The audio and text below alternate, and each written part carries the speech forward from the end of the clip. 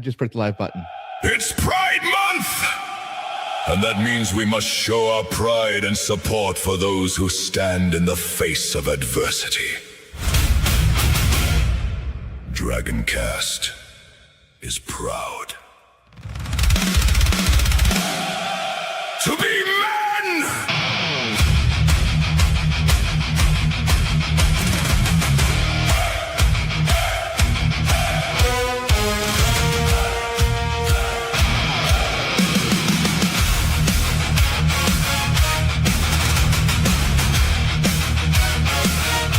Press start before daybreak. Hands rough, heart steady. Carrying the world's weight. Standing at the ready. Crack the earth, smelting the modern age. Raising sons and daughters held dear. Framing nature's beauty, challenging rage. Answering the call, century to year. Steady eyes built the frame, raise the sky. Cure disease, mapped worlds, tame the night. Grinding day to night, never asking why. Men act when others vanish from sight. They judge our strength as blight, demanding our silence, slaves to their spite. 4 times the fallback, brothers lost tonight. Burdened in silence, alone in the fight. We bent the world's will, this arena is ours. We won't back down, still standing with power. Controllers in hand, we refuse to apologize. We are men. Welcome to Dragoncast. Fire-breathing worms screaming loud. Dragoncast here to shake the crowd. Blue-Teal Brotherhood, this power is ours. Controllers raised high, men proud. Knights in the lobby, but never alone. Men of action, holding the zone. Slaying every boss, conquering the nightmare. Defying the mental blight, men still ride. Hold on tight, we're taking flight. Dragoncast. Some came home with scars unseen, holding down the house when life got mean. We take the hit, come back for more. Not stone heroes, just keeping score. When the war within bites down tight, they drop the mask and face the night. A man of action, his word is his bond. Talk is cheap when the light is gone. Integrity found in Dragoncast. 22 lost a day, homes broken in the dark. The silent war leaves a heavy mark. Some days a mission, some days just noise. Headset on, holding our poise. Brothers are arm against the undertow, holding the line in the room below. Controllers in hand, we refuse to apologize. We are men, fire-breathing worms screaming loud. Dragoncast here to shake the crowd. Blue-Teal Brotherhood, this power is ours. Controllers raised high, men proud. Knights in the lobby, but never alone. Men of action, holding the zone. Slaying every boss, conquering the nightmare. Defying the mental blight, men still ride. Hold on tight, we're taking flight. Dragoncast. To those who sneer, defying the truth of 4.17 billion real men. Out of 2.47 billion gamers, 2.2 billion controllers raised are men. I ask you, have you tested the fire? Have you served as we have? Talk is cheap You cower at the very fires we are forged in. Who are you to judge with your limited childish clucking? Crying out for real men while questioning the manner in which we act. This is the Blue-Teal Brotherhood. Men by day, brothers at night. Worlds clash in endless collision. Gaming news with fierce precision. Men stand up, time to speak out. Proud men take action. Race controllers, 2.2 billion brothers in the fight. Gaining our mental clarity. One more fight, one more night. Born cursed and blessed, brothers in the arena we face. One level at a time, conquering the darkness and disgrace. With a spark so wild it breaks the norm in the tempest eye. A cyberstorm for the brother in the silence. For the veteran with the ghost in his mind. For the dad who never quits. For the kid who just needs one more night.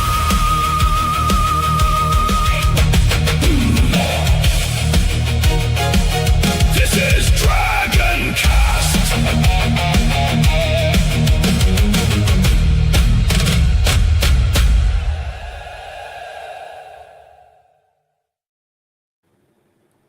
And we're live, everybody.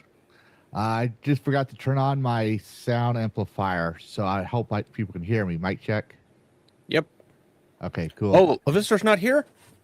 Get back here. I can't run away. No, I blackmailed you, unless you want everyone to know about your dirty laundry. My dirty laundry. Hey, no one gets to know about the pink panties except me. Wait, what? Yeah. But yeah, we're live, everybody, and welcome to Dragon Cast. And we got a very interesting topic. For those who don't know, this is the second in a series called the Blue-Teal Brotherhood series. Yeah, I'm really super good at naming things. But what's Men's Health and PTSD Awareness Month. And last week we talked about the male loneliness epidemic. And today we're talking about PTSD awareness. And we had a guest that was supposed to come with us today. And he hasn't shown up yet. He might show up later, but maybe he'll come in later. Who knows? Very knowledgeable, big gamer guy. Also another masculine man. Blah blah blah. But speaking of masculine men, actually, before I mention that, I also want to point out that we got some Denuvo fails. We got some news about Ubisoft or Romar Debt. Stop killing games. Brief news about Xbox, some gamer cake for you guys, upcoming games, and we're going to review or live react to the Palworld 1 trailer because there's some things that seems to be coming back as well as new things. So there is that. But again, speaking of masculine men, Karis, how you doing, buddy? Oh. Oh. Well, thank you. I am. I'm sorry. Did I say Karis? I did, didn't I? I just got myself like, wait, did I say I meant Dash? I did mean Dash. Of course, masculinity is my whole fucking thing. Well, it's funny. I'm doing good. Yeah, I hope you're doing all right. Oh, my brain just hurt. I do apologize. But yeah, no, I meant Dash. Well, yeah, I know. I'm getting there. I am getting that there. I just did on day. But no, Karis. I mean, Karis is pretty masculine. But yeah, he's pretty masculine. You're masculine. There's a difference. Val says Karis is more lesbo than anything. Karis is even with Karis this? reminds me, and I'm pretty sure Hutaru's going to yell at me for this. If she hasn't yet, she will eventually. Karis reminds me of an old roommate I had who described him. He looked similar to Karis, very well groomed and stuff. He called himself a metrosexual. I've heard of those before. That term. Yeah. Like, I don't know what it means, but I've heard they're like straight people that kind of dress gay. I think the South Park did an episode on them. See, that's why it's hard to yell at me. No. Yeah, I like, think there's a they're also South Park very well episode groomed. about metrosexuals. It was one of the older ones. Yeah, but see, I pick on Karis too. But Dash again, how's the most masculine man in the universe? It's pretty good. Had did an episode of my show yesterday. Been playing some Final Fantasy 10. Started Bond. Looking forward to. Let's see. I know it's not anywhere as close by, but it's been nice seeing a lot of the Patriot stuff for the 250. Mm. Oh yeah, yep. I saw that because I was in DC just this week, seeing it all, getting ready. Oh yeah, like I see it in the stores and stuff. So I know there's been a lot of drama surrounding that, but it's I still see some people acknowledge it. It was all over Florida. Even at the resort I stayed at, there was 250 shit. Nice. Yeah. And speaking of 250 DC, Karis, how's it been? Radio silence for a week. I know. I was working some crazy long hours. I was at the Department of Labor, Department of Interior. Was putting some equipment in for the federales, but I'm back. I've actually been talking with some developers behind the scenes. I've been given some access to some games. So yeah, now I just got to actually work on playing some of them. One of them I'm actually going to give away. I was given a code for Confronted from the developer to give away. So that's going to be pretty cool. I'm going to do that next week, hopefully. Awesome. And me, well, for those who know and those who don't know, I have a son. It's summertime, so I've been spending a lot of family time with him. Taking him to the pool. We were trying to make it to the Masters of the Universe movie earlier today. He wanted to go see it. I wanted to see it. And it'd be like the first, as he calls it, grown-up movie he can watch. I was like, I watched RoboCop as a kid. I watched the original Masters of the Universe as a kid. I watched Terminator as a kid. And I turned out fine. You'll be fine. Yeah, there's some adult humor in Masters of the Universe, but it should go over his head. It should. But no, I'm thinking more of have you watched RoboCop? Oh, I've seen fucking RoboCop. That is a hard I watched it as movie. a kid, his age. Let's just put it that way. Even the melting scene, my God. Anything Paul Verhoeven did during that time, you were gonna be manned up in some capacity, be it RoboCop, Total Recall. I don't know if Showgirls will qualify. That's just you went in hoping for a porn film and instead just got bored. Yeah. And it doesn't man you up. Going to the baseball stadium back in the day would definitely man you up because they actually made a joke on it if it's for family where the kid didn't use the bathroom. He goes use the bathroom and it's a trough where you piss into. So if you weren't manning up back then, you were manning up for a movie. You're manning up during a thing and traumatized for life and never speak about it ever because you just learn. We just do not talk about the line of dicks you saw at the trough pissing. Or that one guy that always was way out there. He always was 2 feet away from it and just streaming it in. You're like, nope. You don't talk about this. Is why nowadays we had the separate urinals, but we always keep a urinal space between us. It's just an unwritten rule because of the trauma we experienced as kids. It started as just an unspoken thing. Now there's actual videos describing the etiquette of what you do, and if these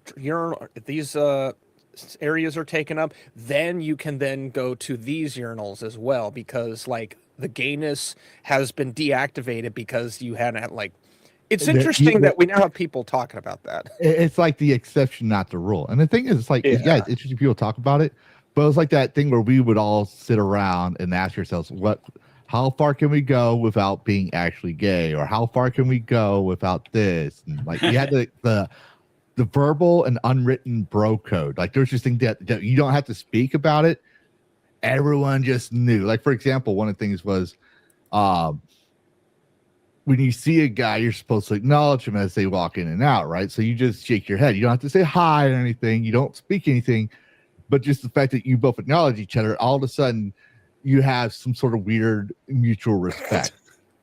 Like that was the thing. Like people actually try to break it down how it's like primal. It's like, and actually, no, that's just guy doesn't want to talk. The other guy doesn't want to talk. They just acknowledge each other and they work together, and that's it. Like it's not some. It's just. Man, it's like I don't want to talk. Hi, though. Oh, we're gonna work together. Fuck it. Let's just get this done. And then later on, they build a bond and have a beer and then beat each other up and then become best friends. That's just usually how it goes. Actually, no, that's how a lot of my friendships started. Believe it or not. But I'm a that conversation, that whole sentence could have gone one of two areas: beat each other up or beat each other off. It could have gone any direction. They could have gone any way. Yes. But speaking of beating people off, let's see what why the chat is beating each other off. Didn't go. That sounded better in my head. I won't lie. We got that weirdo. Yeah, we got that weirdo. Sorry, Bo just texted Sutton, and one of his servers just distracted me. But yeah. Oh, we will address that here in a second. Then we got Dash Attack. We got Alan. Hello, Alan. We got Valkyra Winner. Hello, if it's catch line. Hail all food at time and skull. I did see Philip. Where did I see Philip? Where did I see? Oh, there he is. Yeah. Philip. There's Philip, another one of our great mods. But yes, so we got 15 viewers total on the Dragoncast, so that's a nice improvement. If you're on the Rumbles, hello, say so. We'll try to highlight your comment. If you're in the YouTube, say hello. We'll highlight your comment. If you're on a Kick, say hello. We'll like your comments. And if you're on X, well, I don't even know if we can get your comments, but we'll try. But I do ask that you like, share, subscribe because, well, it's Men's Health and PTSD Awareness Month. And as we said, few people talk about it. It's being talked about now, which is great. Like I've seen more and more people talk about it. It's great. But yep. And today we're talking about PTSD Awareness Month. Before we continue, Hattie and Bo are no longer with us. Bo, they're alive. They're alive. They're just let me rephrase that. Yes, they're alive. Hattie had, he's a newlywed and he wants to focus on his family, so I was like, mad respect to you, dude. As everyone here knows, family first. So it's like, take care of your family, do that. Bo, however, he gave it a long run and he just felt like podcasts aren't really his thing anymore and wanted to head out as well, which he's been with us for a year, and awesome guy. Still support him. So yeah, he left. But I blackmailed Carrots and Dash and said, you guys aren't leaving ever. You're not allowed to leave. Ever. What you don't see is underneath there is like a magic ball and chain that follows me everywhere now. I get on the plane and it's just there. Yeah, Lavistro put a bomb inside my pecs. It's just hidden within the cleavage. Oh, so that's why it's bigger now. Yeah, Carrots. I mean, we all know I'm a horrible, horrible creature. So let's just be honest here. All right, you don't have to say there's a magic ball and chain because there's no such thing as magic. I put a bomb on your seat, so if you ever get off, it goes off.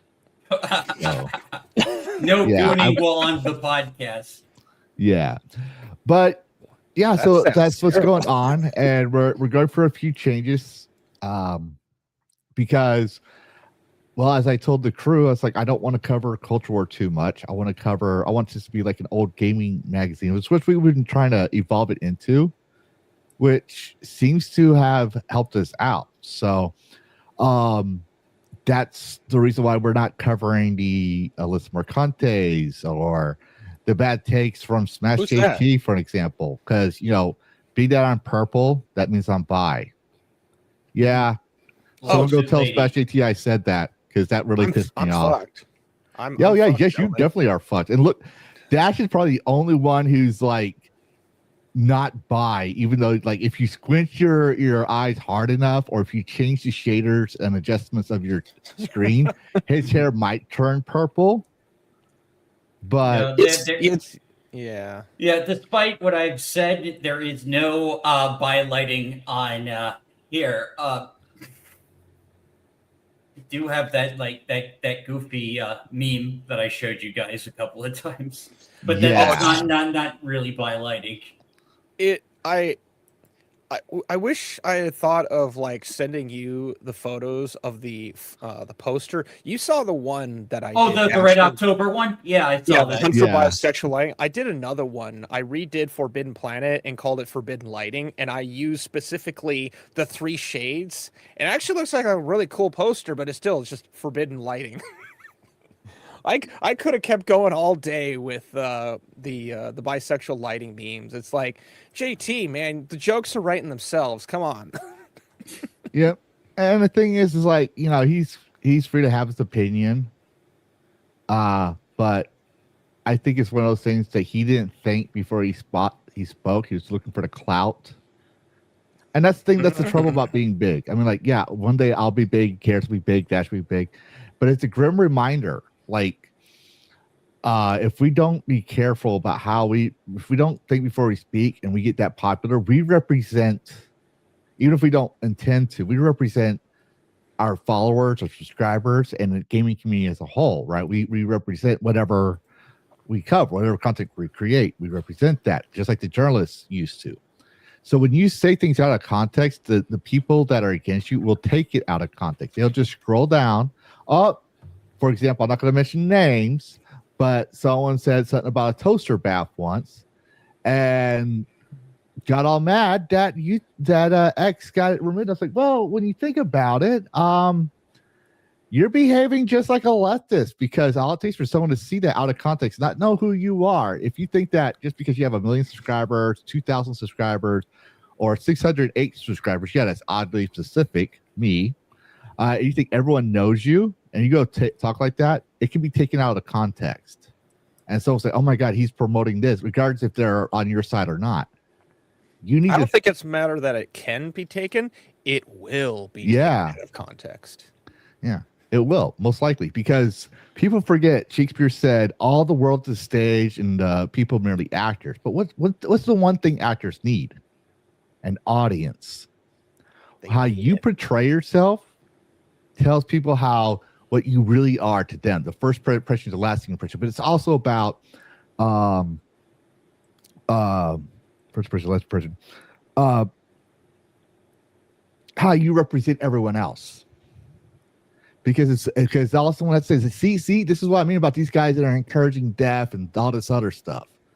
That's all they have to say. Is you use that one thing out of context and frame it. And we have enough lolcows doing that. We don't need, people that have actually done a great contribution to our space doing the same thing. Sometimes you need to be humbled, admit you were wrong, take the licks like a man, and do better next time. But that being said, we don't want to cover. We like I said, we're moving away from culture war, but we'll still cover it in Dragon Bytes. But we want to be more about gaming, like that, like important. Gaming's fun, damn it. Mm-hmm. Speaking of which,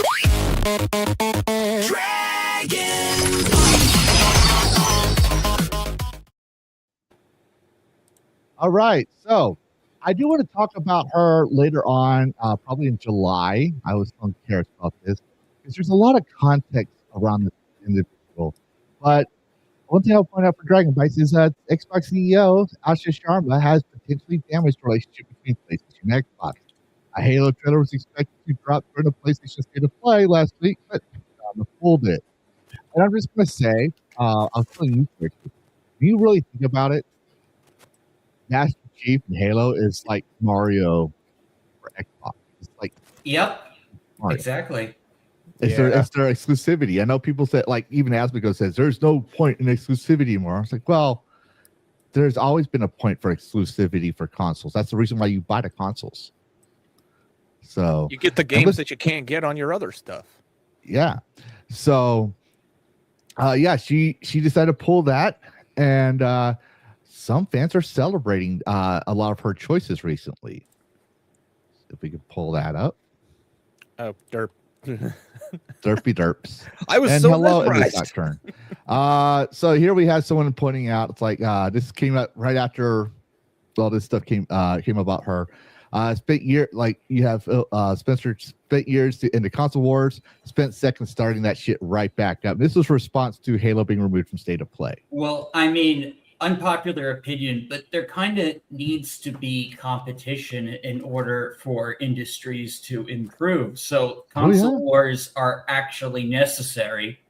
Yeah. It's what, and the thing is, it's like if you watch, I remember when I was a middle schooler, I came home, I was studying, and I managed to have a TV around this time period. And then I was watching a commercial, and it talked about business. It's like competition is what makes American business thrive. They were trying to promote the innovation, the American ingenuity, and all that stuff. I forget what the commercial was like targeted for. I just remember him saying that competition is what makes American business thrive. And that's just been a old secret for not just America, but everywhere else. But for America itself, it's what made our economy great. And it made what games were great. When you don't have to compete for having the best game for your consoles, you can't justify why you have a $250 console. You can't justify to the audience why I need to have a Nintendo Switch to play Legend of Zelda if I can play it on PC. So it is a legitimate balancing act. Like if you want everyone to have access to your games, then sure, don't do the console exclusivity. Put those doors closed, close those windows up. But if you it's not a perfect system, and that's what I think a lot of people don't understand is that it's imperfect, but it's imperfect for a reason. I choose something like this for, something like Ghost over Monster. It doesn't mean I hate Monster. This is my preference of choice. Monster is not going to make what Ghost is going to make in the exact same format. That's okay. I'm not mad at them. I'm going to go where I want to go. If I suddenly change my mind, then I go and I change my mind. I vote with my wallet. And the same can be said here. It's not even pro-corporate. It's just, this is just how it is. It's just the nature of business. It's just business. Yeah. It's the nature of things. But here's what I will say. Because I did mention before, it was a good thing Sony removed all its single player off of Steam because we don't want that shit. Yeah, absolutely. Like their single player games fucking suck now. Yeah, and all the opponents are going to come after like, yeah, Lavistra's making funny about boo-hoo. I make fun of everybody. Get used to it. But what I'm saying is she took this down. We've seen where Halo's path was going recently, right? Mm-hmm. Not going to say anything about it because we already hinted about it. I don't want to have a talk about it. But here's what I'm going to ask. If she was actually watching us right now, or she was actually here, it's like, okay, you're showing that you're going to have console exclusivity again. Are they going to be fucking good? Or am I going to say, good, get them off of Steam, keep on Xbox because no one's going to play the fucking game? That's what I'm going to say. Not only do you need exclusivity, they need to be good. Yeah. That's key. Yeah. Well, I have a prediction right now. So I have no faith in Fable, but campaign involved, even though I'm not going to get it like at launch, the fact that it's sort of a remake of the original Halo, like with new content and shit, that could potentially be good. It could end up being good for them as a brand, but I just I'm not very confident. Yeah. I'm going to point out to the endless turn hat. Okay, consoles limit competition. I encourage it. It keeps games people in a closed ecosystem, and consoles have not kept pace with PC at the same price point. Here's what I'm going to say. The golden age of gaming. What did they have? Exclusivity. We had a lot of exclusivity, but there was a very specific, like kings. People would have 2 to 3 different consoles just to play the games that they really wanted. And the ones that didn't play, this is why Dreamcast died. This is why Sega switched from consoles to just being a third-party software company. All right. Something else interesting happened in the 90s with the console exclusivity. You had certain developers, like you had an idea. Take Aladdin, for example. One movie, you had two consoles, you had two completely separate game designs that were they both explained the movie, but in their own way, and they were both fantastic. Neither one, I would say, is better than the other, but they were two separate games, and you had to make a choice. Did you want to play the Sega version of Aladdin or the Nintendo version of Aladdin? You had to pick a console, and sometimes you had the option to play both. But that was the thing that you don't have anymore.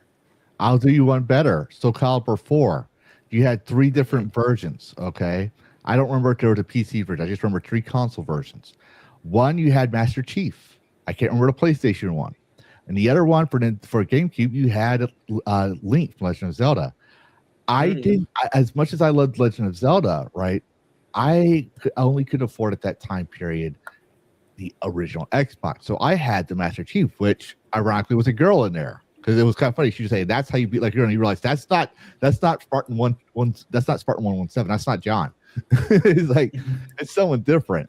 But then I bought the GameCube, which I also bought the GameCube because they had a special edition of all the Legend of Zelda titles. Because I'm a Legend of Zelda fan.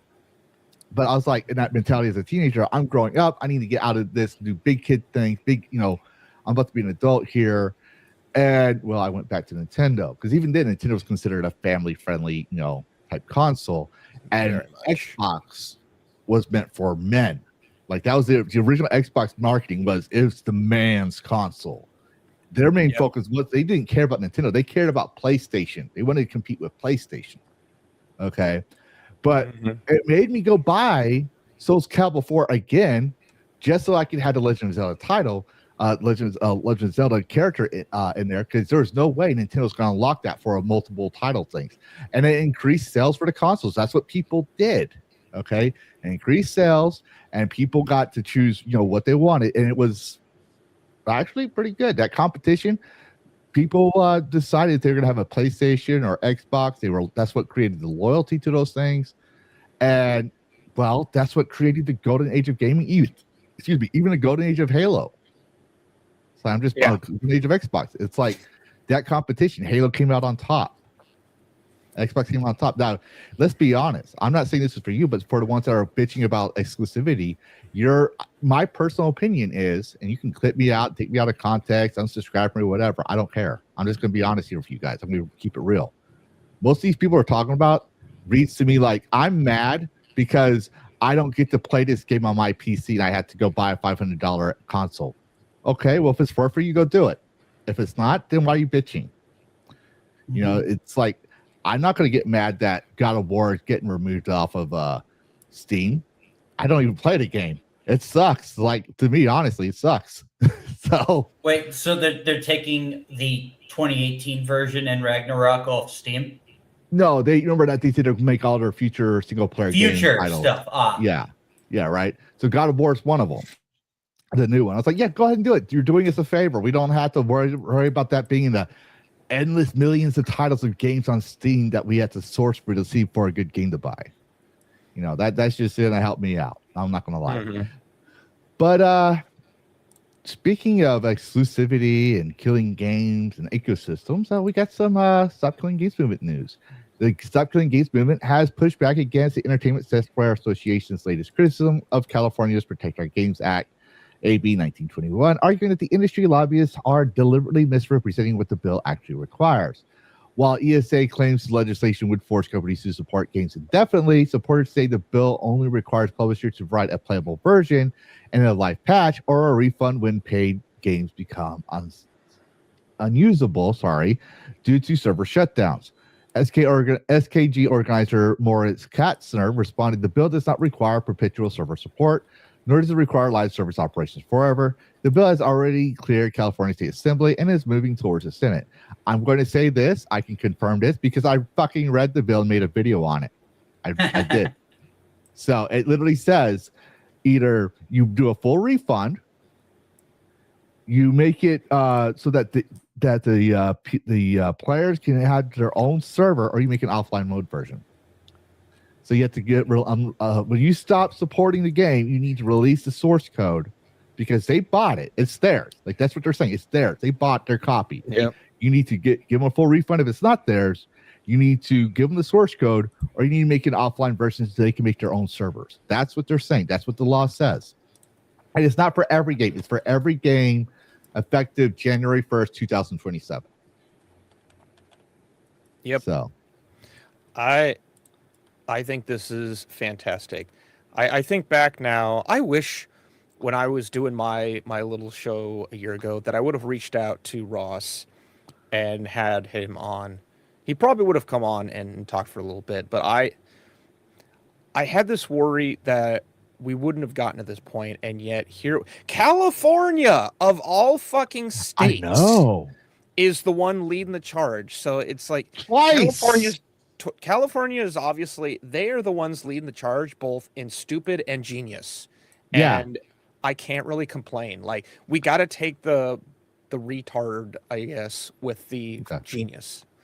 We just have to. I remember talking about this when they stopped killing games, Protector Games that came out. I put a tweet on it, and someone got so salty because, it's California. They're like, you're going to regret that. How? Probably. We probably will. Yeah. In some capacity, but there's traction. Yeah, I looked at the guys thinking, I'm not dissing on libertarians here, but I was like, why is this guy having an issue? Because I thought it was gonna be like a leftist or like a corporate lead daddy corporal alone. No, it was a libertarian. I was like, statism, got it. You know what? So you do realize laws are not always there to restrict your rights; it's to protect your rights too. Absolutely, yeah.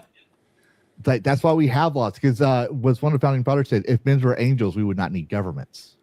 Bam. Just putting that out there. I'm not like pro government rule my life, shafting me in the ass kind of guy, but I'm also like, you know what? We do need someone to serve as a mediator that's restricted into the aspect of protecting, preserving our rights. And when we give that mediator too much power, we're fucked. But if we give it too little power, we're fucked. We kind of need it. But yeah, so I think we I don't want to get into the politics too much, but anyone else have anything to say about this? I think it's fantastic. I'm just gonna sit back and see where it goes. Hopefully the bill doesn't get watered down. That's my big worry, is the bill will start as full page, and then over time, without us realizing, it'll get just like watered down, or it'll get like too much verbiage. It'll become too vague. That's my only concern, is that the bill won't stay as it was. It'll get manipulated in the process. Otherwise, keep the bill. Chef's kiss. Yep. Hopefully it doesn't fail. But do you know it does fail?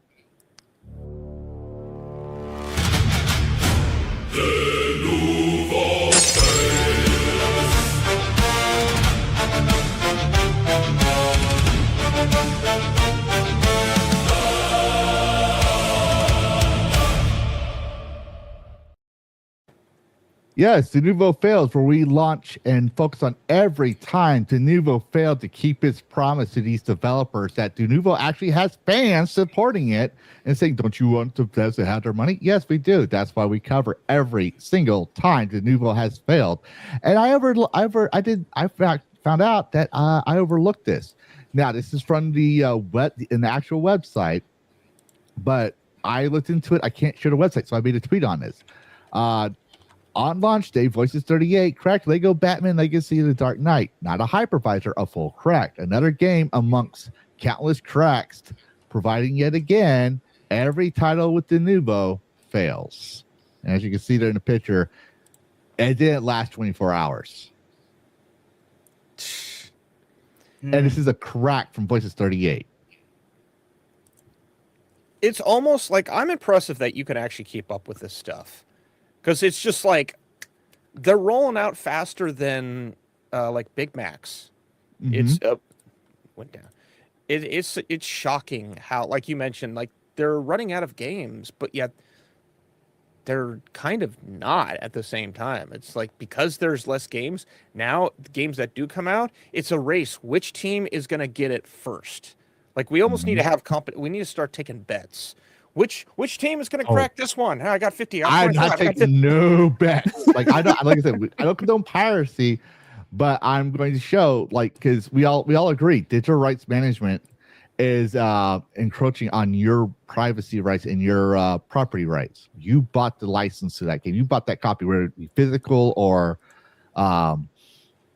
digital, right? And then you're required to play online.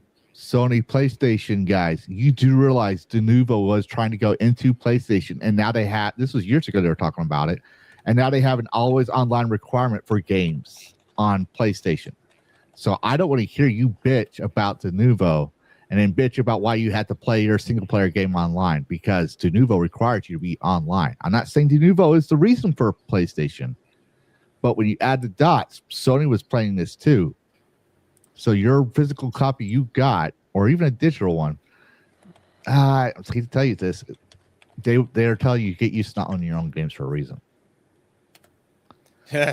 Yep.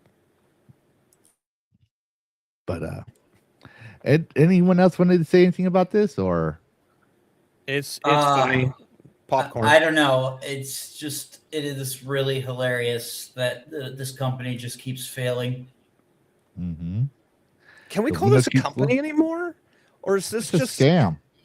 It really is. It's like one of those companies that somehow convinced everybody that they're legit and that they're good, that they help with security, when in reality you just like peek a little behind the curtain. Oh, so you don't actually do anything. Why are we paying you Not 100,000 per game? They make the performance even worse. They called gamers pirates, just like Lavistro Mode did, to avoid being critiqued about the fact that their performance with Denuvo hinders the game, and the fact that it can, like, yeah, granted, I'll say 10 years ago, that 2016, early 2010s, right? They were probably good, but when you're getting ousted by hobby coders and you're paying people hundreds of thousands of dollars to make an uncrackable code, and then charging people a certain tens to hundreds of thousands of dollars activation fee, followed by what, $5 to $10 every time that game is activated. But like, let's say, like, if you, me, Dash had the same game with Denuvo in it, they have to pay $15 total of all that, right? Every time it's activated. So it becomes a scam. It's not worth it. And yet they're buying it hook, line, and sinker because the brand name is kind of like iPhone. iPhone's the best. Steve Jobs dies, God rest his soul. No longer is everybody going to, like, in the gaming industry, Apple was like the standard. It's no longer the standard computer anymore. That was the early 2000s. So, because eventually the brand name for Apple just died out because Steve Jobs was no longer there to be innovative. I'm not saying it's shitty. I mean, yeah, I do say it's shitty, but I'm just saying right now, I'm not saying it's shitty. I'm just saying, as an example, the brand name eventually is losing credit. Yep. But speaking of lack of credibility, hold on.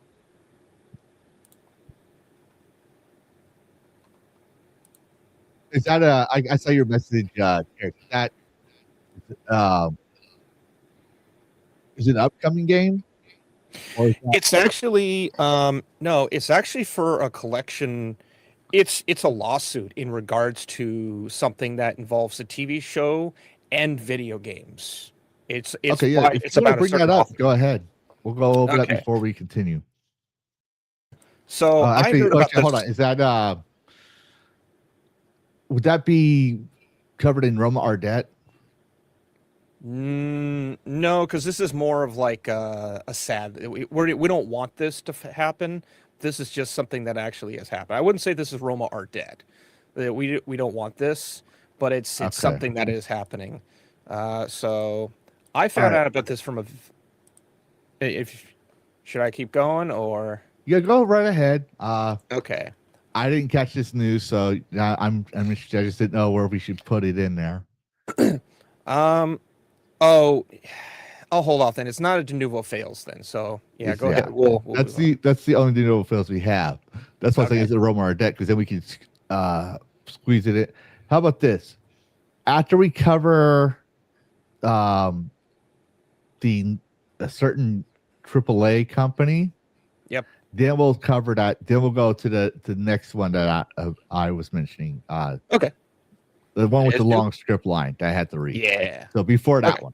So yeah, but anyway, speaking of people who have lack of credibility. Roma ordet nokte har.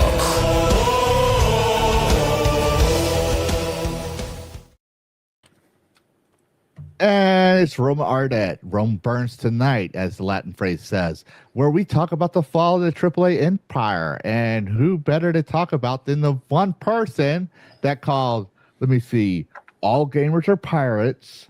And then never stepped in when his executive says gamers should get used to not owning their own games. And started, well, not really started, but like started the modern version of DRN, so Uplay. And just went down like, well, let's just say he deserves this. Okay, I'm sorry. Ubisoft is facing backlash after reports revealed that it asked journalists to delay reporting on its latest layoffs, which again, Doritos Gate and Gamergate origins, the incestual relationship between AAA and journalists. The company shared details about the job cuts under an embargo, something common for game announcements, but unusual for layoffs. The layoffs affected Ubisoft studios in Winnipeg and Belgrade, along with parts of its operations in Barcelona. Hundreds of employees are expected to lose their jobs. Ubisoft said the embargo was meant to give the company time to inform employees and partners before the news became public. I call bullshit when you look at the stock drops. But let's show exactly how many layoffs there were. Yes. And then, so I can wrap this up. Ubisoft's layoffs report stated about 380 jobs cut due to closure of 2 studios and organizational restructuring. Remember, they were trying to organize into 4 different houses. People are saying Assassin's Creed was a hit. It was a hit. It was a hit. Right? Especially Shadows. But you got rid of the troublemaker. Good for you. He's suing you for that, which you should have got rid of him before he got into power. Then you have your 4 organizational houses that were supposed to stop all this, didn't stop that, and you still had this mindset of fucking over your customers, and you used to be one of the good ones. You were like, people it didn't matter what console you were on, people worshipped your company. People laughed when they saw what's his name, the black dude on Splinter Cell holding an Ubisoft mug talking to Sam Fisher in one scene in the early Xbox days. I remember that. People worshipped and celebrated Assassin's Creed, right? And then you just went down this path. Karma is a bitch, I'm just going to say. And your empire, in my personal view, yeah, it's 630 status, still can get other jobs. And the ones that shouldn't be working there because they don't have a passion for games, they'll find other jobs somewhere else. But the Ubisoft empire is burning. And it's both glorious and sad at the same time, because there is a pilot light, to quote George Carlin, of hope that companies like Ubisoft will eventually snap out of it and just say, we fucked up. But no, that's not going to happen. Executives are trained through years and years to never admit failure, and they will just keep going and keep going. And I need to make my own mistakes. All right, go ahead, have fun. Yeah, there he is. But yeah, I know I'm biased against Ubisoft. There's a reason for that. I used to be an Ubisoft fanboy. I'm just been very checked out after Black Flag as far as Assassin's Creed, and now they're remaking Rayman game, like the last Rayman game. So like the last Rayman game was Rayman Legends, and now we're getting Rayman Legends again. I like this. Wait, what was Legends supposed to be? Well, yeah, Legends was supposed to be a remake. Yeah, of Rayman Legends. Mm-hmm. Now, I like this. It's not Trump points out. It's Ubisoft Legends and then Legends Retold. Yeah. Sorry, guys. So I like it's this, but hold on. I want to talk about this real quick. I like this. Yeah. Ubisoft is a ship of thesis developer. The reputation they earned came from people that are no longer with the company. Yes and no. I do agree with you. Don't get me wrong. But Yves Guillemot called the shots since its foundation in the mid 1980s, and I think it was like 1986. I did a whole documentary on this. Well, And there is also the thing that people can just slip up. Like Phil Spencer was good for Xbox up until he wasn't. And then one of the guys that was accused of the S8 thing, right? Last year? I think it was the whole scandal. Was one of the original 8. They tried to get Raymond, who was also part of the original 8. If he started when he was a teenager. So Raymond Kirby, like Mark, I can't remember his name very well, but he already left. They tried to go after him, the union, and he's like, "Fuck that shit! I'm already gone." So he left right before this all happened because like they were trying to get rid of these guys so they could pull in their own thing. Because in the French court, you don't need to have evidence. Let's just put it this way, let's just say that Dash and Karis don't like me being in charge, right? And so they go to, when we were in France, they go to the court and say that I was doing horrible things to their asses. Let's just say that. The judge will investigate as well. He gets involved in the case, and if there's no proof, but the witnesses sound convincing, I could be charged with that criminal act. Let's just put that way. I don't know if I can say it online, so I'm going to try to avoid it. Basically, testimony is the only thing that is the minimum. Yeah, we have an evidence-based court system. The French have an inquisitorial-based court system. The judge can be involved in the case. Weird. Yeah. And there's so many mistrials that happen in French courts, which is why I say, like, it's rare for me to defend. Like, in there, I was like, to be fair, I wasn't, like, trying to defend. I went for the eyeglass of guilty until proven innocent. I was like, there's so many examples of these trials going in there, and they just believe the victim. They don't try to test it. They don't try to cross-examine it. And even in America, it happens. But America has a lesser chance of that happening because prove innocent until proven guilty, and you need evidence. But so then you have one of the women who was part of the original 6. She's responsible for buying the Tom Clancy devs back in the 90s and setting up Ubisoft offices in Canada and USA. She's still there. So some of the original devs are still there in executive roles. Ubisoft has had females in their roles for a while. But yes, a lot of the actual devs, like one of the women who helped was paramount in creating Assassin's Creed, I forget her name. She's gone. She's been gone. A lot of the devs or dev teams are gone. So yeah, they've already been shipped out. Yeah. Rip. But yeah. Oh shoot. Karis, go ahead and cover your. I put a part of this, but go ahead and cover your JP thing real quick. Okay. I'll join in here in a second. So, this I found out will close. If you go to Steam right now, wait, it wasn't the Reddit one. Damn it! I wanted the Steam one. Reddit was just one place that I had looked up for news, but this was posted actually back in February. If you go to Steam, you cannot find the Jurassic Park Classic Games Collection, which had most, if not all, of the, Jurassic Park games from the console era, both Sega and Super Nintendo.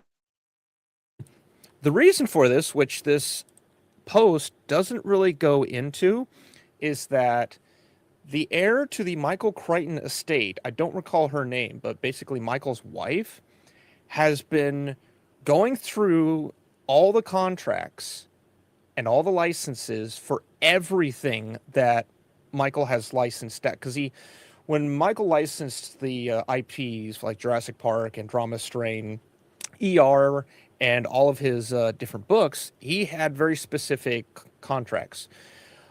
Some of them were, I guess, a little looser than others. Well, his wife has been going through and just cleaning house. And so this game was removed from Steam.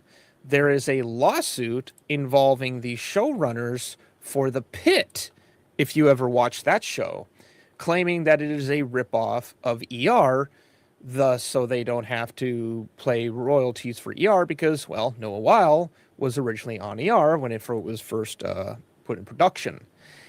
And there's a bunch of other Jurassic Park games, like I think Jurassic Park Evolution, that are on Steam. If you go through, if you notice, these games actually had regular updates up until a certain point at the beginning of this year. They all have gone radio silent because they're all being hit by the Crichton estate. So this even goes with Jurassic World, I guess. This goes, yep. Mm-hmm. Jurassic World, every Jurassic Park IP, because it still uses Michael's characters.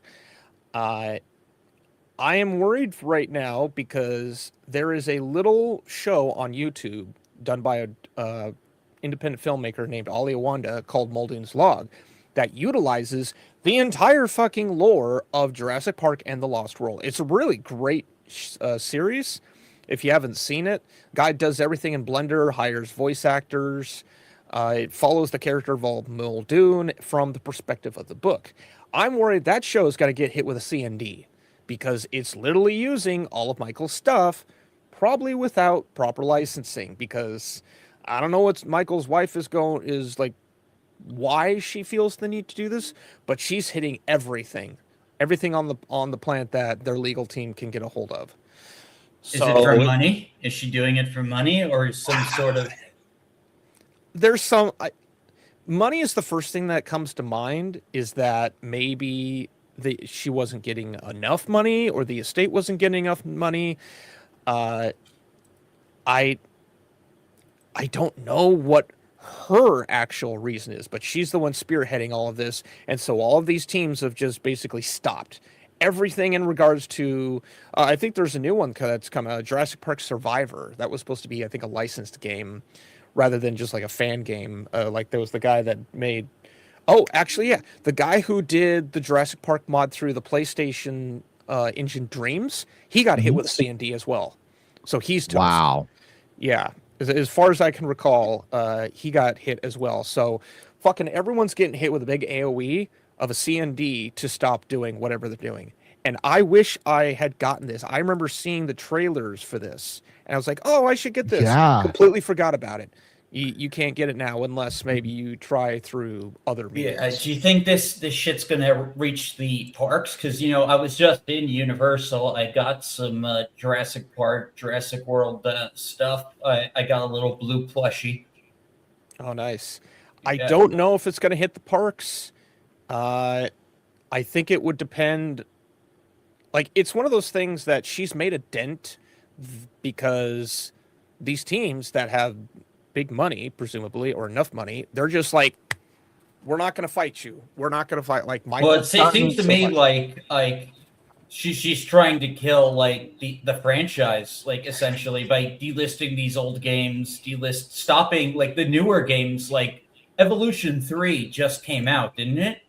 Oh, I think so. And see, I don't think she's trying to kill them. I think the first part, I think it's money, and I think the publishers don't want to pay the additional fees to get the extra rights to really like renege the contract. I think they just don't want to deal with it, so they're just like, fuck it, we'll just pull it, and we'll keep whatever's in the back end. They went through who the hell originally put out Jurassic Park? It was Ocean, I think. Yeah, that did it. Yeah, Survival's still on Steam for the time being. You're talking about the original book, right? The original book that everything was based on, and then Michael adapted it for screenplay for the film.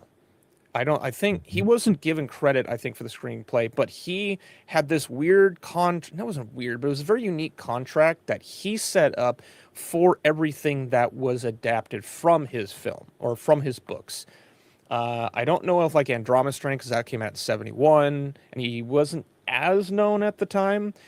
It wasn't until like the era of Jurassic Park and Sphere where Alan really Jones started could becoming say he big. confirmed it was Ocean. Yeah. So like Ocean was the original developer or publisher, and then I think they got dissolved at some point because I remember trying to track them down. I think whoever owns it now just doesn't want to deal with it. And there's like whatever, where you have the power of God, lady. Your lawyers are coming at us faster than Disney can. So Well, it's I all know going they away. Or Nintendo, but here's what I got a question on. You said she has the power of God. Does she have the power of anime as well? That's a good question because yeah, there was an animated show of Jurassic No, I said Park. you don't remember the meme? That kid thing. I had the power of God and anime on my side. Damn it, I forgot about that. Yeah, Again, there was a just- couple of Netflix shows that they had a few Netflix shows. I never watched them, but also like Universal will cut her a deal because like almost every Jurassic Park movie since World has cracked $1 billion, at least. So they are going to keep pumping out these fucking movies until they eventually get a bomb. Doesn't matter how well written they are, because a lot of people like to complain about them. Critical Drinker has made it like a sport of ripping every Jurassic movie that comes out. But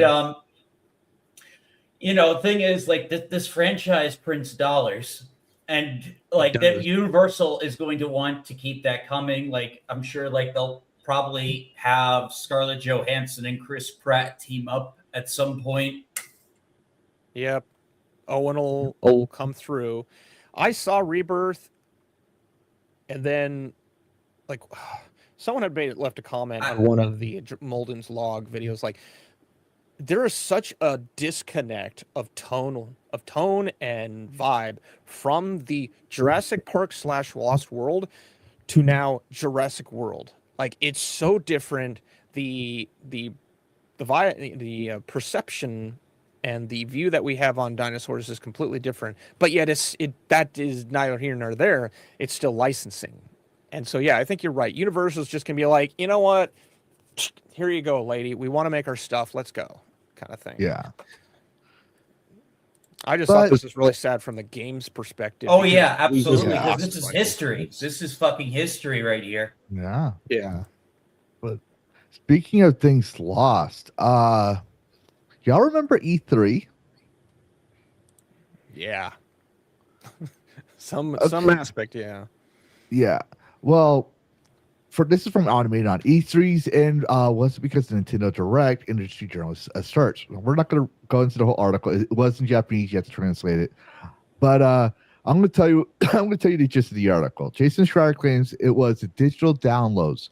Once retailers stopped mattering, publishers no longer needed one giant trade show.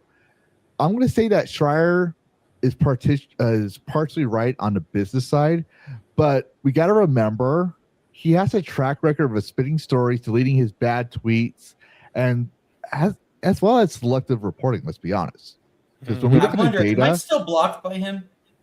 I don't know. Go check. I haven't even bothered checking. I would be surprised if he's. I have no respect for him, and I don't know why other people do either. But that's besides the point. I will say he's one of the few reporters that is against the whole $100 again. You know how many reporters trying to justify that? He's one of the few that's been covering that when he wants to be factual, he'll cover it very well. But going to what he's saying, let's look at the data. Many who attended the E3 said that by the later 2010s, it felt like a sanitized corporate HR-approved event instead of the chaotic gamer celebration it used to be. It was more corporate, HR-approved instead of regular character chaotic gamer celebrations, right? Like you see, we're if you look at the past of E3, you can see the difference. This change, however, can be traced back to the early 2000s. E3, with its public attendance, peaked at 70,000 attendees in 2005. When they tried to make it a devs and press only in 2007, the attendance collapsed to just about 5,000. They reopened it in 2009, and the numbers recovered up to 60K by in the late 2010s. But also, by the late 2010s, the soul of E3 was gone. It was no longer a celebration of games. Booth babes, while they were heavily regulated in 2007, were officially banned by this time period. Everything was sanitized, and the fun, unapologetic energy disappeared. This is why in my intro we say we will not apologize, because we're gamers. We don't apologize for shit. We have no shame in who we are. But also around the same time, right? Because like I said, he is partially correct on the pre-COVID and stuff, right? Streamers exploded in 2018 and 19. Okay. This is also like after Gamergate was cooling down. When gamers were like, okay, we can't trust the journalists no more. They keep saying that we're sexist alt-right chugs, just like they're saying right now with the God of War thing, right? We look for other people to give us gaming news. People can read and give a take that we can digest. This is what one thing we're trying to do as Dragoncast, right? That they peaked right at around that same time period. Hold on, I'm looking at my notes. So why would you pay hundreds to thousands of dollars to go over there when you can just watch for free on a stream? You compare this with Gamescom, who just hit 357,000 visitors in 2025. Then you have PAX, also still thriving. Okay, it wasn't simply because E3 was too expensive. While that is the case, like that was part of the thing. I will agree with that. Okay, they have similar policies and restrictions, but it's less sanitized and less HR and closer to the peak 05 E3 energy that's now forever lost. Right, like it's not like that, but it's less restrictive than E3. Economics played a role, but the losing the soul is what really killed it, and that's something Jason will never admit to having his hand in that whole thing. People forget Jason had a hand in that too. And attacking Dragon's Crown, calling it a little boy's game or something. Yeah, I forgot about that. Yeah, and devs also had bigger teeth back then, because didn't they post a bunch of like muscular dwarves to make fun of him? I wouldn't be surprised. Yeah, back then, people forget that back then, during this whole time, there were still devs fighting against the wokies and stuff. And most of those people just left. It's like either they were canceled because, let me put it this way: people want to focus on. They really don't want to talk too much about the cancel culture when it happened. They just want to say this is cancel culture, but they never asked why. I had a theory about this, and this comes from my own workings in gaming industry. Let's not forget what was outside of games. What was one of the major political arguments for the election series when this stuff was happening? What did the Bernie Bros want? Let's see. This was around 2012. Yeah, 2012 to free healthcare. Not just that. What else? They wanted to increase the minimum wage. I was going to say money. Yeah, right. They wanted more money. But it's like it was just money. Like how you get the money. So if you didn't want to wait and learn the trade, okay, what's the fastest way, especially if you're a girl in games, to get promoted? Or if you're a minority? This is not coming from racial. There's history to this, and people like even a show called Ally McBeal talked about this. There was a law case that happened in the early 90s called the Reasonable Woman. This is when your due process and rights of innocence is thrown out to believe the victim. Okay, so when companies heard going up to the early 2000s that a woman was hard or harassed or even there was racism, when they heard that an equal opportunity violation, corporations were quick to nip that in the bud because they didn't want the lawsuits. They didn't want that stuff. So when you learn that that corporations will believe whatever you say, okay, this is my theory. All right. There's evidence to support this, but I'm not going to say this is actually what happened. It's just something that I feel strongly about. When you say, if you want that person's job, the fastest way to get promoted is show, oh, I was this by this guy. Look at Jeremy Soule from he made the Elder Scrolls music for a while back. He had that hat. He made everything. He made fucking everything. You look at a lot of legendary devs. They got removed and they were replaced with someone younger, a person of color. Excuse me. Allergy. Someone who was of the Rainbow Brigade. And yeah, they don't have any experience. They put their ideas in, sure, like we had the woke games, but they had no experience. They did not learn from the devs of games prior, right, to fill those roles properly. And we got buggy messes over time. And now look, there's still some buggy mess games, but there's also games like Dash. You were saying 007 was pretty good, despite it has its. Well, I'm still playing it. The jury's still out, but I am having fun with it. Yeah, but I was also having fun with Metroid Prime 4 up until like the end, where the whole game falls apart. Yeah, but you see that, compare that to earlier when they were doing these cancel cultures. They would have to constantly update. There was buggy messes. Like, they didn't know how to make a game relate to the player because they knew all this stuff from college, but they didn't have the application that these other devs had. So now we're seeing that they're finally getting the experience. While these devs, or even people who don't want to have any part with corporations, say, you know what? I might suffer for my art, but I'm going to work hard on it and make a great game. And then we see the similar comparisons, right? So that's what I strongly believe, but I don't think E3 just died because it was too expensive. Even though that, yes, I will say $1 million a booth was extraordinary, but still, if people cared, especially gamers and nerds, we spend how much money on video games a year alone? Let me just say that. Let me ask that rhetoric. I can't say the word. Basically, no, rhetoric. Like a rhetorical. According to Bellular News, the average number of games bought last year was 4, and the average price was around $22. Yeah. So not a lot. Yeah, but I'm saying like back in that time period, right? Oh, back in that time period? People were buying games left and right. More, yeah. We have there's a reason why we have an exhaustive library of games we haven't played yet.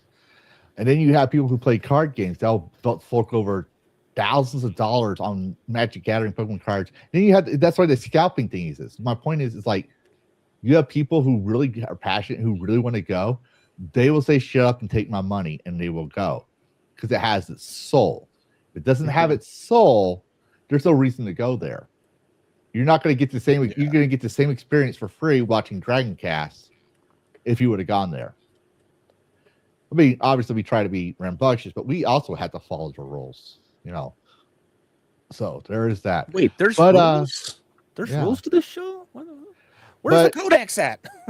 Speaking of things gone and forgotten, we're gonna go back to talking about Xbox again and Kate.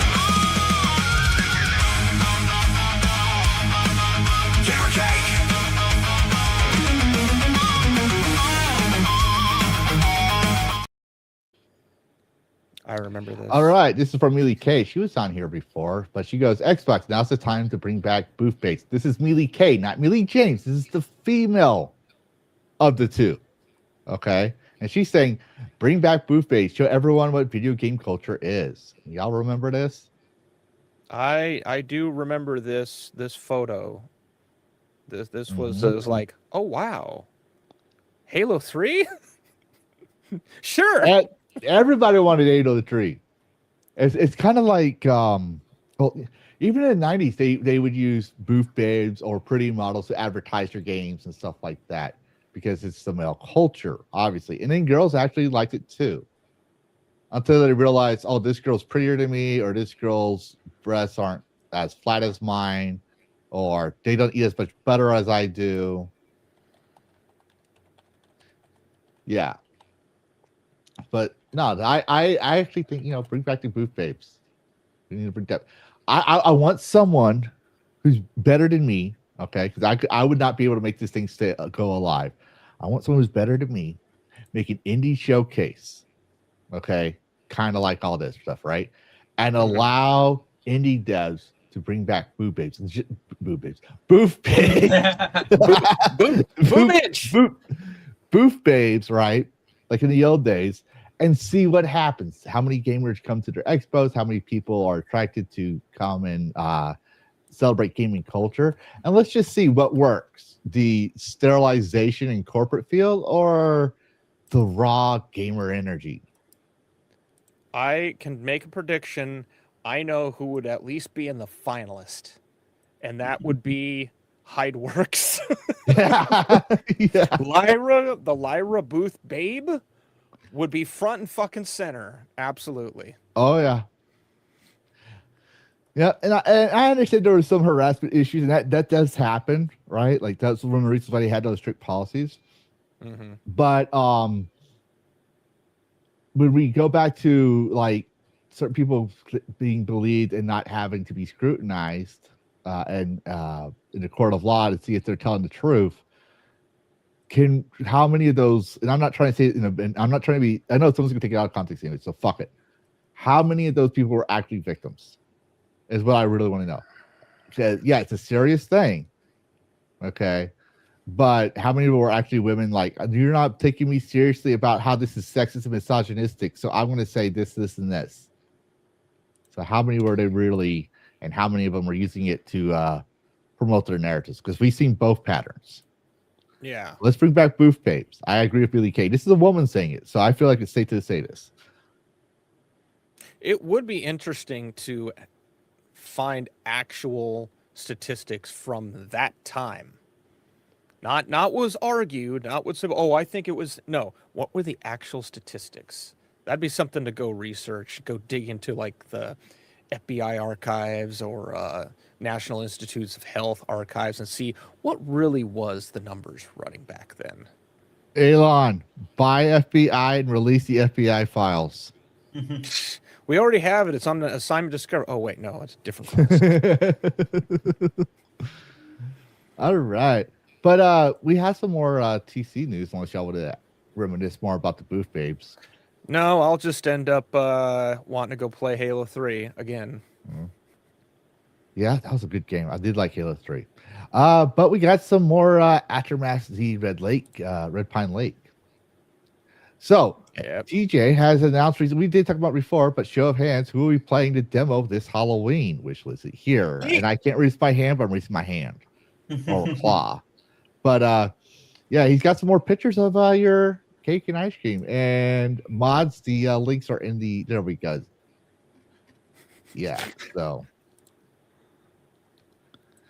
There. I like that gift. Just, yep. Mm-hmm.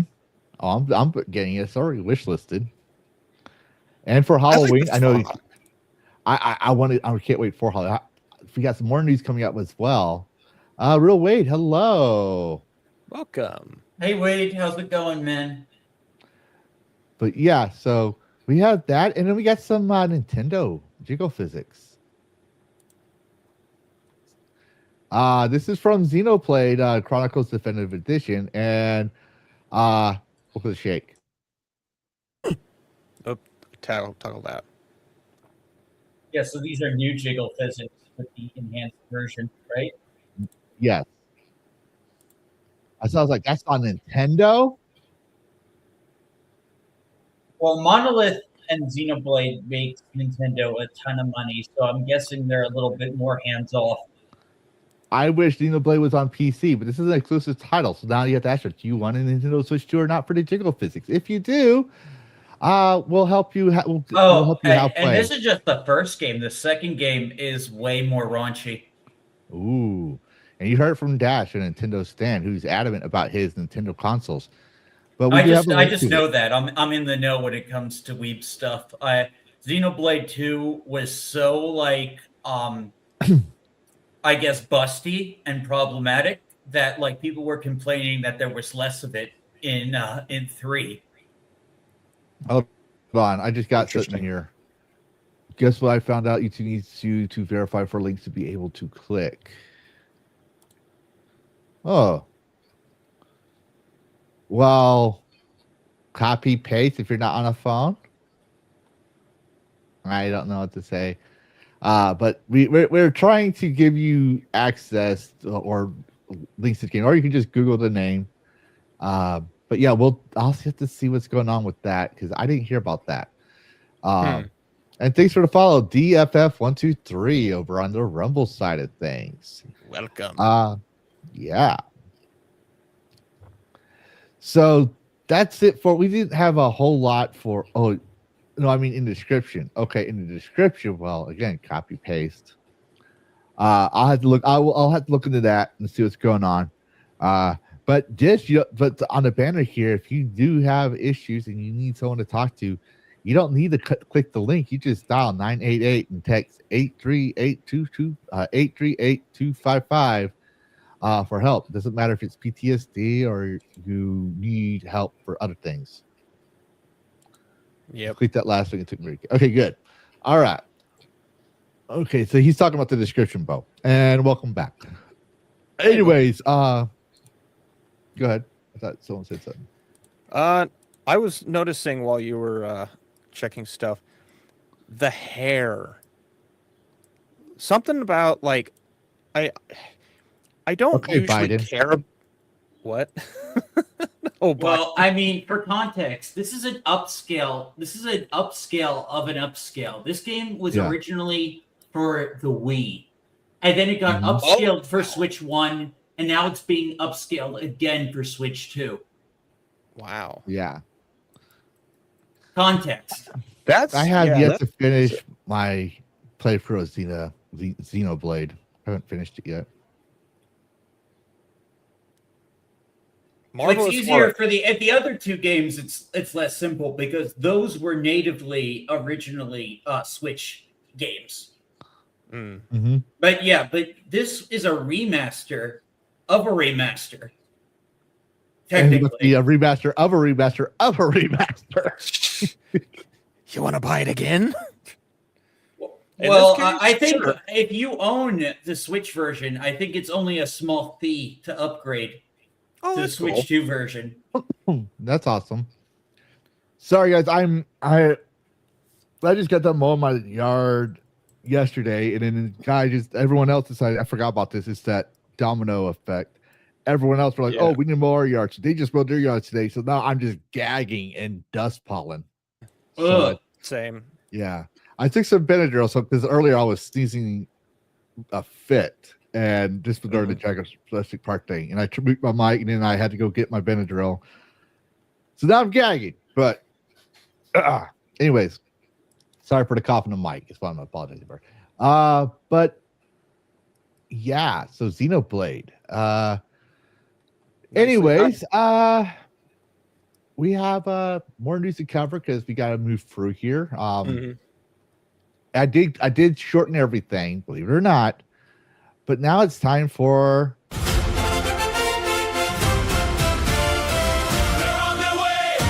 They achieve greatness. Players massing, sales climbing, legends are rising. The gaming milestones. Yes, the gaming milestones where we cover every achievement gamers have made, or things happening in that gamers help with the community, so on and so forth. And we got a few with one that I was sharing characters with last night. It's like this one is like an all-time, like this is like the milestone of milestones I've ever read. And we're gonna cover that here soon. But before we do, Crimson Desert has topped 6 million copies worldwide, and I'm gonna correct them here. 6 million copies licensed. Yeah. So that means Yeah. it could be more. Well, No, licensed, meaning it's not sold. When you agree to the EULA, it's licensed, not sold. since But they're announcing especially that. with Steam. Yeah. Yeah. What about physical copies? Is there They physical copies? of these? they condense them all to the same thing and say sold. So they advertise that it was sold. Game companies do this, but I'm not going to play that fuck game. It's either it's sold or it's licensed. If you say I agree and it's licensed, then I'm going to say 6 million copies licensed. Well, you see, thing about console games is you could actually own them if you buy the gosh, physical. it doesn't matter. There's no way in God's green earth one company just sold 6 million copies on a Nintendo Switch. They're summering it all together. Xbox, PC, Nintendo X. Oh yeah, it's not on Nintendo. It's only on PC and Xbox. No, Dash. And Listen, I don't care if it's on Xbox. You're getting the point. You're arguing semantics here. I'm saying Crimson Desert, Subnautica 2, all these games say X amount sold. But when you look at the EULA, it's licensed, not sold verbatim in the EULA. So I'm not going to sit there and play fuck games with them. I'm not going to say 6 billion copies sold anymore. I'm going to go with the law. Their little legal department said when they made this, I'm going to say 6 million copies licensed. It doesn't matter if I like the game or not. Because they do have quite a bit of coverage here. Looking at their page, like you can get this thing through GeForce Now. Jeez. Yeah, you can also get First Light on GeForce. It keeps reminding me. I'm like, I don't care. I'm not going to buy it for there. Just like I didn't know GeForce sold games. Yeah, kind of. Like I didn't. I'm sorry. I did it again. Licensed. I mean, I didn't know they licensed game. That would. I would say that is probably closer to the legitimate rent, because if I understand GeForce Now, you are simply streaming everything on a server. Oh, so it's cloud gaming. It's cloud gaming. Yeah, it's the cloud gaming. So it's even worse. It is even worse of that. It's like, but that's another one of those things. Like you can purchase the license, and as long as GeForce Now is still up, sure, you'll own that license. But unlike what I've got sitting on my shelf here, you'll never own Crimson Desert on GeForce Now. You'll never be able to go into the server and pull that off, download it. But you know what's even worse? People would prefer that than the Epic Store, apparently. Epic is terrible. Yeah. Like, for reals, I think I'd stick with Epic as much as I disliked him. I would too, but they're doing better than Epic. And yet Epic keeps bitching, oh, Steam has a monopoly. Sure, and is that monopoly in the room with us right now? Boy. Yeah. But yeah, so 6 million copies licensed. Congratulations, Pearl Abyss. But we do have someone that also made a milestone. Probably not as big, but Mina the Hollower has sold over 500,000 copies. Now with 10 to 20% off bundles on Steam. Get it now. Good to see Yacht Club get some success. We can't. We got to warn people. Unless my eyes are deceiving me here. It's got a purple background, or close to purple background, so it's probably bisexual undertone. Yeah. I did find a gay guy who asked you to find his husband in the game, like on a beach. I didn't do that quest yet, but like I don't know, but like I get the joke. Yeah, it's so easy to make now. Everything it's the bi conspiracy it's everywhere. Yeah, I think he like I don't have any proof of it, but I think he's hanging around certain people that he shouldn't have been hanging around with a little bit too long. People that I keep constantly telling, I don't do conspiracy theories. But yeah, speaking of conspiracy theories, there's a conspiracy going around that game developers are encouraging you to delete your account or kill off your characters. But it's awesome. Passive Exile 2 Passive Exile 2 player willingly deleted their level 100 character so everyone else in the league could get a buff. The new Martyr of the First Edict mechanic lets the first player to hit level 100 sacrifice their character, permanently deleting it in exchange for giving every other player a passive skill boost. Oh, skill point, sorry. Streamer Karn was one of the first to do it, deleting his fully geared level 100 Titan. His character is gone, but now permanently remembered on the league ladder as a Martyr of the First Edict. Players got one of the close additions to Path of Exile 2. I'm going to be perfectly honest. If I have a level 100 character that I perfectly fleshed out, skilled out, all that stuff, I'm sorry, guys. Like, if we were made our own league and stuff and had our own guild, I'm sorry, guys. There's just no way I am going to be a Martyr of the First Edict. There's just no goddamn way. I'm not doing all that again. Mad respect, but I'm not that kind of player. That I haven't played Path of Exile 2, but I played Path of Exile. So I understand some of the grinding. Yeah, if you made it to level 100, making it to level 85 in World of Warcraft was a chore. Oh, that was a grind. And that's not including, like, what was it? Was it level 65 or 85 that you made the Death Knight, which started at that? No, we're talking the start from 0, make your way all the way up to level 85, which, unless I had like unlimited budget and I didn't have a job, would take me quite a while. Or hear me out. You convince Elon Musk to pay you to play his account. You still have a job. You just try not to get busted for it. You're giving me an idea. You're giving me an idea of pulling up Indeed, and it's like game character leveler. Like, can I get paid to go level up someone's character? Elon's. I will learn, Pat. Like, I can learn shit. I'll absolutely make him look good on Twitch and YouTube. I'll make like a phantom character. I won't even show my face. I'll use like a voice mod. I paid for that years ago. I'll do that. Pay me $100,000 a year. That's a drop in the bucket for that guy. Yep. But here's the thing that's kind of a little want one passive skill point. I think that's I don't know, 5, something like make it a real serious thing. Like 1 to everybody. It just seems kind of like, like, yeah. How difficult is getting an extra passive skill point in the game?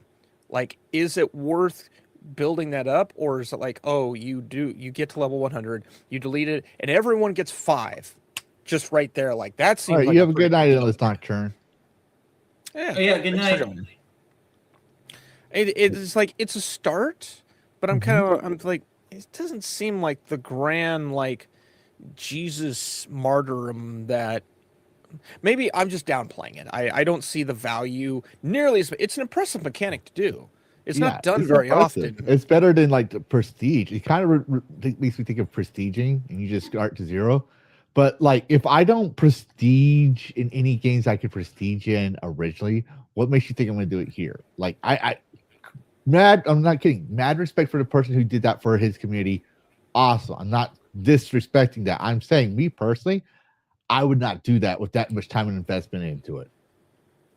Like, this reminds me of, for those who haven't played Nier Automata, one of the story elements, once you get to the end game material, is you are presented with the opportunity to delete everything of your game. Literally, the game interface is designed in such a way your game save and everything is deleted in front of you, and it like acknowledges this, but also your name goes up on this leaderboard with other players, and you see other players. You interact with like their ghosts. Like there's this weird kind of camaraderie as the like credits are rolling and everything, but it makes a pretty big a deal in terms of the story of you're being asked to give up all the experiences. And I don't remember if it helps anyone else.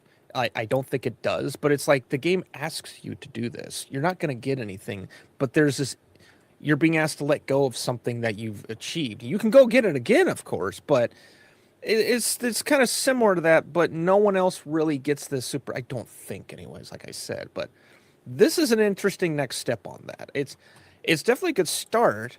I just don't know, like, should I be praising it as much as people are? I don't know. I'm confused a little bit. Yeah. It's just, like I said, it's teach their own. But we do have an unconventional game. Because we do cover more than just video games here. But Corpse King's devs are offering a free game to influencers, bloggers, and podcasters because he wants feedbacks. Are you a YouTuber, influencer, podcaster, or blogger in the TTRPG space? Would you like a copy of my game for free? Please either DM me or tag someone you would think would enjoy checking out my game. All feedback is good feedback to me. And the reason I brought this in there is because, well, I have people that follow me from the former Geeks and Gamer tabletop community, Moonskull. Kyle Saber is one that follows me, that he talks to some guy who streamed, like, there's that he's on some streams with TTRPGers. So it's like, you know what, yeah, we can go ahead. And as you can see, I even said we mostly cover video games when we can, but bookmarked out for our next podcast to highlight. So yeah, we will cover it because you believe it or not, RPG games like tabletop, even though people like to say it's the spawn of Satan and they have no idea what they're talking about, there's studies that show it actually helps with mental health. So yeah, I want to cast a spell. I am a Christian and I play as a necromancer a lot. Brad, I'm getting drunk in the bar, right? Sure, kid, sure. But yeah, one thing I'll say, if we're going to talk because people are get upset about it, I'll acknowledge it. He does say he uses AI art. So if you're like, yeah, AI art, I do not care. Yeah, I don't care either. That's his thing. That's your thing. That's everyone's preferences of what they want to do, what gives they want.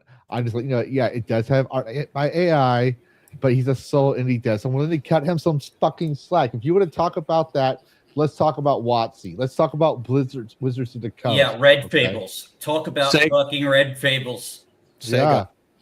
They literally put a statement out saying, we use AI to help our and devs. I fucking loved it because the little whiny little Sonic fans that commandeered the fandom, they have to make a choice now. Yeah, well, here's the thing. Bethesda, right? They tried to make their own tabletop, and it was a word for word plagiarism of a D&D book. Yeah, and made through AI art. So if you're going to give all those, you're going to bitch about that, but give all these other ones a pass and still play Skyrim and everything else, you're a fucking hypocrite.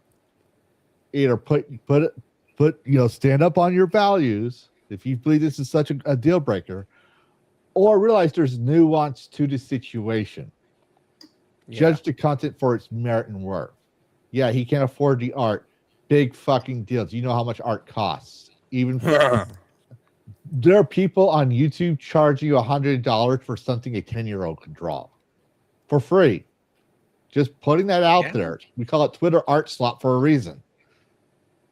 So I don't want to hear it. But this looks good though. Yeah. And you can get it in hardback or hardcover too. Yeah. A little up there, but hardcovers are usually pretty damn good. Yeah. This is good stuff. I kind of don't care that it's AI because obviously his prompts that he used or what, like maybe he got this and isolated it and did a separate asset. A tool, like if it has a unique art direction and you can't even tell it's AI. Like when you look at the Red Fables games on Nintendo Switch, you know it's AI, like because it has that little anime AI art style. Yeah. Yeah. But is the game mechanics good? Is the story good? Is the thing that makes it a game good. I'm willing to forget the AI art if the game is good, especially for a solo dev, because I've been there. That's one thing I'll be always biased about indie and solo devs. Like, I've been there, pal. I understand.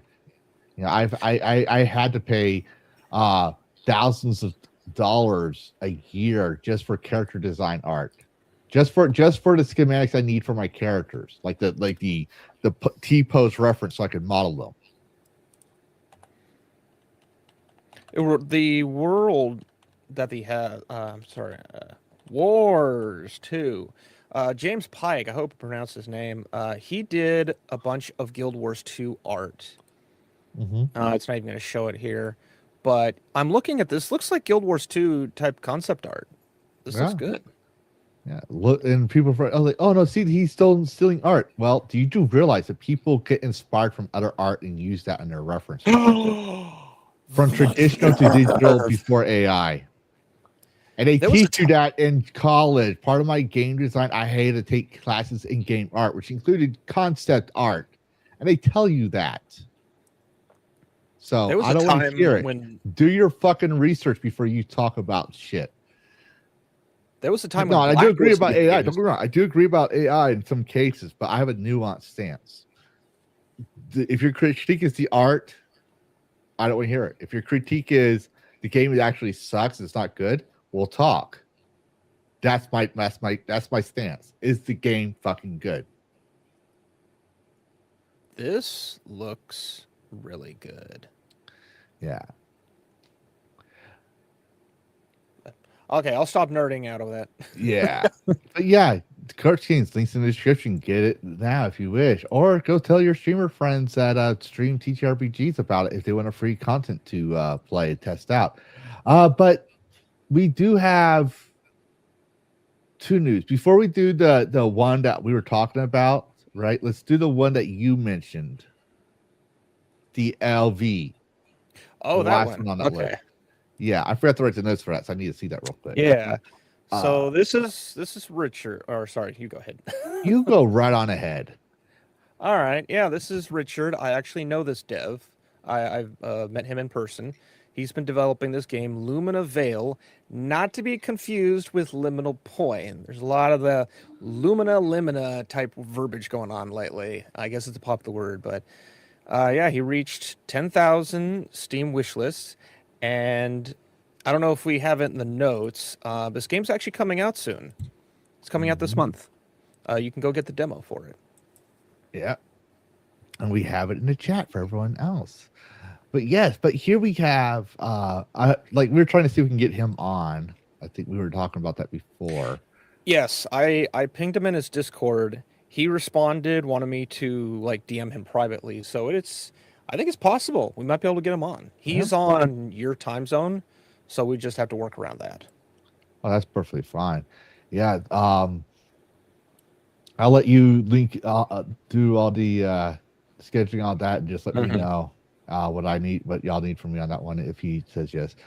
But yes, Luminous Veil, another awesome looking game.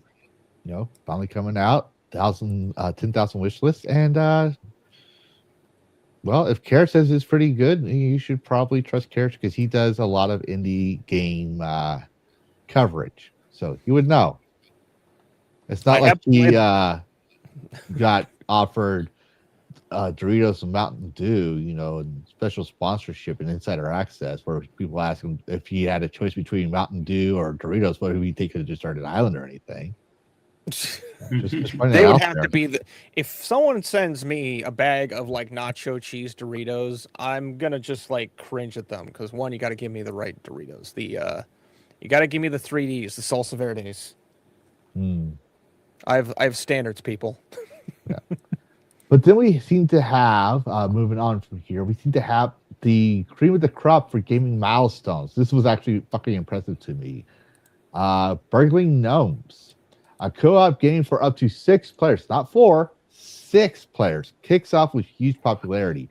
Its January demo saw 30,000 players, and many of them bought the game at launch, hitting 10,000 concurrent players right away, with 86 mostly positive Steam reviews, over 454 reviews.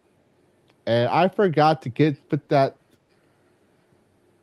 Oh, thank you. I just saw. I must have cut it, but y'all must have it. Thanks, mods. Saved my ass. This Yeah, looks adorable and creepy as well. Like there's a shot. Just keep watching. I think it shows it in here. It's hilarious. The long arms, like that's disturbing, but Look at also them, look at them. fascinating. They're in a microwave. Now they're having a smoke break. Oh, how dare you knock that gnome over? You're dead, bitch. Oh, there he goes in the oven. We're probably gonna have to do a playthrough of this. Yes. Certainly. Definitely play this game. I don't know what they're doing with that can of gasoline, but I don't imagine it's anything polite. Well, he misgendered them, so they're gonna set it right. Oof. Oof. Wow. Affirm my pronouns or burn. But yes, we do have. I thought that was kind of cool. So I was like, "This is funny." I kind of laughed a little bit. I was like, "It's." I thought it was pretty amazing for these devs. You know, they met all this all at once. I was like, you know what? But I want to point out that it does say 110,000 concurrent viewers. That's what threw me off because this is a translation from Japanese. I will use Automaton Japan more than I use Automaton West. So I had to. They're a good publication. I like them. Yeah. But usually, sometimes the West will when they translate or cover the same thing from into English, the translation that they do and the translation that for the original site are two different things. Kind of like a localizer thing is what I'm trying to say. Not all. They localized their reporting. Damn. No, the Automaton West. When they cover the same thing, it's different. So I try to go with Automaton Japan. Not all the times. I'm not trying to say the local team. I'm just saying it's like I try to go for the original source material. Is what I'm trying to say. But anyways, we got some gaming updates. We don't have a video for that, but we have some gaming updates. Starting with Valheim. Yes, Valheim 1.0 will arrive on 9th of September. Mark your calendar to get ready to explore the deep north as Valheim 1 will open, obviously on the 9th. So they'll finally get out of early access, I believe. Nice. Yeah, excellent. I need to get back to playing that. They already got the trailer. How about that? Is it going for full release? Yeah, 1.0. It's been in early access for forever. Yeah. But, go ahead. I was saying it's like it's been released forever, but also one of the games I played in Shrouded is starting to be out for 1.0 release later on this year. And the Superior Pokemon game is coming out for release this year. Yep, Palworld 1.0, baby. Yeah. Wow. We is this a new one? Yeah. She's great. Oh, I like yeah. Oh. We're gonna probably react to the trailer today too. I forgot to send it to the list of cares. Is there a new trailer out, or is this the one that was shown in the? This is there is. It's a cinematic trailer. Yeah, there's a cinematic trailer. It doesn't show the gameplay, but they're showing something to hints that we're probably going to discuss. I feel like it's a great way to discuss it. The trailer. So, because some things Nintendo tried to remove seems to be coming back. But yes, Palworld with a new species, lots of new species coming actually, is coming out soon. Full release. Out of it, early access. So yeah, I always like when I see a game that has gone into early access and then successfully leaves it. Pirate. Yeah. I'll do you one better. Kinetic Games, Phasmophobia. Yeah, 7 years. You've been out for what, 6 years now? Got popular during COVID. One of my favorite games till you fucked it up. I didn't like the buggy mess. It was a buggy mess, but I don't like the new visions for it. I did like the character design options. I don't like what they did to Grafton Farmhouse. I didn't like that, like everything looks all brand new, spanking new. I'm like, no, give it that gritty, old, like scary slasher movie-esque look to it. What the fuck did you do? And bring me back the ability to take pictures of multiple salt piles. I'm not sitting there and taking pictures of one salt pile that doesn't even count and all these other things. If I don't want to do all these other things, I don't want to do all these other things. Give me my options back. Yeah. Oh yeah, we're going to be talking about that because I know, well, I'm actually happy about it. Carrots might be happy about it, but Dash being a Nintendo Shield might be crying. No, I am very fucking happy. They beat those. Like, didn't you guys go to my X real quick? I actually have a statement. One of the last things I tweeted about. Oh yeah, third tweet down. I can even link it because it's about this. Right here? Yeah. Shit exposed the... Okay, so apparently this is from an account you muted, Karis. Oh, yeah. Because I got annoyed that I kept seeing them everywhere. So it's like, eh. Well, I was going to mention this. We can talk about this during the Palworld thing because I was also going to mention that 30,000 thing in damages after the video. So that's part of the Palworld topic. I just wanted to cover the. Oh yeah, so spoilers. Early, yeah, spoilers. I'll keep that tab open, but we'll come back to that. Okay. But also one of the games that calls itself a Temu Fable that I said I had wood for, played the game, was saddened, became, I wouldn't say friends with the devs for much, but we actually we're on a direct messaging basis. No, this isn't it. Where? It's my post in there. Luminary. Luminary. You had a note in here from something else. Okay, that's weird because I don't have it here on mine. But Luminary, release date reveal. Luminary's early access will launch July 30th. A solo or co-op open world ARPG focuses on straightforward intuitive gameplay. Let everyone know. There's a content creator early preview sign up as well as a week one player's name and credits sign up. And just so y'all know, Luminary is coming. We got this confirmed. July 18th. Let me actually look it up. Let me look at my message from Chaos Keith, the CEO or leader or whatever, the team lead. Let me look real quick because I have him here. I have to remind him, but the 18th of July, he will be on for an interview, just like the Hideworks devs, about Luminary. I asked if he could come on and talk about his game before he launches. So nice. He'll be here for that. Yeah, definitely all Karis' fault. Hi, Scaly. But yeah, so that's I'm looking forward to it. I have over 60 hours in the demo alone. I mean, look at that. Look how pretty that is. This is a solo dev. And someone who I'll say confided me that they don't have a lot of experience making games. But look at this. They've been optimizing it as well. This is all just a demo. This is the kind of quality that, well, no, not this kind of quality. I saw less quality from games way back, I think like Perfect World, back when you had the original like free to play that had that like, oh, it looked like they just ripped it off of the store. Like, this looks better than that. Like the kind of Tencent level of there's something that has no soul, but yet this is a really good start. What's the other game that comes to mind in terms of aesthetic?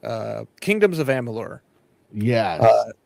Which I really like that one, and I get the vibes of that, but yet that had like a weird desaturated kind of look, like intentionally desaturated for its time. Here, everything's vibrant. Hold on, what? The hair and boots of physics. Yeah. And then if you notice the combat, I actually told them about the hand animations of these characters. And look how polished they look now. Yeah, like Aim better. These weren't there when I was playing the demo originally. They've been fixing a lot of this stuff. and you know what? It's bi because it's got purple. Yeah. Oh yeah, better show it to Smash. Yeah. I've seen Luminary respond to Jay Viper, Smash JT, and everyone else when they talk about things. Well, that guard gate is by. But I would be surprised if Smash GT actually just says, "Look, that golem is by now, or that gate is by, that crystal's by. This is a by world." I just want a bygone era. You know, maybe instead of by and lighting, call banned. it dash lighting. That dad joke was so bad, even every dad from miles away winced from it. They did. It was the ultimate AoE that cursed them all. Yeah, but Karis, I think you should take your man card. You should give me your man card. So hold on for safekeeping, and since you're no longer act like a man with that joke, and go tidy up the place. Yeah, sure. I need to go brush up with playing like Woman Simulator or something like that. Hint, go tidy up the place. I'm looking for it. Yeah, sorry. All right, this is Tidy Up. It's an indie game where you collect trash, clean stairs, and tidy messes. Multiple locations. Take as much time as you need. Focus on the joy of organizing and cleaning. It's called Tidy Up. Would you play this? Now I'm going to point out. The reason I'm pointing this out is I did not think I thought it was interesting, so I tried it, but I did not think I'd actually have fun playing Librarian. 3,000 books. I 100%ed the fucking game. You did or you didn't? I did. The first one I tried was cleaning up the library with no magic, which took 16 hours, 2 streams. Then I tried to do it within 3 hours. Couldn't do it within 3 hours, but got the magic one right. And then off stream, I did it within under 3 hours. At 3 hours and 57 seconds. No, 3 hours and 57 minutes and some seconds. So I had 3 minutes left to spare. But yeah, fun game. And so I was like, you know what? This might be fun too. There's this interesting thing that's been happening in the last 5 years. Like, I think the first big one was Power Wash Simulator. And then we had like Goblin Cleanup. And then there's another one like you clean up beaches in the world. Like, there's just something that kind of, it scratches people's itch of cozy cleanup, like cozy trash toss out or something like that. It's very interesting. We wouldn't have got something like this in the 90s. This would have been like you're fighting against the nemesis of Captain Planet, who's trying to destroy the world, and now you have to go clean up the aftermath. No, you're just busting tables and closing up a store. Yeah. What's funny is in Librarian, they had 2 books titles that were funny. One was the psychology of backseat gaming or something like that. Kind of how you know how people in the chat telling you how to play the game. Then there was also one. I think it was called I got the name wrong, but it's around. I'm almost correct on this one. The irony of cleaning in a game rather than tidying your room or something like that. I was like, yep. I looked at my office. I mean, my office is mostly tidy for the most part, but there are some parts where I'm like, I see a cobweb there I keep forgetting to clean up. I was like, man, this is literally calling me out. And it's like, I know they're talking about the people that actually have rooms like this, right? Like in the video here. Mine's nothing like that. But I'm like, even just because of my military brain, I just think, like, I see a cobweb there. I should clean it, but I'm gaming. The first one, the psychology of backseat gaming, I need to get that on hard copy and get it for Sonia for her streams. Yeah. Because she welcomes backseat gaming all the time. I actually want to get her a book, that like a gag book that says The Art of Get Good. I will do it as an AI art too. I'll have the art of the deal photo from Donald Trump, Donald Trump is in the art of the deal. But I'll have my head in the suit, like my head instead, and I'll say the art of get good by Lavistro. And the whole thing was just say like throughout the whole book was just be get good repeatedly. We're already halfway there because I found this on Amazon.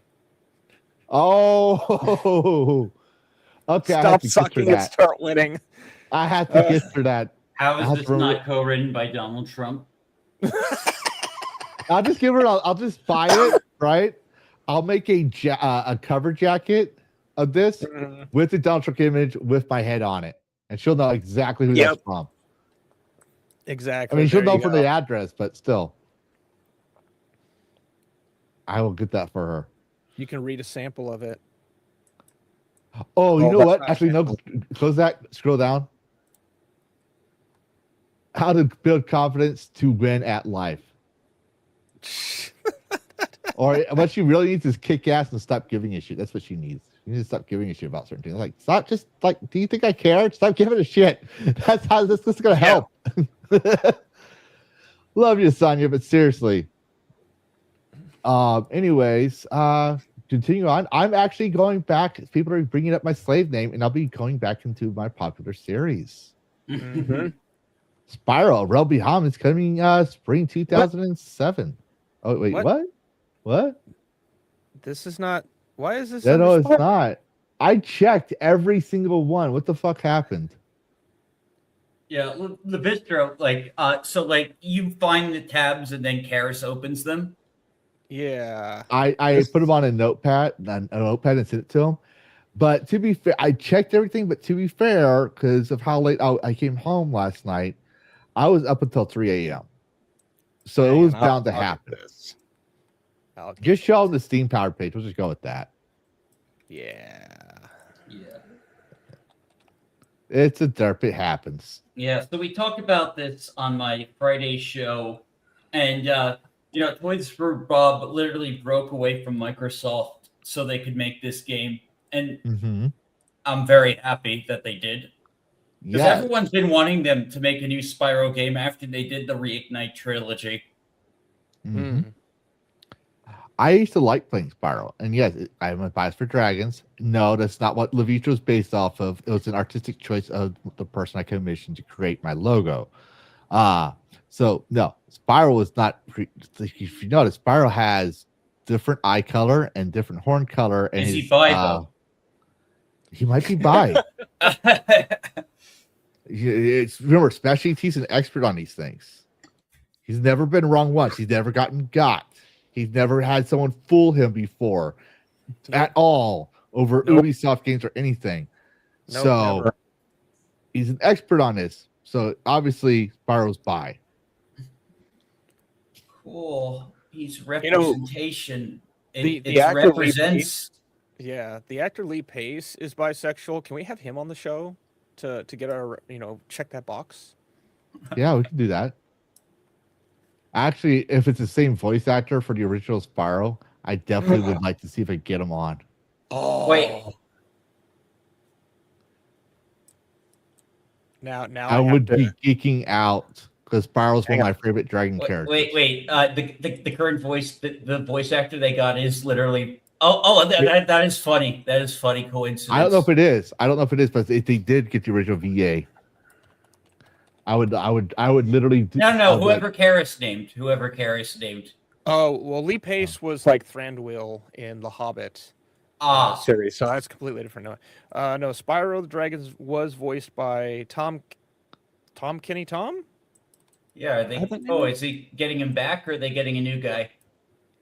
Oh, speaking of the Devilress, and she'll appear. Hi, Sonia. Hey, Sonia. Yeah. It sounds like Tom Kenny. Wait. Interesting. Is that who? Does he voice SpongeBob? They're getting the voice of SpongeBob to play Spyro. Oh, okay. He does the Ice King in Adventure Time. That would be amazing if you get Tom Kenny.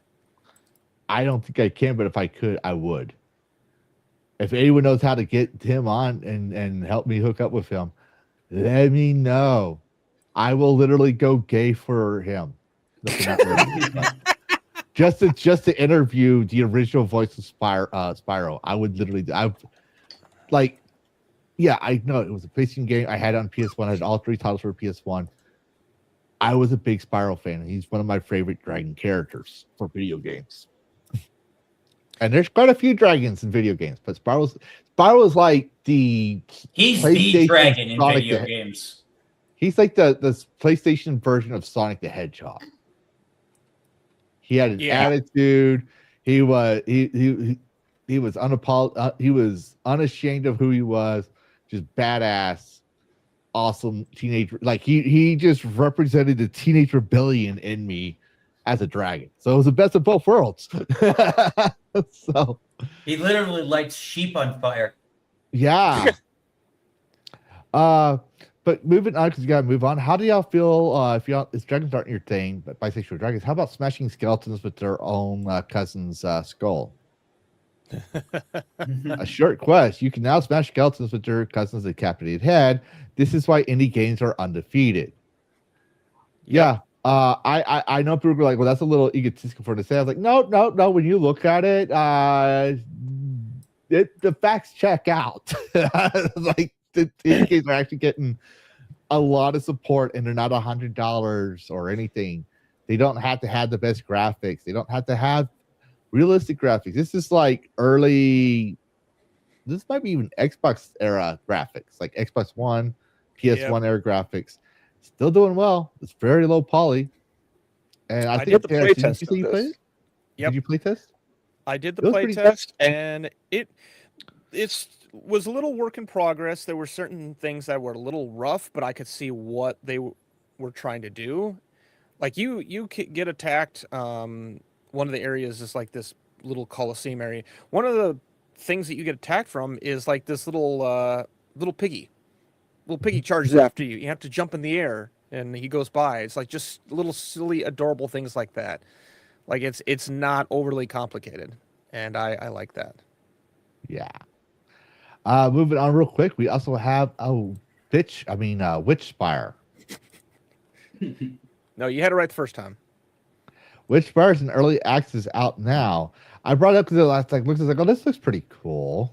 You get to play as a bitchy witch. I mean, a witchy bitch. I mean, I'm making the joke on purpose, guys, but no, I'm serious. It looked pretty cool. I was like, this looks pretty cool. But her face makes her look like a bitch. So I'm just like, But yeah, it's out on Steam right now. Witch Spire out now. I might actually try to play this game. I think there's a demo. Let's see I think here. So. No, but you get 50% off. It's less than $20, people. Yeah. It's about the same price as it's a little like $1 more, I think, than Mixtape, but I guarantee it'll be longer than 3 hours. Mixtape. Yeah, you have more content. I guarantee you won't play itself. No, it will not. And the characters don't seem as insufferably breaking the fourth wall. I don't think you could do this unless the gameplay itself. Looking at this, it looks like you built a house, all kinds of stuff. I like these kind of things. Oh wow! Yeah, got a lot. It's got a lot more content than a mixtape. That's for sure. Was that? Hang on. Was that a drag cat? A cat dragon? Probably a griff cat. A griff cat. Yeah. Yeah, it's a griff cat. We'll call it griff cat. Grifter. Get it? Griff cat. I'll take that grift. But there's another game out that that I'm going to take the grift for. Okay, it'd be a bribe, but everyone knows I like to guard things, right? But this indie dev is making medieval Papers, Please, where you decide who enters the castle, including whether rabbits are allowed. Spot forged steals and smugglers, watch for plague and witches, uphold the law, or take a bribe. It's called Gate Guard Simulator. Would you play this? And I told Karis, like, not only would I play this, I would literally decide. I would literally discriminate. I would allow anyone that's obviously going to cause trouble. I allow them in the gate. Anyone that would be a saint, like a monk or something, I would expel or put in a dungeon. You get to punch a pox-faced person in the face. All kinds of cool stuff. So it's like that for the watch. Watch what you does. I was like, yes. This looks good. I have a feeling I'm going to call this out in prediction. I think Markiplier is going to play this because he He probably played will. either him or Jacksepticeye because they played Papers, Please kind of like famously, and I Mhm. feel like this is something that would be right up their alley of enjoying. I want to see the chaos. I want to see like the ramifications. What happens if I do these things? Like that should be added in the game. Like Papers, Please is 2D. This is 3D. So it's got a very simple mechanic. But I want to see what chaos happens. I want to see some sort of chaos happen if I do something wrong. Yeah, like- what is the consequences for letting those rabbits through? I accept the bribe. What's going to happen?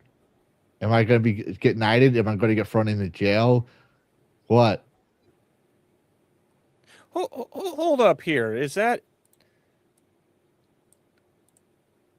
was that like this guard turned away fucking David Bowie? Like Yeah. That's shame. why yeah. Fucking shame. How dare you turn down that fantastic red hair? Okay. And that's it for the Dragon Bytes and upcoming games, all that stuff. We're going to start getting into the Palworld news real quick. But now we can have Dash Attack talk about his thing because, yes, Nintendo originally sued for what, $30K, and if they still haven't won yet, but it's looking like they're going to lose everything. So this is a very expensive lawsuit for them. So Dash, yeah, tell us more about it. Meantime, I gotta make sure my son take his medicine, so I'll be back. Like I said, like this lawsuit really exposed like the dark side of Nintendo. Now they had been going after fan projects and pirate sites for years, but like this was them like trying to bully a smaller developer because their refusal to innovate on Pokemon. Jeez, that's really what this comes down to, isn't it?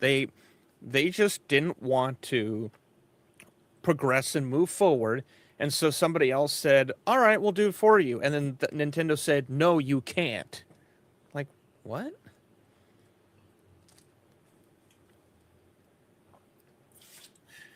There's still people that like really hate Palworld just because like the studio like literally made Breath of the Wild clones before it, but literally they've shown every step that they want to be like a publisher, that they want to be like develop this game.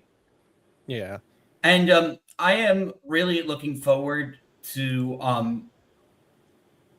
Palworld and all the Palworld related, because now like they're making other games now too. Like they've got the dating sim in the works. They've got the Animal Crossing like game in the works. Oh, yeah. So like they're going like they're not happy with Nintendo, and sounds like it. Yeah. No. Nintendo is embarrassed by Palworld. I really do think, because like now like imagine like when Wind and Wave comes and they charge $80 for it. Like, are you going to get that, or are you going to get Palworld and have like keep playing it? Yeah, that's this. I didn't know that they were doing other games. It sounds like I'm drawing a blank. Like they've done they're doing other games. They've made animated shorts with the pals, including like my favorite pal, Depresso, who I have a plushie of. Oh, nice. Yeah, have you ever played Palworld? Oh, yeah. So Depresso. He's in the early part of the game. Okay, yeah. I forgot some of the names of them. I really geeked out in Palworld when they did the Terraria update, because I have years in Terraria, and I was like, ooh, what do we got here? But no, it sounds like I'm drawing a blank. What's the developer's name of Palworld? Pocketpair. But Pocketpair. Yeah. It sounds like Pocketpair is really kind of turning into Obsidian Studio. And everyone knows who knows Obsidian knows. They basically make clones of what Bethesda does. And no one has a fucking problem with that. Yet people have a problem with this developer here making what are clearly clones. Like, are we really gonna be this kind of hypocritical? Really? Well, also, Palworld isn't like a traditional Pokemon game. It's a survival crafting game. You know, Steam players love that stuff. Yes. And let's also not forget that a lot of, not just the Nintendo shills out there, right, like Dash, but a lot of journalists trashed Palworld as a plagiarism and tried to say, "Oh, look, there's AI generated imaging here. These are all totally AI." And then they sometimes will praise Pocketpair for something right, but then just recently I covered it this year. We got rated. Oh, a renegade raid. Hello, I was just going to say that. I just noticed it just now. I just saw it pop in. Welcome, LT. But welcome everyone. Welcome, Lieutenant Giratina. Hello, everybody. Welcome. You're just in time. But back to what I was saying about Pocketpair, right? They made Bucky, the lead dev, right? He said that they hire gamers only, and I mean, people melted down over it. I mean, I go look at my creator studio and go look at the likes and dislikes. There was a lot of dislikes on that. I was like, why? Because he wants to hire gamers. You're in the gaming industry. You want gamers because that means they study, play the mechanics. Like, people don't understand. Do you understand the golden age? Why the golden age of games were so good? Is because they play the game, right? And they're like, I like this mechanic. How can I implement it into my own game? If you're a game developer and you don't have a player's perspective, then you're not a good game developer. Yeah, you're not. Everybody wants to talk about on the issues. We need to talk about the real issues, which we're going to go into later, right? We're going to go into later and why that's a bad thing, especially in regards to PTSD awareness. But Palworld took what people liked about Pokemon and survival and everything else, and they gave people what they asked for. I'm not gonna say it was Gamer Freak because I'm pretty sure it was a Pokemon company / Nintendo thing, but they played it safe for years. They had no competition, and Nintendo didn't like having competition. Let's be honest. Nintendo has a history of that. But they banned they got them to ban flying with your Pokemon, the Pokeballs, right? Like the Pal balls, the Pal spheres, all this stuff, right? Things were changed left and right to accommodate Nintendo's little temper tantrum. Yeah. I'm going to call it that. I don't know what else to call it. People can say I'm being too harsh, but no, Nintendo was having a little temper tantrum. But we might be seeing some of this come back. So let's the watch that Palspheres video. are already back in the game. Yeah, they are. Nice. Yeah, they are. Yeah, they've been back for a while. Yep, there was one in the trailer as well as the new Pal, which is an actual swordfish that you can use like an actual sword. Oh wow! It's literally a sword fish. I don't have the video anymore, but you remember when Hattie came on and it was part of the crew for a little bit? I had that Palworld video that said that had the Pokemon rap song to it. I had to remove it because of the copyright thing.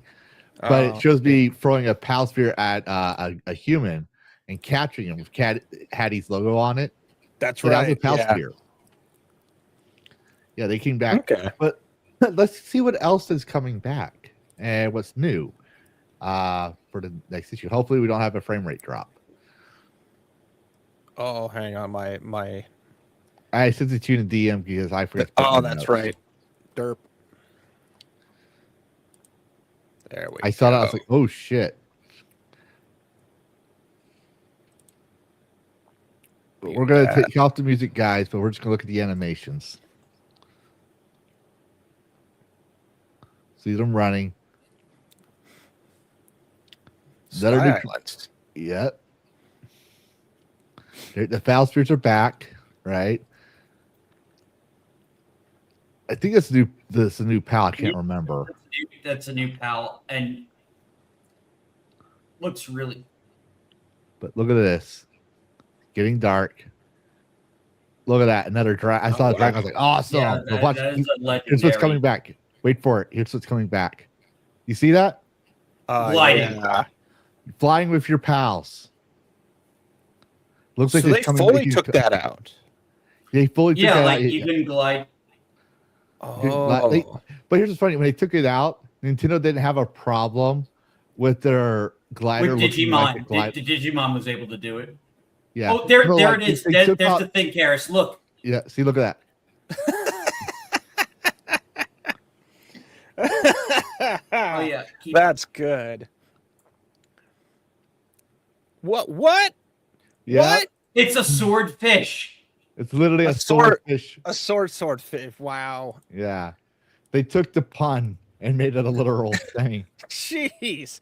Look at that jagged shit. Even the fish is looking around like, that's right, bitch.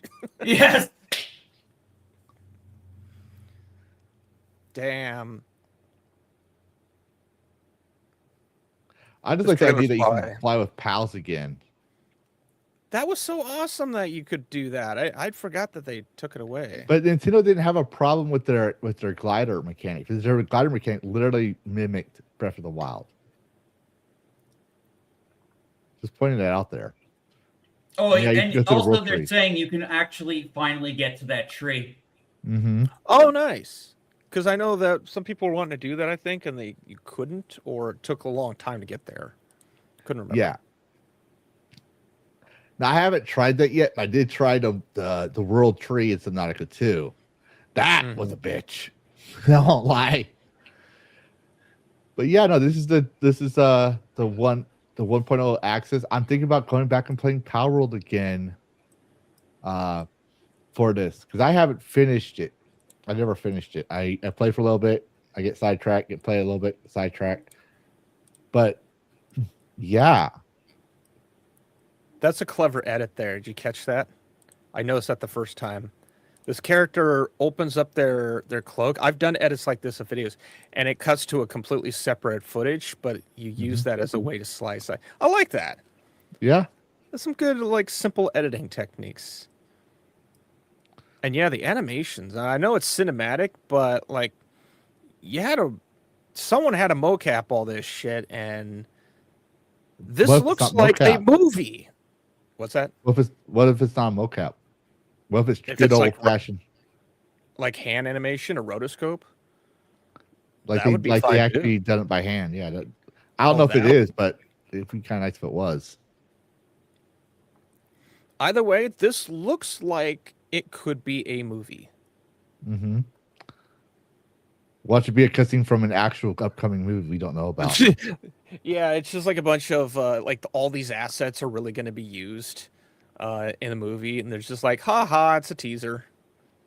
That's Yeah. sword. It is an in-game cutscene. Sure, we got its in-game cutscene, but it's also a movie cutscene. Hint, hint. It's an Easter egg for the Palworld, the movie. There's your Where- thumbnail right there for your next stream. Yeah, Just that. I'm thinking about it. Believe it or not. Purple, it's by. Mhm. Yeah, I am This is- very excited for the 1.1, and I bet you the sales are going to go up too. Yeah. They also have Pal Farm out, I believe. Yep, that was the some- spin-off I was telling you. Mhm. They got the Pal Farm. They have the dating sim, which they keep teasing about every April Fools. The Steam page is still up, so like, unless that's a fake Steam page, which means they'd be breaking the rules, I think they're actually going to make it. Yeah, I think they were waiting on because it was in development for a while. Like it was in early access for a while. I think the reason why it was in early access was because of the lawsuit. But I think they're realizing, hey, we're going to be winning this. Look at that, increased players. It didn't go down in 1 month; it went up. Yep. All-time peak 2 years ago is 2 million players. And now you know why Nintendo wants this thing dead. 2 Mhm. million players. Like, You stole our fans. You have done that yourself, Nintendo. You have done that yourself, Anakin. no, there's Damn, still that's- people like completely trapped on Pokemon. Like, that's why they were able to charge as much for Pokepia. Even though it is a good game, I have been playing it. It is a good game. It's a relaxing game, but like they're trying to milk nickel and dime every bit of it, especially with the expansion content that's coming out for that game. Mm. I just wanted to point out, look at how sharp and you can tell these are daytime numbers, nighttime numbers. Like, this is consistency. These are people like trying to grind it out so they can get to the end game content when it comes out. That's what they're doing. Yep. This is impressive. I like seeing this. Mm-hmm. Even in the 6 months, you see it day night, day night, day night, day night, day night. Yeah. Damn saw waves. Let's see the max out of curiosity. Okay, so it did go flatline, but that's still normal. Because if you go back to max. Yeah. If you look at it from the beginning to launch to May, that's a few months. That means that people got to the end game content for the early access originally, and then by 2024, and then the people that wanted to continue play it just continued playing it over time. So in about January, February, March, people were power leveling this. That's one thing. That's a factor that people don't account for when it comes to early access stuff.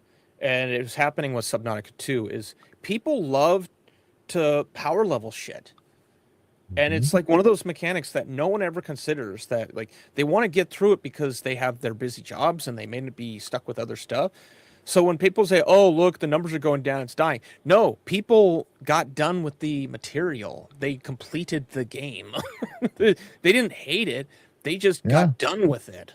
It's got a lot of positive reviews. You want to convince me that it was hated? Show me that the numbers of players didn't meet expectations. Show me that the game had negative reviews for a flop, right? Show me that. Show me that there wasn't even enough players. But yeah, it was one of the most highly popular games. And when you compare it to other games, it's this is normal for early access. Now, if they didn't release it for early access and they launched out at the same time, full thing, you would see the same numbers of hype and the people that want to continue playing it after. The replayability factor. And a lot of these are the replayability. That goes back to early 90s for replayability. There are people that will play the game for hype and like, okay, I beat the game, I want to play another game. And there's people like, I want to go back to this game because it was fun. That's why they like the game. So, but still, it's looks like we're gonna get the all the stuff from the original Palworld back in because Nintendo's losing everything. People are actually predicting that Nintendo might not even win their lawsuit of $30,000. I just ran some numbers because I know there's been sales going on, and there was the 2.1. I tried to factor in some discount. I did some math on 1.1 million, and it brought it to $31 million in sales if people bought it at full price. That's a pretty good chunk of change right there. Yeah, because Palworld does have a EULA of license not owned. Mm-hmm. So, but cool. But yeah, it's probably still a pretty good game. I like it. Every time I have to cover Palworld news, I use this. I'll look for some sort of Palworld news, and I'm not always good at it, just so I can play Palworld. Because I always try to play the game I'm talking about in my stream. Unless the game that I'm like if let's say news about Dustburn came out and I had to cover, I'm like, yeah, I ain't downloading Dustburn for this shit. I'll just play a different game. But Palworld, I'll definitely download Palworld again and play it. I'm thinking about playing it again. Maybe do a multiplayer or a co-op playthrough so people can join in whenever. Yeah, that's what I'm thinking. Do it. Yeah, I'll jump in. Yeah, I'm definitely going to be creating a new world, and if you guys want, you can make characters on it. Oh, absolutely. Yes.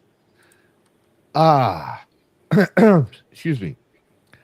But yeah, that being said, Palworld, people are getting hyped up for it again. And I decided we cover the Palworld with this as well because this next topic, I hope we were supposed to have a friend named Ulrich on, but he hasn't showed up. So I think he had work or some issues, something happened. I don't know. I don't want to say much about him without his consent on that one. I figured he'd tell us, more about himself. Like we know about his background, but since it's public now, we can't really say too much. But we have, like I said, today is Mental Health Awareness Month, PTSD Awareness Month, right? And last week we covered the male loneliness epidemic and how games have helped with that, how gaming with your crew can help with that. And today, continuing on the Blue-Teal series, we're going to cover PTSD. And we see a title just from the U.S. Veterans Magazine. They covered this actually last year. It says U.S. veterans say video games support mental health and well-being. The veterans are saying this. If you watch the intro, I said 48% of all veterans are gamers. And we're gonna show this survey here in a second. But the ESA, yes, the same people we talked about earlier, released survey results highlighting the benefits of video games for U.S. veterans, with 77% of veterans saying they believe video games have a positive impact in their lives. The vast majority of respondents indicate the video game play provides healthy outlet for stress and anxiety, 86%, which I can vouch for that. Helps them cope with difficult times, 81%. Also can vouch for that. I have PTSD myself and a vet. Offers a valuable means of staying connected with others, 77%. They're going back to what we talked about social skills, and that video game communities have a positive impact on their mental and emotional well-being, 74%. Again, we talked about that last week. Similarly, when asked to reflect on their time in the service, they indicate that playing video games helped them relax and mind, escape the stressors of military life, 85%, meaning while they were in the military, one of the top professions of masculine roles that society can use as a masculine career, many of them played video games while in the military. And because it helped them escape the stressors of military life, it boosted morale and strengthened camaraderie, and provided an effective tool for fostering teamwork and cooperation. So it helped them train, it helped them beat the like there's a saying in the military, the beatings will continue until the morale improves. So what they do is on their off time, they would play video games just to relieve the stress, increase morale, make some friends within their unit, all that stuff. We used to give you a story here of my own experience. WoW was very popular, and so was Rockstar and Guitar Hero. We would get drunk playing Guitar Hero in the barracks. We'd have Halo LAN parties in the barracks. Sergeant Major would get pissed off seeing all these wires across the hallway and talking about safety things. And we had to explain to him, Sergeant Major, it's not an electrical cable, it's a communication table. Still, we had LAN parties connecting our computers, and this was in the early 2000s. Continuing on, we have long seen the benefits of video games beyond entertainment, and this new data offers an especially compelling example of the power of play. I like how these ESA says this. A lot of companies are saying the ludonologist terminology and game terminology, the power of play, for example. Says the CEO, Stanley Pierre Louis, or Louis, I don't care. It sounds French. I don't care. We take great pride in positive impact in video gameplay and supporting mental health. Well, then why are you trying to stop killing our games? The Protect Our Games Act. Just pointing that out there, Louis. Just pointing that out there. Yeah. Of course, this was last year, but still. Fostering social connections and enhancing overall well-being. And it's deeply rewarding to know these benefits are felt by those who have served our country. Stephen Machuga, I hope I said that, a veteran founder and executive director of Stack Up, which we'll talk about later, a nonprofit dedicated to supporting veterans' mental health for video gaming, added, "Every day I see firsthand the positive impact video games have on veterans and service members. Video games have proven to be a powerful tool for stress relief and a way to connect." We could read all this, actually, but I want to, before we do, we can come back to this, but I want to go to the thesis the ESA website survey. Mm-hmm. This is from the Entertainment Software Association. All right.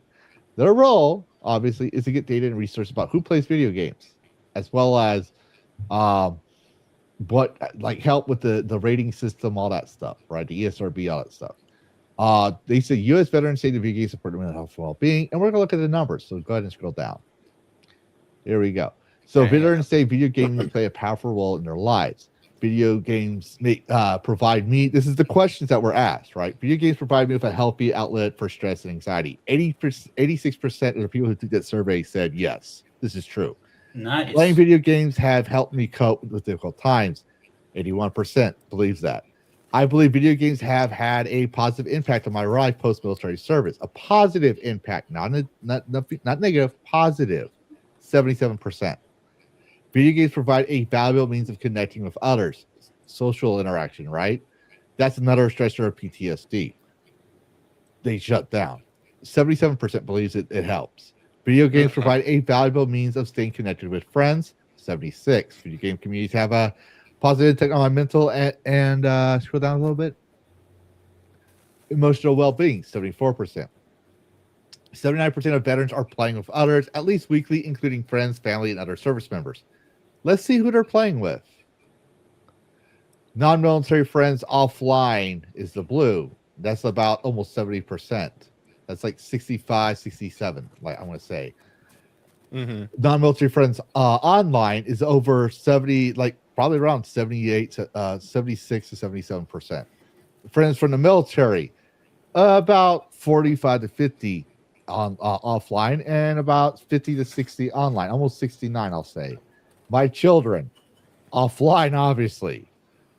That's 45, excuse me, 44%. The spouse, significant other, that's at 39%. So yes, there are wives who play games with their PTSD affected husbands and veterans, right? Other family members, about 30%, online, about 52%. Other military veterans, similar numbers, 20 to 30%, or 30 to 40% online. Siblings, 20% offline, right? So those are the numbers of who they play with. Scrolling down. Video games are a source of relief, connection, and community for veterans. Why they play? Entertainment is 83%. They play for the entertainment. It's always first. Relaxation is 76%, always second, right? Entertainment and relaxation, just like watching TV, reading a book, playing football, all that stuff, right? Stress relief, 73%. Escaping reality, that's important here, 69%.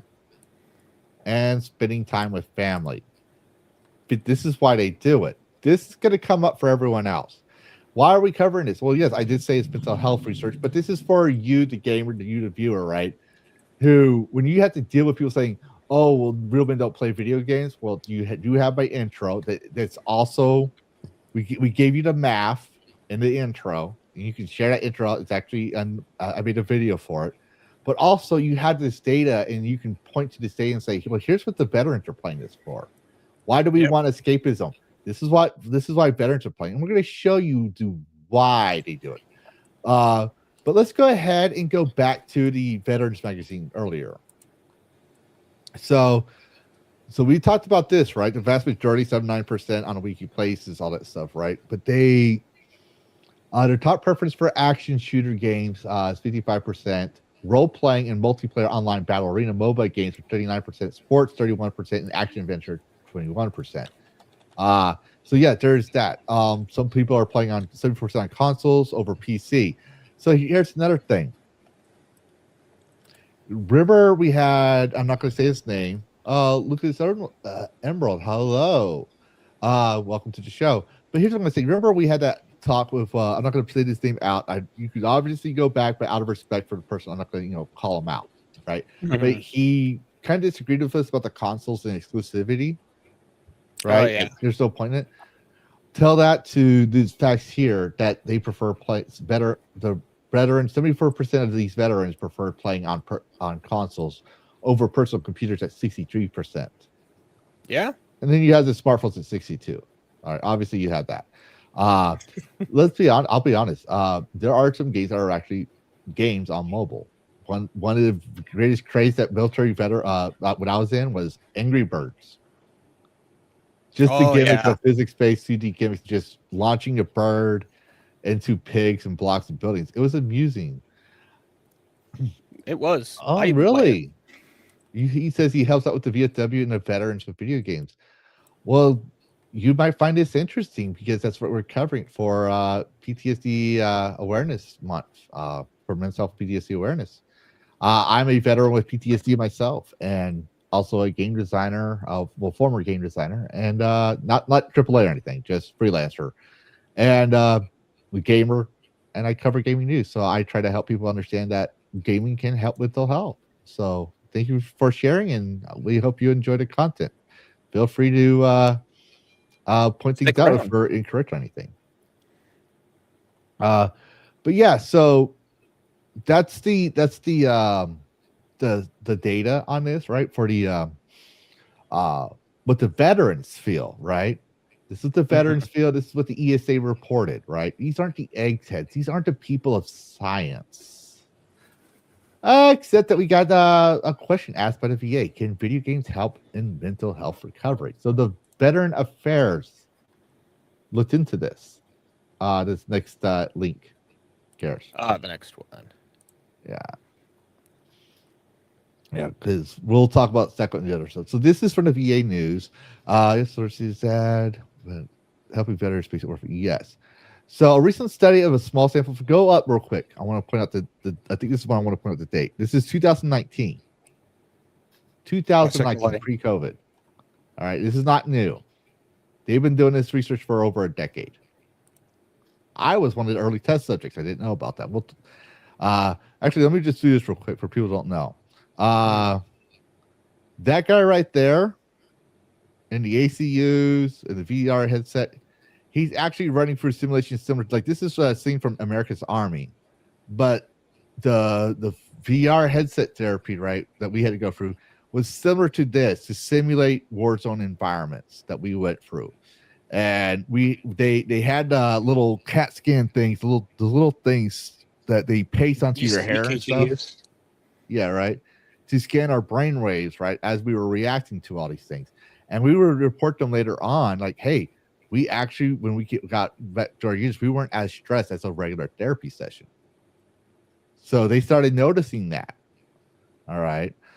Continuing on, right? And I did that in 2010, 2009, 2010, somewhere in that time period. But continuing on, a recent study with sample veterans to recover from mental health issues found that video games can help in overcoming such problems as PTSD and substance use disorders.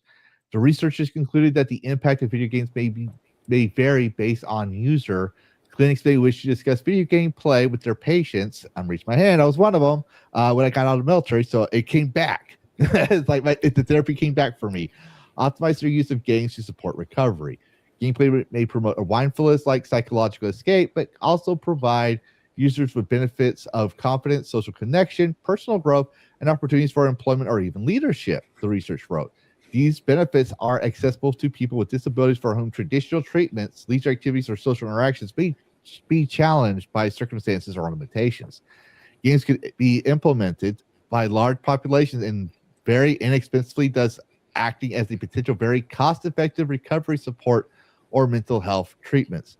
Some of the participating researchers also note described using video games to distract from overwhelming symptoms, including suicidal thoughts and drug or alcohol use. And what did I tell you, Karis, last week? Or told the last episode? What did I mention last episode? For myself. Oh.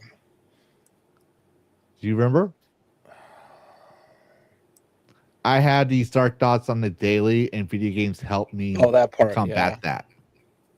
Yeah. I've done this for a while.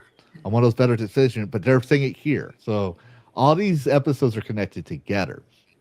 Go ahead and scroll down. Mm-hmm. The study included 20 veterans, 15 men, and 5 women who ranged from 25 to 62. 16 of the 20 vets reported they had PTSD or trauma-related symptoms. Most of the participants said they had more than one current mental health or behavioral health diagnosis, with PTSD and depression being the most common combination. 3 people had more than one type of trauma, such as combat or training-related trauma, military S trauma, or childhood S abuse. So they range from different types of trauma, PTSD. We mentioned that in the intro that there was 2 that women are twice more likely to get PTSD, but combat PTSD studies have shown seems to be heavily targeted in men. But it doesn't matter what type of PTSD you have across all these traumas, they seem to have positive effects. Dr. Michelle Calder-Karras, ironically, or is it Karras? I don't know. A public health researcher led this study, which appeared in November 2018 in the Journal of Social Science Medicine. So this is reporting on something that happened a year ago. So even then, it shows it's even older. With the extensive research experience in video game play and mental health recovery, she interviewed the veterans on the value of games. She shares that she also played video games herself and has recovered from her own mental health problem. So she's a self-tested subject on this. Okay, That's interesting. In the study, the video game genres include sports, puzzles, gambling, role-play, action, fantasy settings, and shooter games. I play a lot of these, well, except for the gambling. I don't play the gambling. I don't play the sports. I do play puzzles. I do play role-player action and fantasy settings. And if you're someone with PTSD in the chat and you don't mind telling people, or just you in general gamers out there in the chat, let us know what your genres you like playing and what calms you down and release your stress. That'd be fun. That'd be interesting to know. The benefit, she says, stems from. I jumped ahead. But Calder-Karras emphasizes the genre or specific game isn't what necessarily helped with recovery. The benefit, she said, stem from the connections the veterans made with other video game players, the distractions they created for themselves by playing the games and removing their focus, for an example, from alcohol or drugs, and the meaning they derived from the games. They were immersed. Basically, what she's saying is they were immersed in the world and the camaraderie of their social circles, their gaming crew. So whether it be social, like solo play or online play with others, they had to be immersed in the world.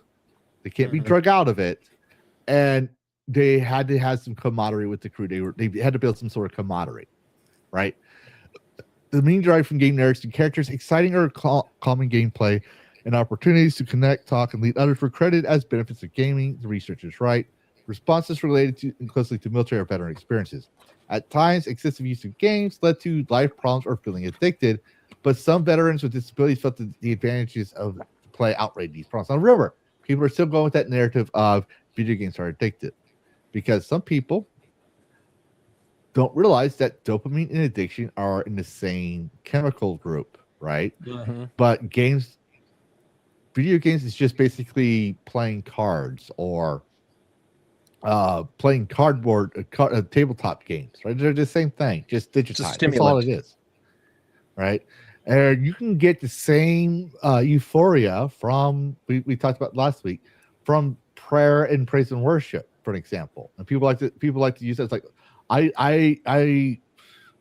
feel this from this thing, and people's like, well, I'd rather not get dopamine from this, but I pray, I lead prayer and worship instead. I'm like, well, by your own thing, you give people dopamine according to science. You are literally a drug dealer by your own logic. That means you did not look things up. You go by your own perceived bias rather than research. Okay, but this is the VA, Department of Veteran Affairs. Their job, okay, the joke is their job is to allow veterans to die a second time for their country. That's the joke, and it's true. There is some horror stories to back it up, but it's a dark joke. But they also don't have the resources to help every veteran because Congress keeps, passing the buck rather than having a legitimate. And this is my own grievance here. We have not declared war since World War II per the Constitution. So they just keep saying, "Oh yeah, we'll help these people out." So we're fighting someone else's war. We don't make a decision if we should fight that war or not. We've been fighting goddamn UN war since the 1960s. Actually, 1960s. The only war I would say that was an allied war that we fought other than World War II was Korea, because we had the German incident, which part of our requirements was we will help them out when they ask for it. They actually are one of the few that were still involved in despite the ceasefire, because it's still going on. But they pay us to be there. Yeah. Not many countries do that. They pay us to be there. But because we keep having all these wars, and UN treats us as like even the world views us as the military police force, the world police force for the UN. So you can say, yeah, U.S. wants oil, sees oil, they want to liberate it. Well, who controls the oil market? That's the UN. Believe it or not, the reason why we had deals dealing with was it Syria, right? The concept is in Syria, is because the UN and the European Union didn't want to pay Russia extra money for oil, so that's why they wanted to restabilize the region, because that oil was not going to help America. That oil was going to help out the EU. So there's more to that. Don't just listen to what you hear on TV. Research these things. Like, this isn't conspiracy theory. Look up Food for Oil program. Anyways, what I'm getting at is, like, I didn't mean to go off on this stuff. It's like the VA doesn't have the resources because we're always going to war. We're always having veterans here, right? And they are required to pay us for damage that happened to us, the horrors of war, all this stuff. Because we said, yes, Uncle Sam, we will allow ourselves to be government issued property. We will be property for a certain amount of time. We will fight your wars for you, no questions asked. Literally. And we are going to trust you to take care of us during this time period. And the VA is part of that trust of taking care of us. Like, so they can't do that. So what they do is they found out veterans, because we said this before, men are men of action. Veterans have been finding ways to deal with these. And you got to remember, this came out recently. What was the generation that was playing video games and fighting after the towers fell? What was the generation? Or no, Gen X? No, well, they were in the military already. When the millennials start enlisting? Oh, I wouldn't know the answer to this question. Between 2003 and 2006. Yeah. And millennials start at 1981 as age of birth. So Yep. Millennials grew up with essentially exennials, like the earlier ones. They grew up with the analog and the digital. We grew up playing video games. Okay. We grew up with that. So that was our pastime, our hobbies, everything else. Before the term gamer as its own thing was a thing, we called ourselves geeks and nerds. We didn't really have a concept of gamer, but we would play video games. We played World of Warcraft, all this stuff during the same time period as 2001 to 2020, 2003, all that stuff, the early 2000s. And we didn't go to Kumbaya circles, support groups when we got out because it felt useless. But VA started realizing, like, wait a minute, my client is saying that my patient is saying he feels better playing video games. Let me look into this. Why is it the video game is helping him calm down? I see because they could tell. Like they say, like, the guy's not hyper vigilant. He's actually calm. Even if he didn't take his medicine, he's still calm. Everything else. Why is that? And they made these studies. I'm going to let y'all share your thoughts on this little bit of news before we go into the next part of the studies. I think it's great that, like, you know, gaming provides an outlet, like, to veterans, like, who need it. Just to find out that I guess what I'm trying to say is, what did y'all think when y'all? I know I've mentioned out many times, but what did y'all think when y'all actually read something that said there's a lot of veteran gamers, a lot of people played games in the military, and then to find out the VA saying, hey, there might be a link to all these things that to benefits of actual gameplay for mental health. In this case, it's nice that we have information that demystifies and is slowly demystifying and slowly destigmatizing the meme and the stereotype of what it means to play a video game as someone who, well, I didn't serve, but for those who did serve, who had to pick up a gun, pick up a wrench, and do a thing for the government, and then are essentially broken once they get out. even for those who were not veterans, playing video games has always been this weird. There's been a weird stigma that we're wasting our time, that it's not benefiting us at all. That we could go read a book, or we could go make a tree fort, or do something with our time. We now have data that shows it's not a waste of time.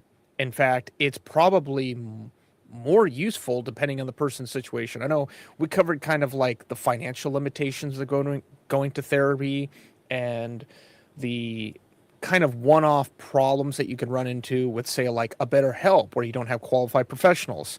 This is something that there's data coming out that shows that it works, and that veterans, maybe they don't have the confidence to dial 988 and talk with someone, but maybe they have the confidence to load up Halo, or load up some other game, or go play a tabletop game with their friends. They have that confidence to do that, and it's working.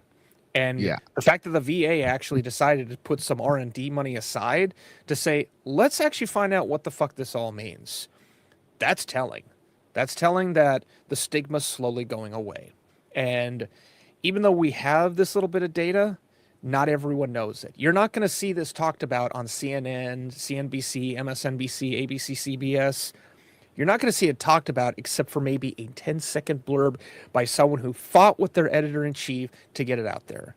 So I like that this data is just out there, and there are people like us and slowly others. I saw a thumbnail for a recommended video on YouTube talking about Men's Health Awareness Month. I was like, holy shit. I got to go find it, by the way. I saw someone did a live stream not so long ago, a gaming live stream, VTubers, Men's Health Awareness.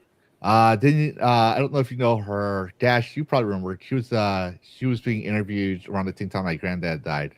The Electric Goat. Yeah, I know her. Yeah. Remember, she was interviewed for last June for Men's Health Awareness, because we were focusing on how tabletop games help, right? She also we had her on, didn't we? Yeah. She also makes posts on X covering men's mental health. Because my issue was when people said, I'm tired of hearing about Pride Week. I was like, okay, you do realize it's PTSD Awareness Month and it's Men's Mental Health this month. And people who want to say I'm dismissing the importance of the adversity that the LGBT community had. Well, let me put it this way: gay people are men. Are you saying we shouldn't be worried about their health? Well, that's the thing. Hold on. Women get PTSD. Are you saying we should be concerned about women having PTSD? Which sounds more inclusive? I'm just pointing that out there. So, you all know my thing where I didn't want to admit I was bisexual until like you're bisexual. And banned. You're not helping, man. I mean, way to fucking ruin my point. I had a really good point that ties into what you're saying. Okay, so yeah, I was reluctant, and then like I owned it. Okay, and I did it for religious reasons. And the thing is, I think men's mental health is way more important than because I felt better, kind of just accepting the fact. But I also think it's mental health. Like without mental health, you fall apart. I know what it's like to have when your mental health is not good. It brings you to bad places. It's way more, and with men are so fucking lonely right now, and they feel like they don't have anyone to turn to. We covered that last week. Way. Yeah, we covered that last week. You remember, I put it out in my video. I believe I put it out in my video, or we just talked about. I can't remember because I've been so fit. This is actually not just my man, but this actually is because I had so many friends that had this problem, right? It affected me so much. I know I have a lot of fact statistics in my brain. One thing I pointed out was in the 90s, right? Men, there was 26% of men, right? If I remember correctly, had at least 6 friends in the 90s, if I remember it correctly. And then now it's 10%. Most have zero friends. And when it comes to emotional support, usually it's just the married man or man with a girlfriend that has emotional support. Once that relationship is gone, that emotional support is gone. And people say, "Oh, it's because he's trained to be stoic." No, that's just how men's brains work. That's how we always work. We're doesn't mean that it's always good, but if we can't, but we're creatures of action. We have to do something. And if we're like, okay, talking about it's not going to do anything for us, or even if we try, like, okay, it's not working for us, we need to do something else. They will shut down until they find a way to fit. Something I wanted to point out, but unless yeah, speaking of isolation, go ahead. No. You were. Well, I was going to say you had because more. Dash bitched the isolation, but yeah, all I was going to say is I was going to lead us into the next article, but you go ahead and say what you're going to say before we get to isolation. And then after you do, could you read the article? I actually had my son's right here at the deal phone right now. Okay, I wanted to actually, I wanted to compliment, well, kind of add on to what you were saying, Dash, that you kind of felt lost in where you were, and it really didn't help that I had to look this up when this happened. In '93, we had the "Don't Ask, Don't Tell" federal policy that was put in place. It was literally, we had a sitting president. I'm not going to say the president because I don't want to imply politics, but we had a president imply, "Don't ask, don't tell" about your sexuality or your sexual preference. And it seemed like not only did that apply on paper, but it also applied in a like morally. Like, it told people I shouldn't even talk about what I'm dealing with.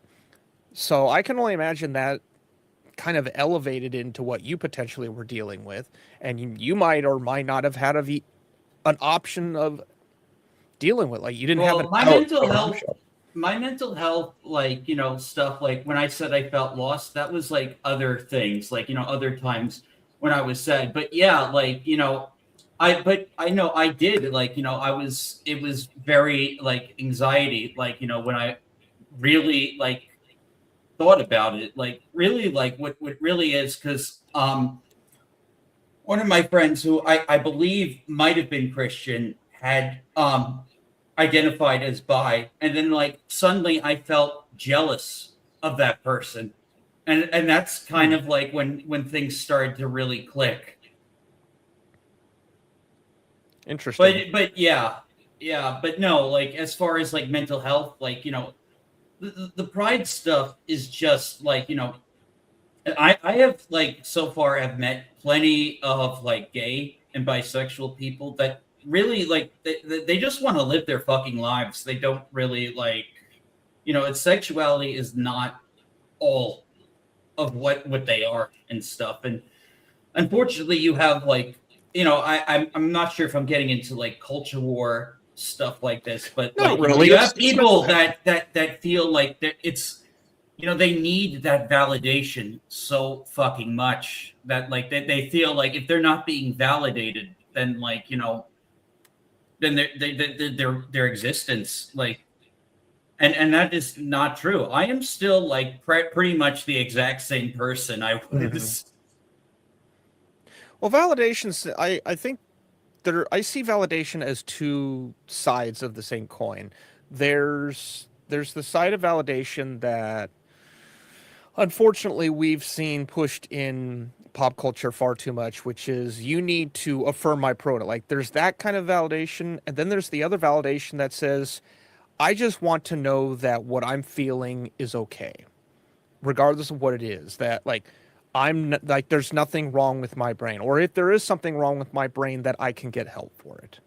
And I think that's the big thing about at least men's mental health, that guys have been like, I'll be 42 next month, people. I've been around a little bit, and I was raised with the idea that if you had mental health, you need to go to someone else.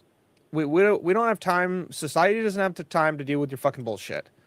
Oh yeah, that's true. Like, there are people that don't even want to go to therapy and stuff. Yeah. Like, and I have found like, good therapists like, can be very, very helpful, like as far as like figuring out like, and I'm not like, I had this with like other things, like stuff from my adolescence, like, everyone needs some help. Sometimes it's good to talk to friends. It's good to talk to family. Like, it's just don't keep everything bottled in. Yeah, there's don't keep it bottled in, but also know who you can tell, because there are some people that, this unfortunately is just the reality. You can go tell someone, whether it be a friend or a family. I've learned that I can't tell my family certain things because they love to either gaslight or they just overreact.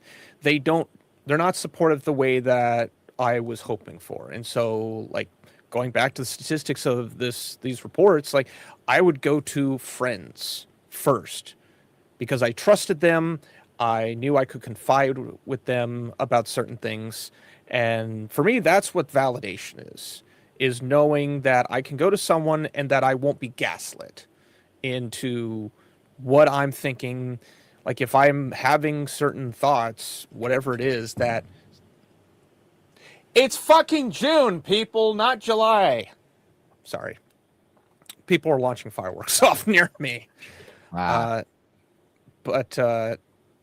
Yeah, that's the validation that I've learned that is really important for anyone, is knowing that you can go to someone and tell them something and you're not going to be gaslit, which happens far too often. Sorry, Lavistro. I really wanted to kind of expand on what Dash was talking about.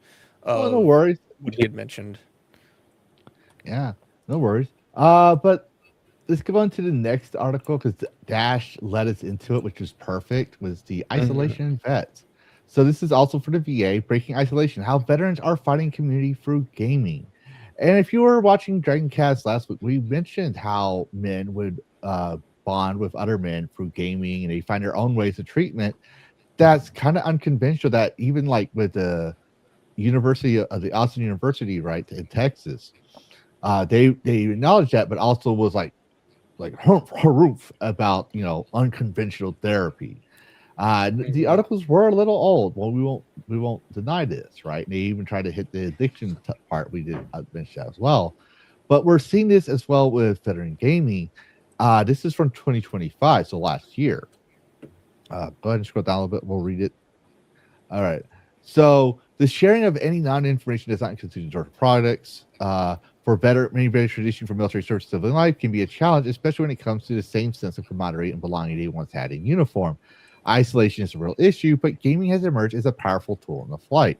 Nonprofits like Brick by Brick Vets lead the charge by using gaming to help veterans reconnect, to find purpose, and build lasting friendships. One powerful example of this is a veteran who struggled with isolation until Brick by Brick Vets stepped in. Providing a gaming console and an online community, it helped the veteran break free, finding support among others who understood the journey. Keep scrolling down. Brick by Brick Veterans isn't alone in this mission. Several veteran-led communities reshape the veteran organizations. Look at the modern era. These groups aren't just about gaming; they're about creating safe spaces where veterans can connect. And I know we make fun of the whole safe space, but in this case, this is one thing that this is legitimate. This is a legitimate safe space. Yeah, these aren't just like I have a stress-free room to goof off because I don't want to do my test. Or these are veterans. These are spaces for veterans like, I need to feel safe because I'm reliving the trauma. For example, where I live, when I moved in where I live now, I moved in here during COVID, and there was no cars on the road, not a lot built around me, right? I have a problem going out because now they built around me and there's a lot of traffic on the road. People from California came all the way to where I live, and the roads they zoom around the roads like Speed Racer, and I'm afraid I'm gonna get side slapped. Okay, just putting out there. People say, "Oh, you're DC, California." No, they still have California license plates. There's a reason for that.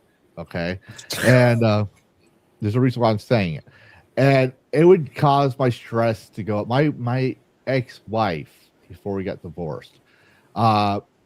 She wanted me to drive because she knew I was the safest to drive because she's been more wrecks than I have, surprising. But she also told me it scared her when I drove, and my buddies who never deployed, right, when we were in the military still, they some of them actually said, Lavistro, you're driving like you're still in Iraq because of that mentality of I have a car full of people's lives I had to keep safe. I had this car trying to rear end me. It kind of reminds me of that time in Iraq, and I start going down that spiral that nowadays I'm afraid to go out in traffic. I'm afraid to drive. I still drive. I force to drive for my son, but I don't feel safe on the roads. And when I come home, I turn on a video game. I really do. I turn on a video game. I can play a video game for a little bit just to calm down. I play more video games, not just because I'm a gamer, which that is true, but also because it's more effective than the 16 medications I take a day. Ooh, 16. 16. I'm surprised that my liver hasn't shut down. But so that's what I mean by safe space. You need a safe space to decompress, to calm down, and realize, before I realized gaming was my go-to. I mean, I was doing it, but I can't do it in the middle of work when I was in uniform. I had to tell myself, I'm not in Iraq. I'm not in Iraq. When we drove from El Paso to where we live now, before the divorce, it was a long drive. I had to drive the whole way, and El Paso was desert. Odessa was desert.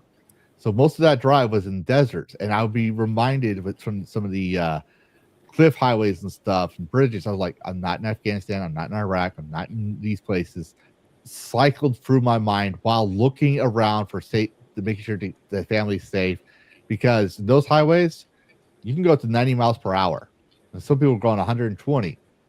Yeah. And I had to keep a baby and a woman I loved safe. So I had to constantly see that in my mind for over 8 hours. There's no safe space. Now, when I realize gaming helps with that, I play games whenever I get a chance. But continuing on, right, with these things, Warrior GMR. Focus on gaming as a means of engagement and building similar sense of community. Warrior GMR connects veterans to resources while providing a safe space for meaningful conversations. Through its Veterans Resilience Support System, VRSS, it emphasizes mental health awareness and provides a support system for veterans struggling with PTSD, anxiety, and depression. Then you have Military Veteran Gaming. Military Veteran Gaming strives to improve veterans' quality of life by creating spaces where they can heal through gaming, working with the VA. MVGA is aiming to establish structured D&D campaigns on its Discord server, allowing veterans to engage in storytelling, teamwork, and problem solving in a supportive environment. Then you have Richmond Gaming. This is one that I popped in their Discord to make sure they were still active. They have a Discord. Richmond Gaming is America's largest military gaming community, founded in 2020 with the mission of uniting veterans and service members through the power of gaming. Video games have been proven to help veterans recover from physical and emotional trauma. Richmond's focus is overcoming issues that service members and veterans face. Keep going down. I think there's some more. Combat Tested Gaming. We're not going to read them all, but just scroll out. These are the other ones that they pretty much do the same thing, right?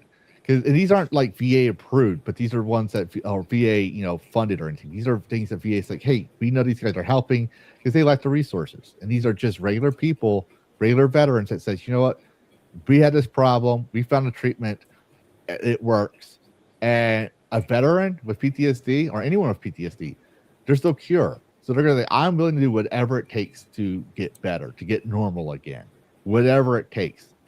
And, well, gaming seems to be, like, people try to point out, and I'm not trying to get into the arguments of it, because the Center for PTSD Research pointed out that people with PTSD that do marijuana, because people try to say that was the miracle cure for PTSD, when all it does is massive symptoms, they found out that you're more likely to develop schizophrenia if you have PTSD doing marijuana. Yes. Just point out. If you don't believe me, go look at it. Yeah. If people don't believe me in the chat, you can go look that up. That's why Yosef, what the hell is his name? He's a doctor. He's a former psychiatric doctor. Well, not former, but he is a psychiatric doctor. He used to be like a big pharma bro who like defected And he now actually has talked a lot about how, yeah, marijuana has really messed with people and it's caused massive schizophrenia that has forced people to try and remedy that instead of whatever they were trying to use it. So yeah, that's a big deal. Yes. Now, I had some notes, and I realized I forgot to save my notebook when I closed it out. But one thing that I'm going to mention about this as well is because I don't think we're going to be able to find a way to link it up. Or maybe I can. I'll have to look it up. Where'd it go? I'm just going to see if I can find it in my thing real quick. But remember when we were talking about cozy games? Yes.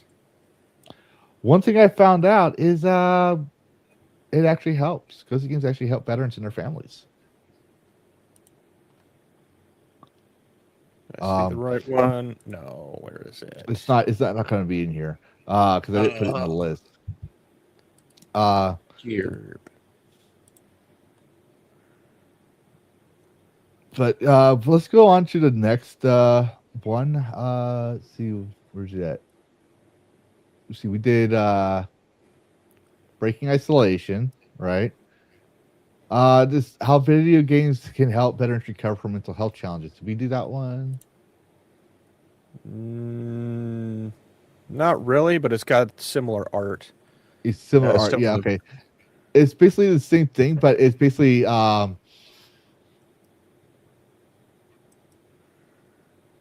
actually, this is the same one, just rewritten. It's basically the same thing we discussed. It's a different link. I just noticed. I was like, wait a minute, that's not the right one. I gave you the wrong one. That's my bad. Let's talk about TBI. That's another thing I have. 1 in 3 veterans have TBI. So I have one here. Computer games give the brain a boost after traumatic brain injury. I have TBI and PTSD, and the symptoms are very, very similar.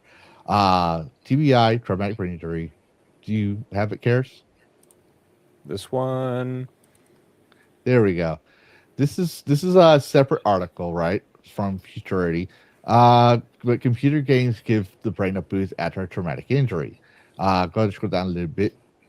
Okay, so neuroplasticity is the brain's ability to change and reorganize nerve fibers that are responsible for learning and processing. These nerve fibers facilitate communication among neurons for functioning, including speech, memory, and problem solving.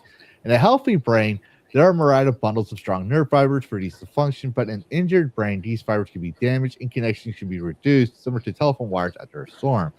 Like, for example, me in the beginning of the stream, I said, so let's talk about the most masculine man of all men, Karis. How's it going? And when I meant to say dash attack, that was my brain injury, trying to connect the fibers, but failed. It happens.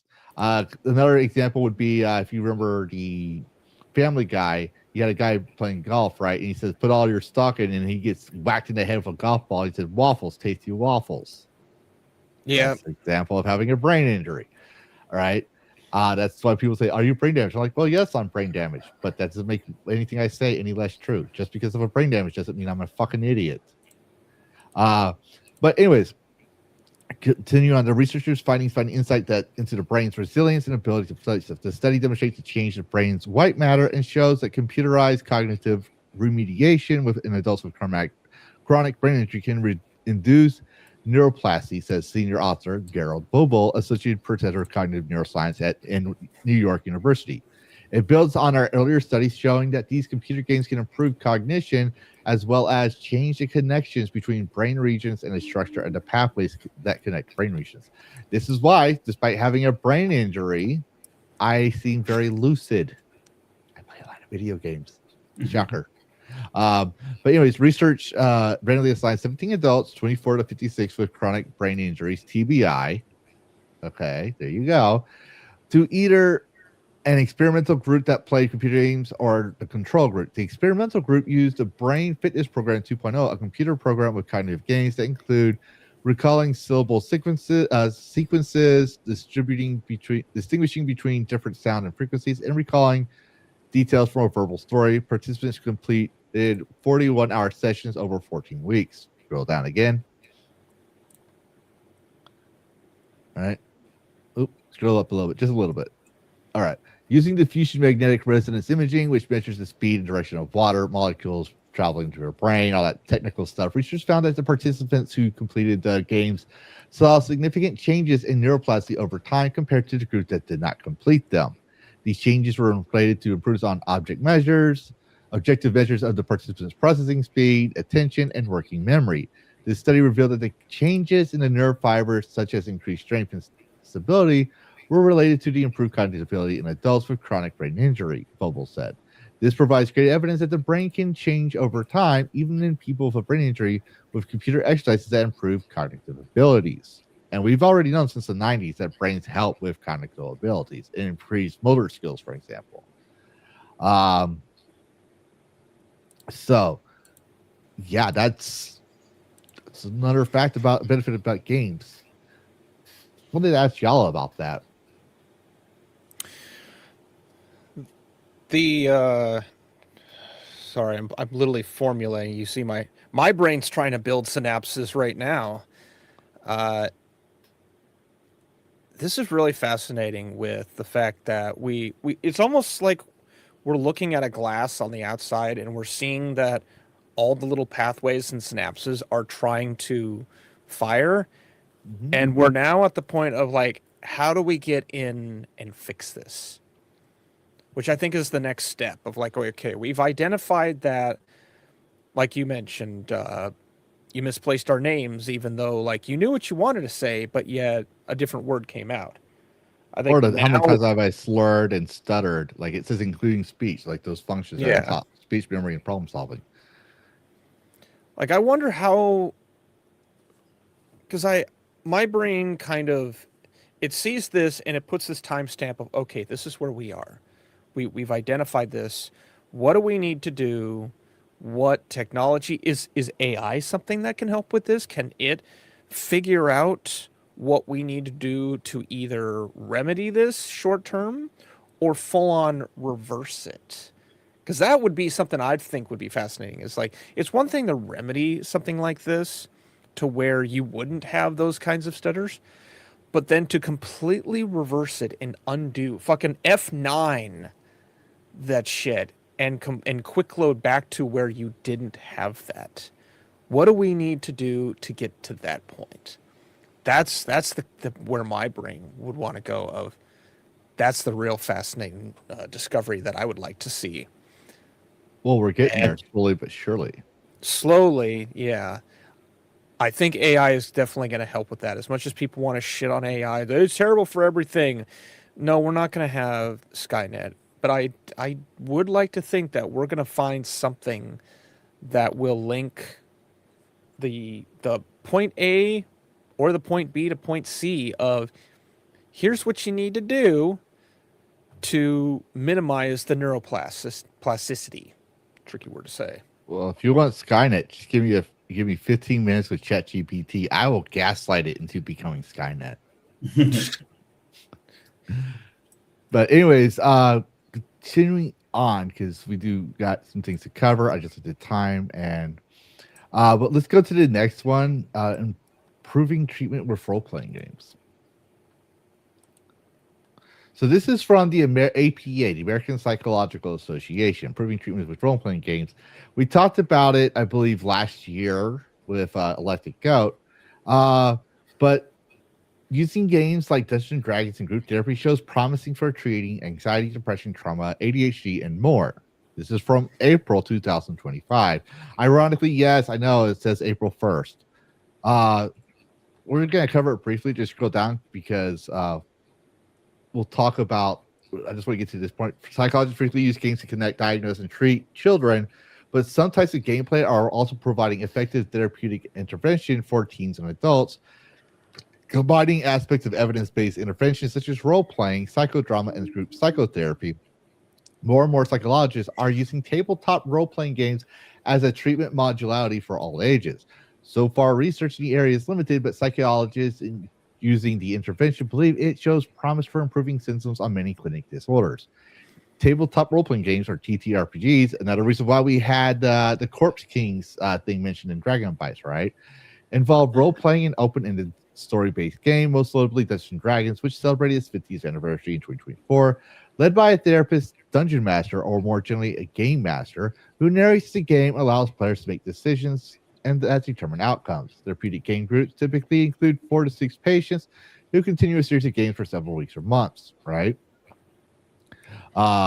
Skipping through it, in either case, the goal is to equip participants with different tools they can apply in real life they can apply in real life, right?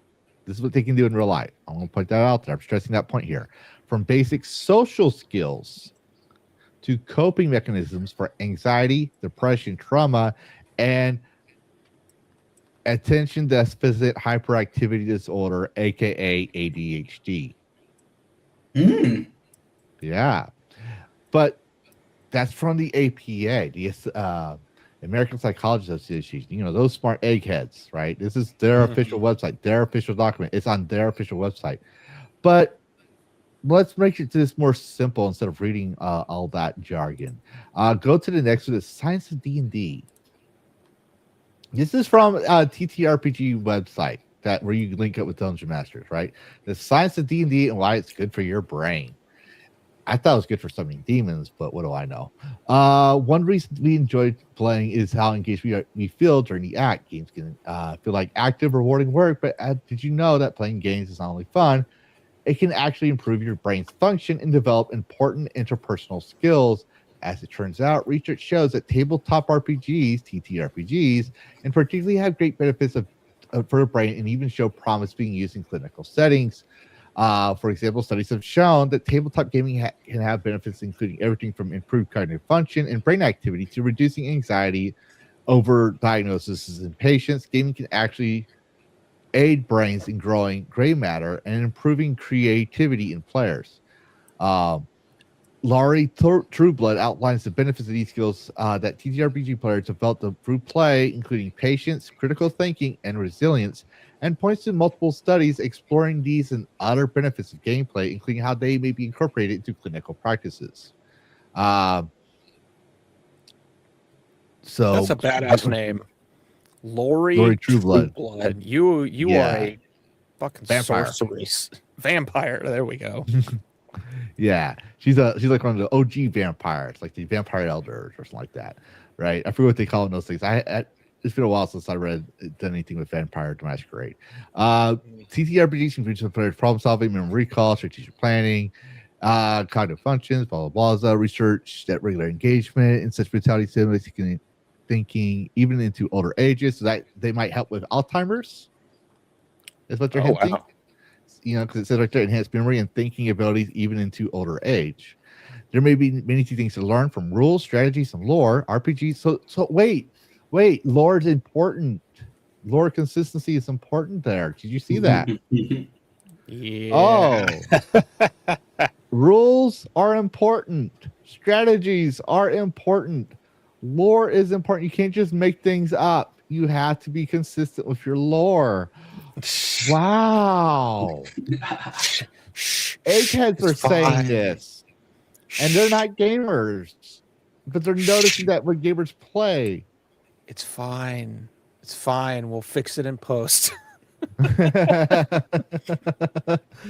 RPGs offer varied challenges that require players to think in a multitude of different ways, strategically, technically, creative, emotionally.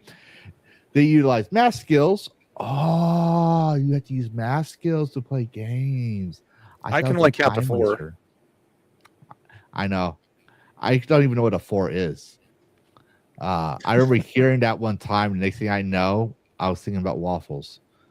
But they utilize math skills, spatial reasoning, and language skills, interpreting rules, and communication with your DM and fellow players.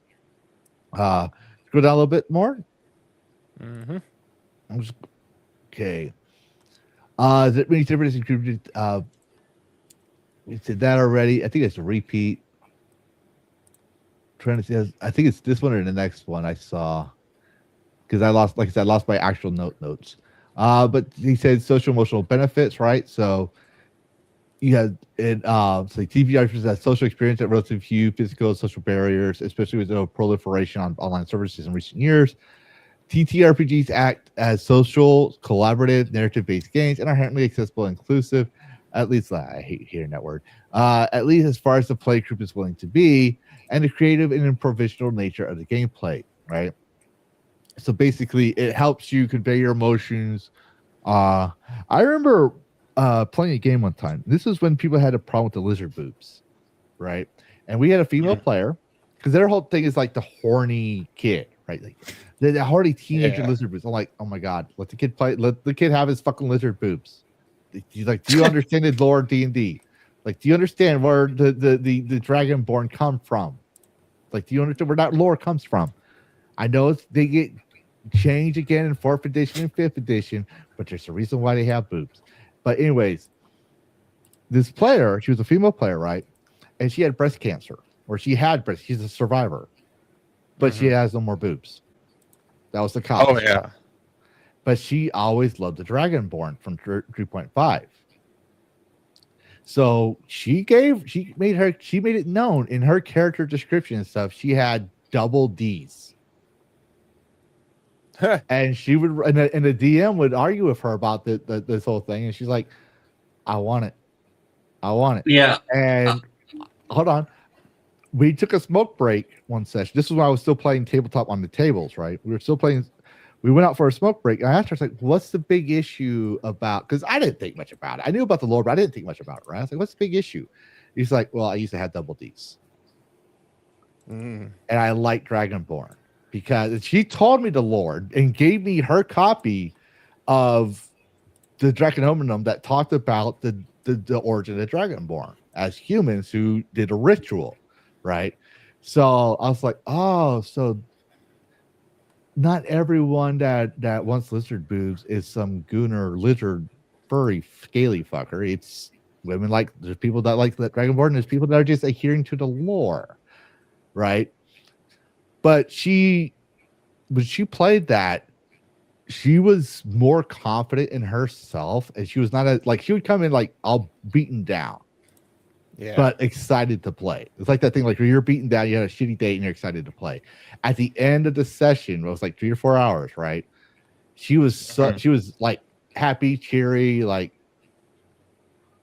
totally different person, and that was because she was imagining herself as this character. Yeah, I understand about, people say, well, you don't want to put yourself as a character. No, sometimes you need to. Like, sometimes you still have that player-character relationship.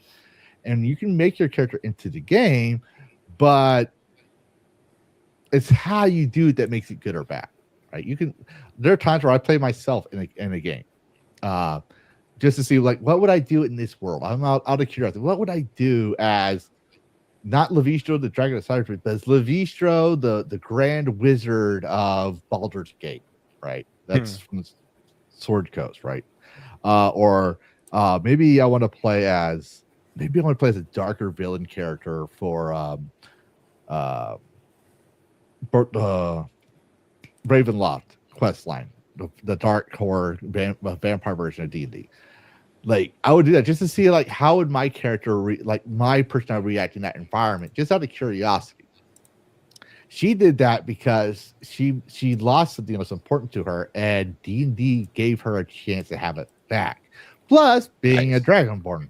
Okay, so, I've been trying to hold, like, it's just like you're talking Dragonborn, which is my favorite D&D race, and you're talking about boobs. So, like, yes, I would like my Dragonborn women to have boobs. Of course you would. Yes. Of course I would.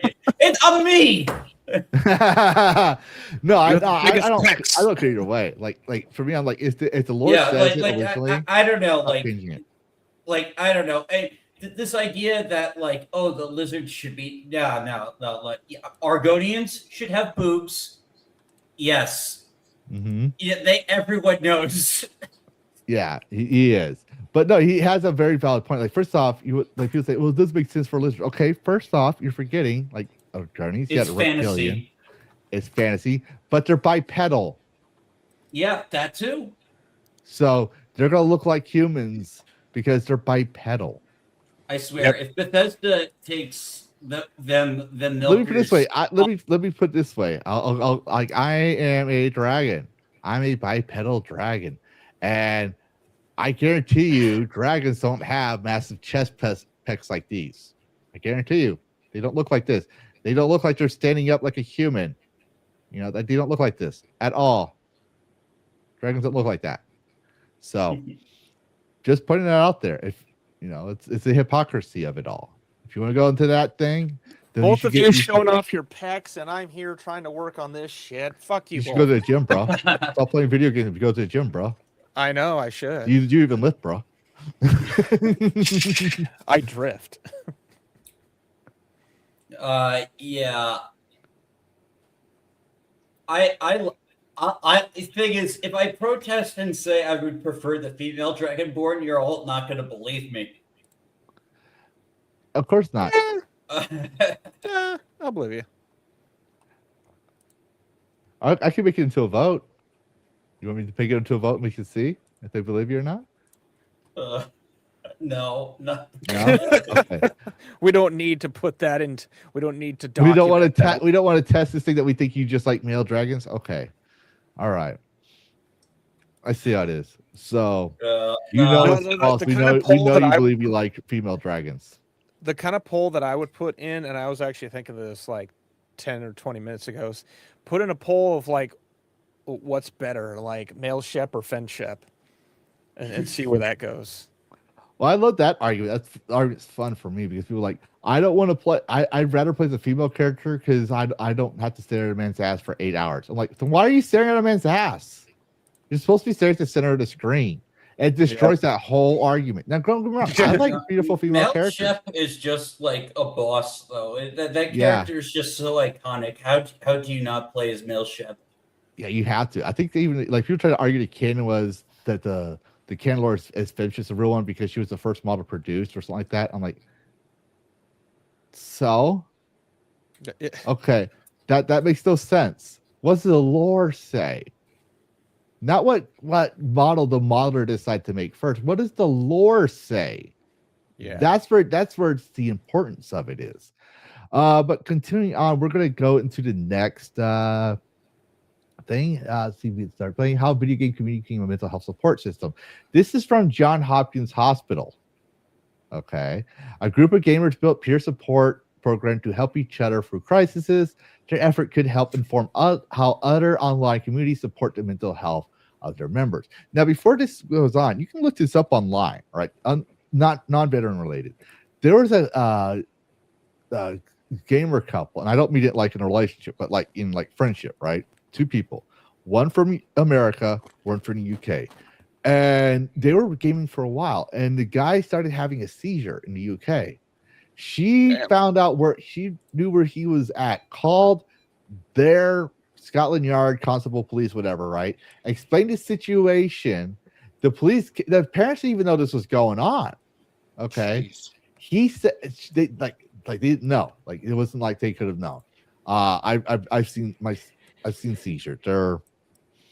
You don't know they can be silent and yet violent. But yep. The police comes in their thing. They mentioned the police mentioned that someone's having seizures. They went out to go see what's going on. That girl saved his life from miles away. All right. Mm-hmm. And they're still the best of friends, right? So if that doesn't make you believe that there's a possibility of support group networks and empathy of gamers, that this article should change your mind. Keeps going down. So ever since video games became mainstream decades ago, there's been questions about their negative effects. Are they addictive? Can violent games lead to violent world behavior? Which Christopher J. Ferguson and the APA said, fuck you. No, that's not true. There's no causal link. And for video game addiction, the APA, J. Ferguson said that there's underlying factors that there's no causal link. There's underlying factors that should be addressed that can seem like it's addictive. And the APA said, gaming addiction disorder needs further study. In fact, they actually told the UN when they added as an actual thing to go fuck yourself because you don't know what you're talking about. They actually left. So there's that, right? How do they impact sleep, academic performance, or interpersonal relationships? All valid questions with no shortage of studies attempting to answer them. But can video games and communities that form around them have positive effects? That's what, oh, wow. Do you remember this person? Michelle Colder-Curris? We've talked about her. Mm-hmm. A senior associate in international health and the Center for Global Digital Health Innovation has been working to understand. She researches digital well-being and how people can balance the benefits with potential drawbacks. In a study published in July, she evaluated how one gaming community implemented supports interventions for members. So this is a different study she did. All right, this is a different study. So this is no longer vets, I guess. I don't know, but we'll see. Because I didn't read this one. I wanted to have a surprise reaction for one of these. So this is what do you call it? A wild card for me, since I know a lot of this stuff. I was like, yeah, this is when I have blind react. Yeah, blind react. Online spaces like forums, chat rooms, social media, and video games offer individuals a way to connect that may not be as easy or even possible in real life. Most digital communications allow members to remain anonymous and make it easy to find others who share their interests, values, and identities, including ones they don't express outwardly in their everyday lives. Here's something, but we've known this for centuries. For example, I when I was in college, I studied Korean culture because I wanted to, impress my now ex-wife, who was at the time a girl I was trying to date, by learning Korean culture and language. And one of the things they have is like there's these masks that Koreans used to wear, wooden masks, and they were comedians. They wore those masks to protect their identity because they would make fun of the emperor and the nobles, the staff, all that stuff. And if the emperor knew who they were, well, they would be living the very next day. Let's just put it that way. So they were able to express their political issues in a comedic fashion, or even just make comedy, making fun of the emperor, and not be afraid of insulting the emperor. So it gave that genuine laughter that people would face because they wore these masks, so you could tell who they were, and it was required for their sake, right? Yeah, that's kind of how online spaces work. This is why people say, "Well, I don't like the fact that you have a anime profile there or nice AI generated art there." It's because they can't tell who you are. They don't really care that's AI generated or an anime profile pic. They want to figure out who you are so they can dox you, right? Same with game spaces, right? If you, it's easier for me to talk about who I am and stuff without mentioning what I am, without showing my face, because I have a VTuber model. I'm able to be more open about my PTSD, believe it or not, especially live on stream like this. Because I had that, I'm Batman, this is my alter ego kind of mentality here. Lavistro is literally not my name, it's my alter ego, right? Swear to me. Swear to me. But anyways, continuing on, the communities that form around video games are facilitated by new ways of interacting online that have come about from the last several years. To collaborate, players often use tools beyond the game, such as Discord, where groups can converse via text or voice chat. These platforms also allow gamers to stay connected when they're not playing. And you know what's funny, right? Is what are people trying to attack right now? AI gamers? No, I just mentioned it. What are one thing people are trying to attack right now with age verification and stuff? Oh, free internet. Discord. I was thinking, is it people or is it a platform? There's a reason why I'm getting at here. I've been building it up for a while, right? We need lore. We need to immerse ourselves in games. We can't be thinking about real life when we're playing these games, right? We also need anonymity, right? As this is just the PTSD victims alone, right? It also affects mental health, like men's mental health and women's mental health, all that stuff, right? It affects everybody, right? But we're seeing it from these studies here when it comes to veterans and men. They need immersion. We've also seen this. We also talked about a study that showed men are more involved than women, according to fMRI scans in video games. They're more involved in it, right? Yeah. So they need that. They more importantly need that immersion, that world building, all that stuff. They need that.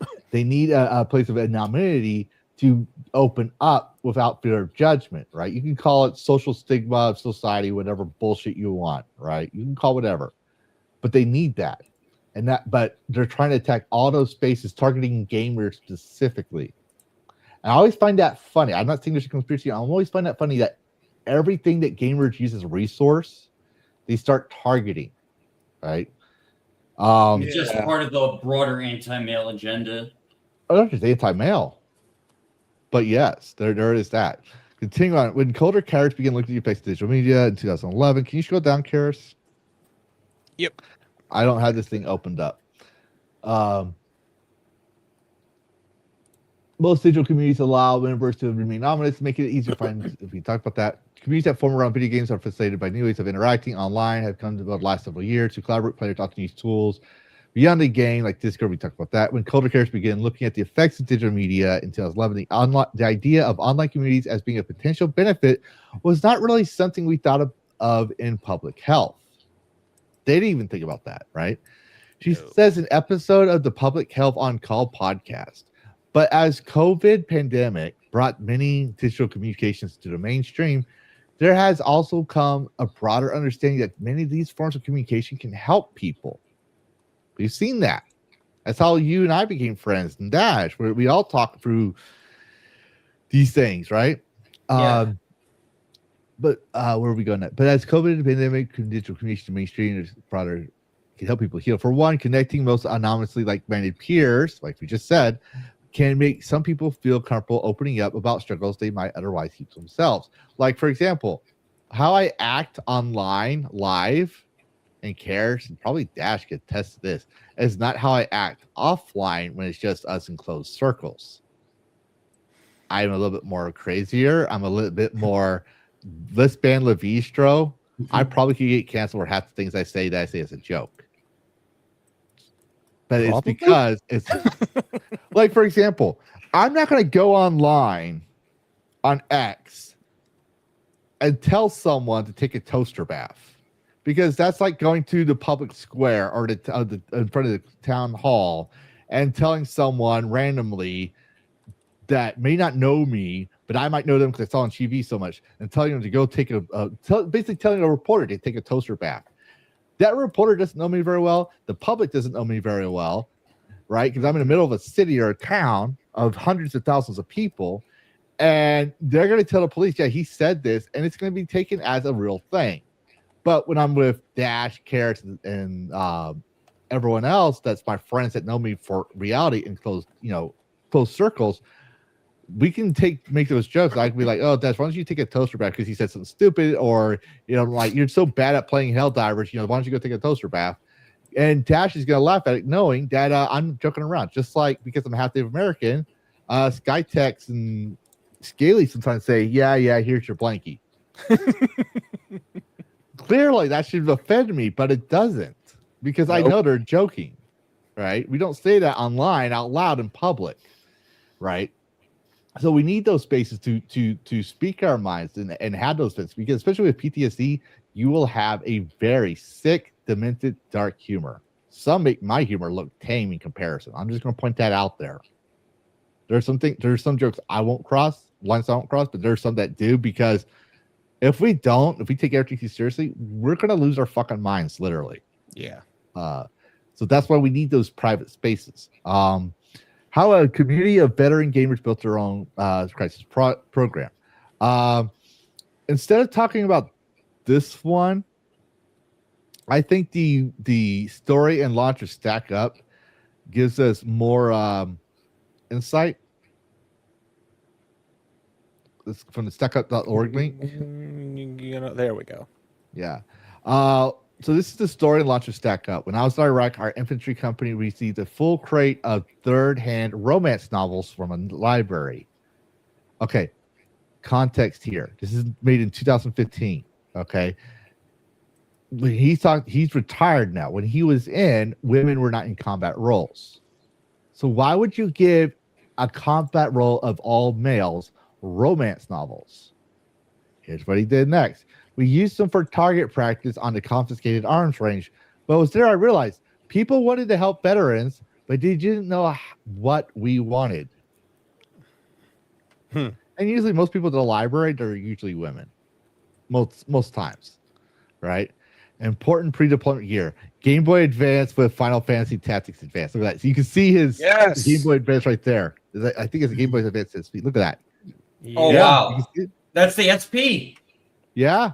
And what is the thing about the military? About being in the military is one of the most top was it feminine or masculine roles in society?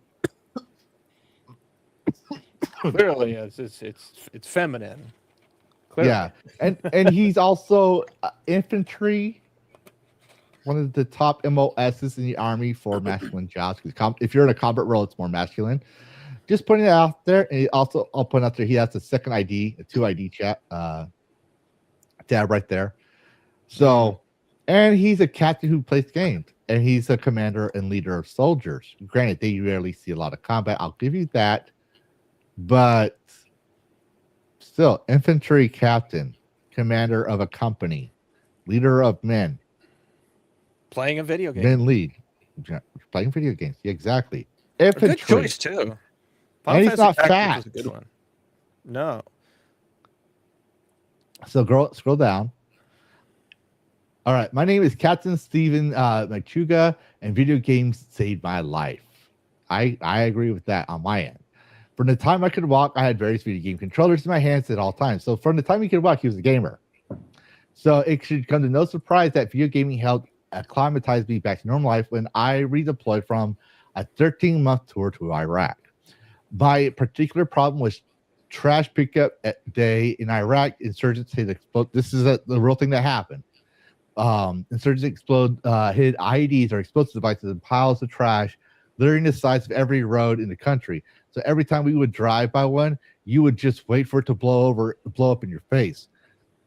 Fast forward to coming back home. Imagine driving to the mall on trash day, where there were piles of trash all over the place around my house. Sure, I was safely back home, but subconscious searches for wires coming from out of the garbage piles made it extremely difficult to leave my house.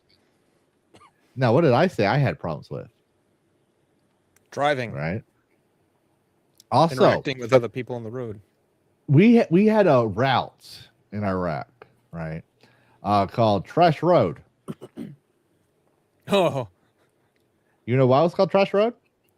because there was a lot of road hazards. Not just on the road. You look out into the field, you'll see nothing but trash. Miles and miles of Iraqi trash on the desert sand. People want to talk about we need to protect the environment. Hey, I'm all about recycling. Believe it or not, I'm not like an environmentalist, but I'll believe about cleaning up the earth and clean air, clean water. I'm all about that. Go to Iraq. I call it the ass crack of the earth for a reason. It's not because I fought a war there. It's because those motherfuckers are fucking filthy. Here's an example. They wipe you. You will never point to them with your left hand. You know why? No, I can't remember. It's an insult to them because to them, their left hand, they don't have toilet paper. They take a shit. They use a water bottle to clean their ass with their left hand. That's right. Yeah. So that's how filthy these people are. This was before the war. This is a cultural thing. And the terrorists like, wait a minute, we can hide our bombs in the trash. And that's why a lot of veterans get freaked out when they see piles of trash on the road. Just pointing out there, like this guy. So continue down. Mm-hmm.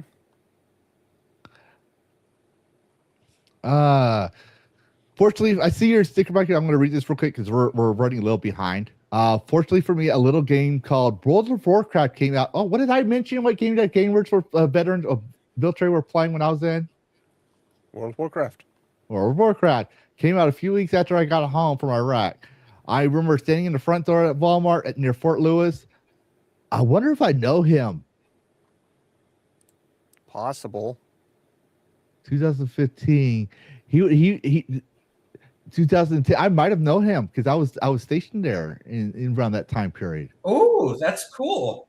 I'm Very scrolling down possible. because he said Fort Lewis because now it's called Joint Base Lewis McChord. But he goes to Walmart near Fort Lewis at 6 a.m. waiting for the doors to open just to get my hands on a copy. I played the game like some people breathe in oxygen. And that's actually true. Sergeant Major would bitch at us for playing WoW in a barracks. I was like, go out and do it in the gym or something, not realizing that we just came from the gym. It was a support I wanted to share with my brothers and sisters in arms. So in 2010, when my driver from Iraq re-enlisted and was immediately shipped to Afghanistan, he reached out to me for help. He knew I had fostered some context in the games industry and asked if I could reach out to some of them, see if they could get his unit some games and a video game console. The response from the games industry was surprising, and I received an amazing bounty of donated. I can't see the rest. You scroll down. Donated games and gear upon receiving it in Afghanistan. The word got out that this crazy ex-army captain, also, no, I don't know because he got out when he was out when I was in. So this ex-army captain was sending out thousands of dollars worth of games and gear to units that sent him an email, and here we are now, standing tall, proud of our gaming heritage with the launch of shakeups.org. So there he is now. He doesn't look like someone who lives in his basement. Nope. No, he seems like he's a man of action doing something. Look at that. I had an Xbox 360 cover. Oh, yeah? Yeah.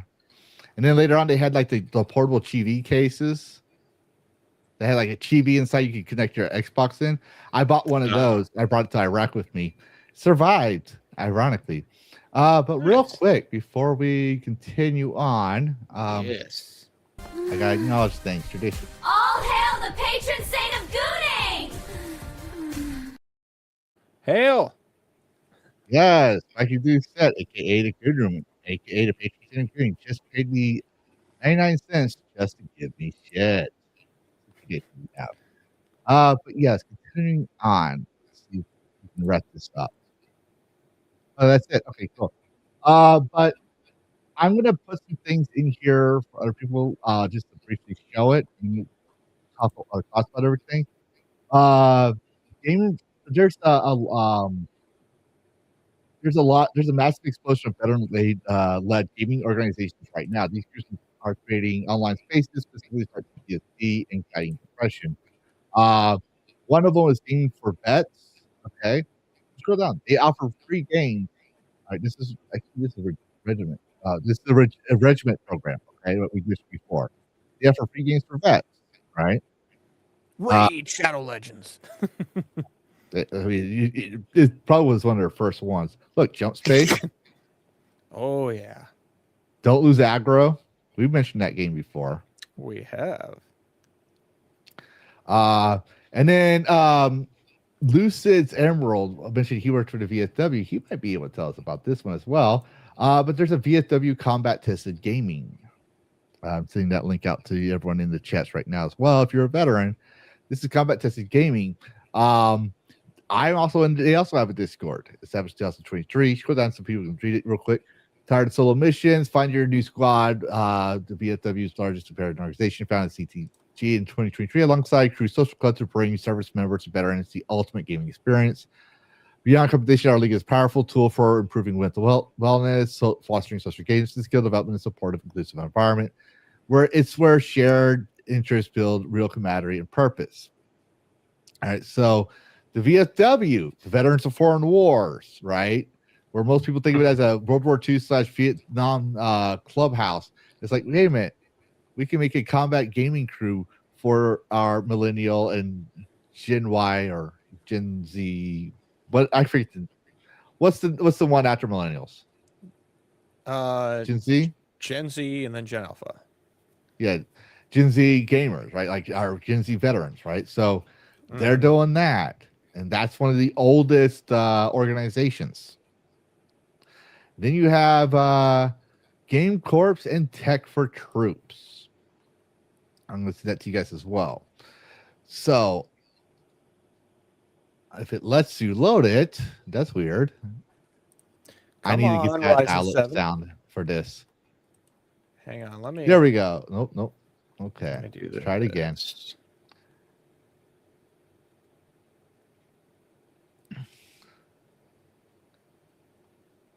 I do apologize for not letting y'all talk on this. I wanted to speak for because we were running behind, but I'm gonna let y'all talk once we get these resources out. If y'all want to add anything to share on this, but I will say, I couldn't find it. But one thing I would mention, you were talking about cozy gaming, right? Last week, I found it. I don't know what happened to my notes, but in my thing, I mentioned about how kids are. In my intro video, kids are sometimes caretakers for their dads, like 1 million kids, right? And then also wives have secondary symptoms of PTSD because they're all on eggshells over over their dad, who's not a bad father or husband. He's just the PTSD flipped the roles around, right? Well, one thing I wish I saved it. I couldn't find it, but I wish I saved it. There's a search history. Okay, you got it up. Okay, scroll down a little bit. So I can tell you what Text for Truths is. Click the Game Corpse. Go up a little bit. Well, right there. Hit Game Corpse. Yeah. You should, is that an icon? No. No. Okay. All right. Well, basically, Game Corpse is a mental health part of their thing. Just another source for veterans, right? But continuing on, right? They found that cozy games and PvE games help veterans and their families bond, so the children can be a child again. The veteran husband is a lot more calmer, right? The mom, right? Like they found it all helps. These cooking games actually help veterans and their families. So there's a lot of therapeutic because it's safer. They don't have to worry about the violence and worrying about if it aggravates their veteran family member, right? PTSD affected family member. But at the same time, it helps the kid become a child again. The mom not worried about eggshells, and the dad, he's just that's wired focused on this another task to do, but he's sharing it with his children and family. So he's able to open up more to them. Because one thing about PTSD is you are emotionally numb. I have a hard time sometimes relaying my emotions, especially like when we were talking about things in the back rooms, right? And because I caught things in text, and I know the way I'm saying in text could sound very cold, could sound very angry sounding. In reality, I would say I'm not angry. It's just I'm concerned about this, and I would have to say it through voice, but I don't. We talk for like 4 or 5 hours on here in Dragon Cast, right? Sometimes it gets long, but we are too tired to do any more talking. But so I would say I'm not angry about this or that, but then we would talk. We would have a little powwow meeting before we start Dragon Cast. That's why it goes late. Sometimes we start late, right? Just to clarify things before and addressing concerns before we move on. So that way, for me, I feel like, hey, if I do it this way, it lets you know I'm not mad at all. I'm a normal tone. It's just the way I talk, the way I write, the way I speak. And that actually helps out with the cozy games I was getting earlier. It's like a lot of these veterans are realizing, or families are realizing, hey, our dad, our husband isn't going to go off the rails if he's playing this cozy game with us. And we can finally understand what he's going through because we can finally see dad laugh. My dad has PTSD and like I do, right? But he's a Vietnam vet. My mom says he's never heard him laugh his entire life in a normal laughter. Always sound forced, robotic, ha ha ha. Until this is back in the late 90s, early 2000s. He played Crash Bandicoot Racing with us on Xbox, PlayStation 1. And he laughed because I actually blew up my sister in the game. With a TNT crate. And he just started busting out laughing and came after me just to do it to me too, right? Like it was I love my dad. My dad is an awesome guy. And he would try to laugh. He would try to show emotions when he could, which is different from a lot of veterans with PTSD. But he laughed, right? So, yeah, I'm just going to ship on that because I talked a lot. I want to hear what y'all final thoughts were, or if y'all want to add to share to any of that knowledge before we wrap things up. Dash? No, I'm good.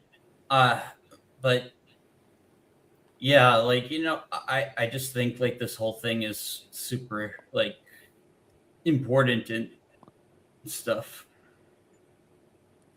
I like that they're obviously very obscure, and I can only imagine, Lavistro, you had to go digging for some of the stuff. Maybe not too hard, but the fact that these places do exist, but that they are kind of around the corner, they're off in the alley somewhere. That is a little unfortunate because, like, this stream, this whole time, we've had the PTSD crisis line, which, a side note, I've never liked the phrase PTSD. I think it destroys the meaning of what I wish we still use phrases like shell shock. That actually, would you like, rather call it cowardice disease? Its original title. That was its From World War original. One? I thought shell yeah. shock. Thought it was shell shock. Is what it was Tolkien called. was diagnosed with cowardice disease from World War One. Oh, He I had didn't know it was PTSD. that. Yeah, I prefer shell shock. It seems to have a little more umph, but that's besides the point. or it makes me I- think of the Turtles in the Teenage Mutant Ninja Turtles video game. Shell shock, but he died or like got game over. That's the life. Yeah. But not reversing my trail off. I kind of wish there was a centralized place that was easy to find all these teams. Some places, obviously, it looks like they've linked some of them. Like, I can't remember which one it was. I had one of the links where, well, here it is. You got Regiment, which we've talked about Regiment. I think when we first met, you mentioned Regiment Gaming. Mhm. But I really wish that more of these teams had the even greater support. I wish they would had some, like, obviously the Veterans Affairs, like their R&D, they look into stuff. We don't know if the VA and these teams actually really work together, do they? Oh, the VFW, the VA do.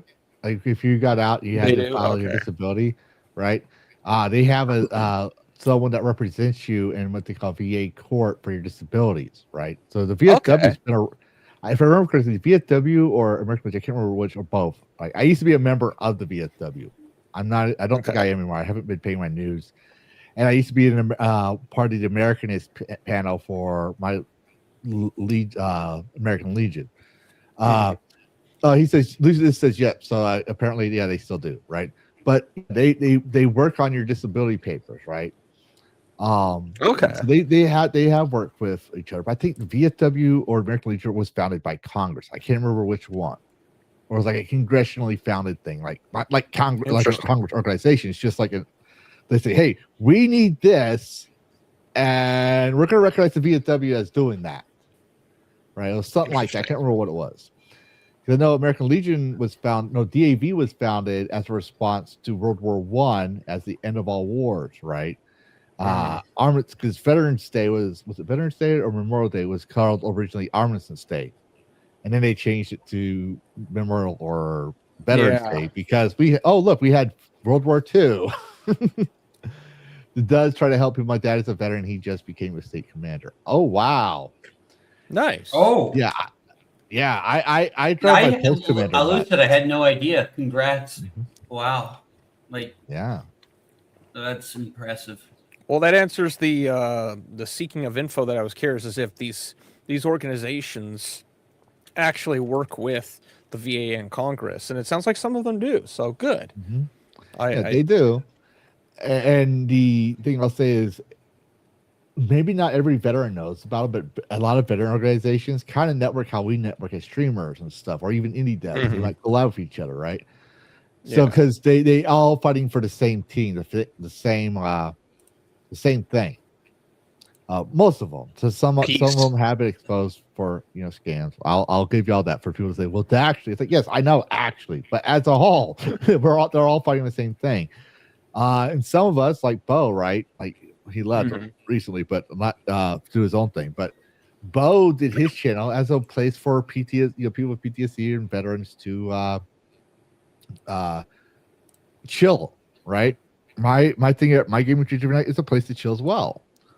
He said his dad goes to DC politicians. Yeah, I won't want to dox myself here because some people who might know this, but when I was a DAV volunteer, right, the Disabled American Veterans Association, DAV, when I volunteered for DARE, I would go on behalf of my commander to go speak with the local congressman whose offices was in our location, our city, right? Okay. Because he was part of the veterans committee panel, the congressional veterans panel, whatever they call it, where they discuss veteran affairs stuff. And so I had to go talk to the commander sometimes. Like the commander would have me go like this is the petition they need for veterans issues in the congressman's district. Like we weren't that important. Like don't get me wrong, we weren't that important, but because they have a history of doing that, it was kind of a mutual thing where we would go. And so I got to talk to a congressman. I didn't vote for him. I didn't like him, but I was professional enough to be like, oh, you're the asshole who voted to pass the buck and pass an act. So you didn't have to declare war. So I got blown up. But you're also the guy that's in charge of the issues veterans have and can decide to allocate funds for veteran issues. Okay, I'll play ball. Why do I feel like I need a bath? Like when I shook hands with him, it was like watching It's a Wonderful Life, where he shake hands with Potter, and all of a sudden he wants to wipe his hands. Oh yeah, yeah, it was kind of like that for me. And I would have done it if it was the other tribe too, like the other party was in office. But no, but yeah, they do that. But yeah, hey, nice. Lavistro, can I make my exit right now? Yeah, you can go ahead. I understand you're it's late over there for you. We were trying to wrap it up. I do apologize. Yeah, it's okay. This was a great episode. I do think it's great that gaming can really help with a lot of people, with especially our veterans, and that it's helped you. Oh yeah. All right. You got Take any care, more of you that guys. crack? I mean, games. I know you can't see me, but I'm doing that joke of scratching my neck. Lol. All right. I need to get a better model. Take care, everyone. Yeah, you take care, Dash. Take care, Dash. All right, so I'm gonna ruin that. But yeah, there's nope, wrong one. And goodbye, people. I'm out. But yeah, there's a lot of gaming research, and the thing I want to point out is the VA's been doing decades of research on this, and them doing this research and studies with collabs with other scientists, right? The information they get for PTSD has helped them cover what other things that happen for men's health. They found out that the concept that video games are addiction started breaking apart. The concept video games cause violence broke apart. Found out that wait a minute, if these games are helping, it can't be an addiction problem because it's actually helping. Unlike what was one of the things they used that became a drug? So morphine?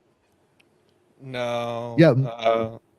The 1800s. Oh, maybe in the 1800s, yeah. But then we Yeah. kind of relegated to just pain management.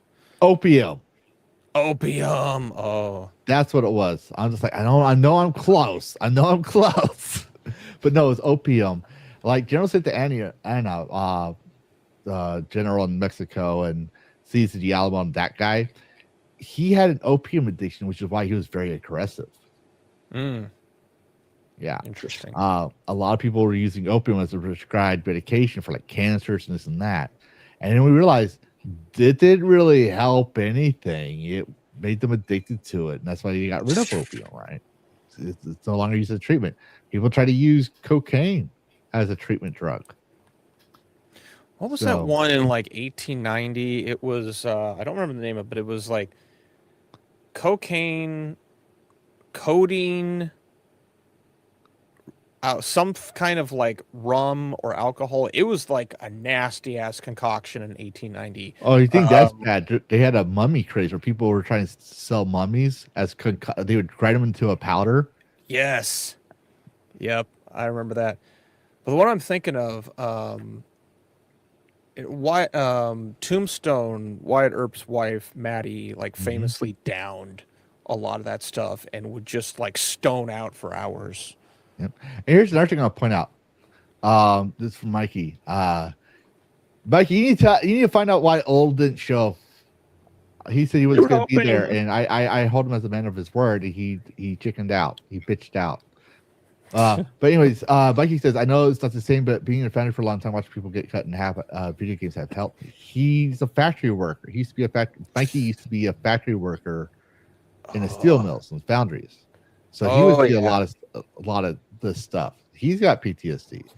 And if you ever heard Mikey speak, you'll know he's got a lot of testosterone. He plays video games.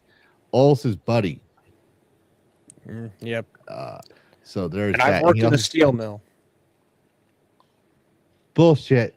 You look skinny as fuck. I worked on the camera systems, but I you were okay. All right.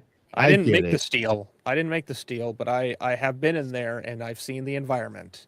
That's like saying I was in combat and I was a cook. In reality, you were just in the kitchens of a camp. Well, I was never even. I'm just kidding, Garrett. You say that Casey Ryback exists. Yeah, but Mikey continues this. My dad was in the military and uses video games to get over a lot of shit. So yeah, there's that. And I think his dad, like Mikey's in his 30s. I think his dad would be Vietnam era, possibly 60s, 70s. Yeah. He isn't man enough to work in that environment. Wow, he just called you out. Damn. But that's our Mikey for everyone who doesn't know. But yeah, Mikey, he's another guy that he got trauma from watching, that stuff happen in just a factory. Like PTSD can happen anywhere. You can get PTSD from watching a car wreck. Yeah, I've seen that. He's in his 50s actually. Oh, he's a Gen Xer. So he's not a boomer. All right, but anyways, like I said, he's what was I getting at? Because Mikey just maybe changed my mind on here. You can get for car anything, and the thing is like, well, video games help, and yeah, they might play long hours, but remember what I said. Christopher J. Ferguson, a psychologist, did studies on this, right? Who literally got the APA to change their mind about games and violence and stuff like that. He said that the reason why it seems like an addiction is that there's some underlying issues that's not being addressed, and games are being used as a treatment for that. Once you address the situation, right, like get actual treatment for them, because you realize it's not an addiction, they're trying to cope with the pain. Yep. Which sounds like an addiction. I get it, but basically he's saying it's not the same. There's some underlying issues that needs to be addressed. You need actual therapy. Gaming is not going to do it for you, right? Gaming can help, but it's not going to do it for you. It's kind of like taking a vitamin when you need antibiotics. Yeah. Is what he's I was saying. going to make a reference of this wouldn't be an accurate reference, the way that some people down a bottle to make the pain go away. It'll technically make the pain. Alcohol is a form of a disinfectant, but what you need is something other than a bottle. Yeah. The thing is kind of might push your mind to calm. Those people would use it as an excuse. In a way, yes. It's like gaming doesn't mask the symptoms. It forces you to calm down, right?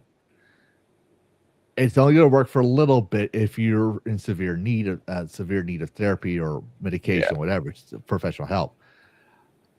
drugs and alcohol, even smoking, is only going to mess. It appears that you're calm. It appears that the things are gone. But once that euphoria is gone, Yeah.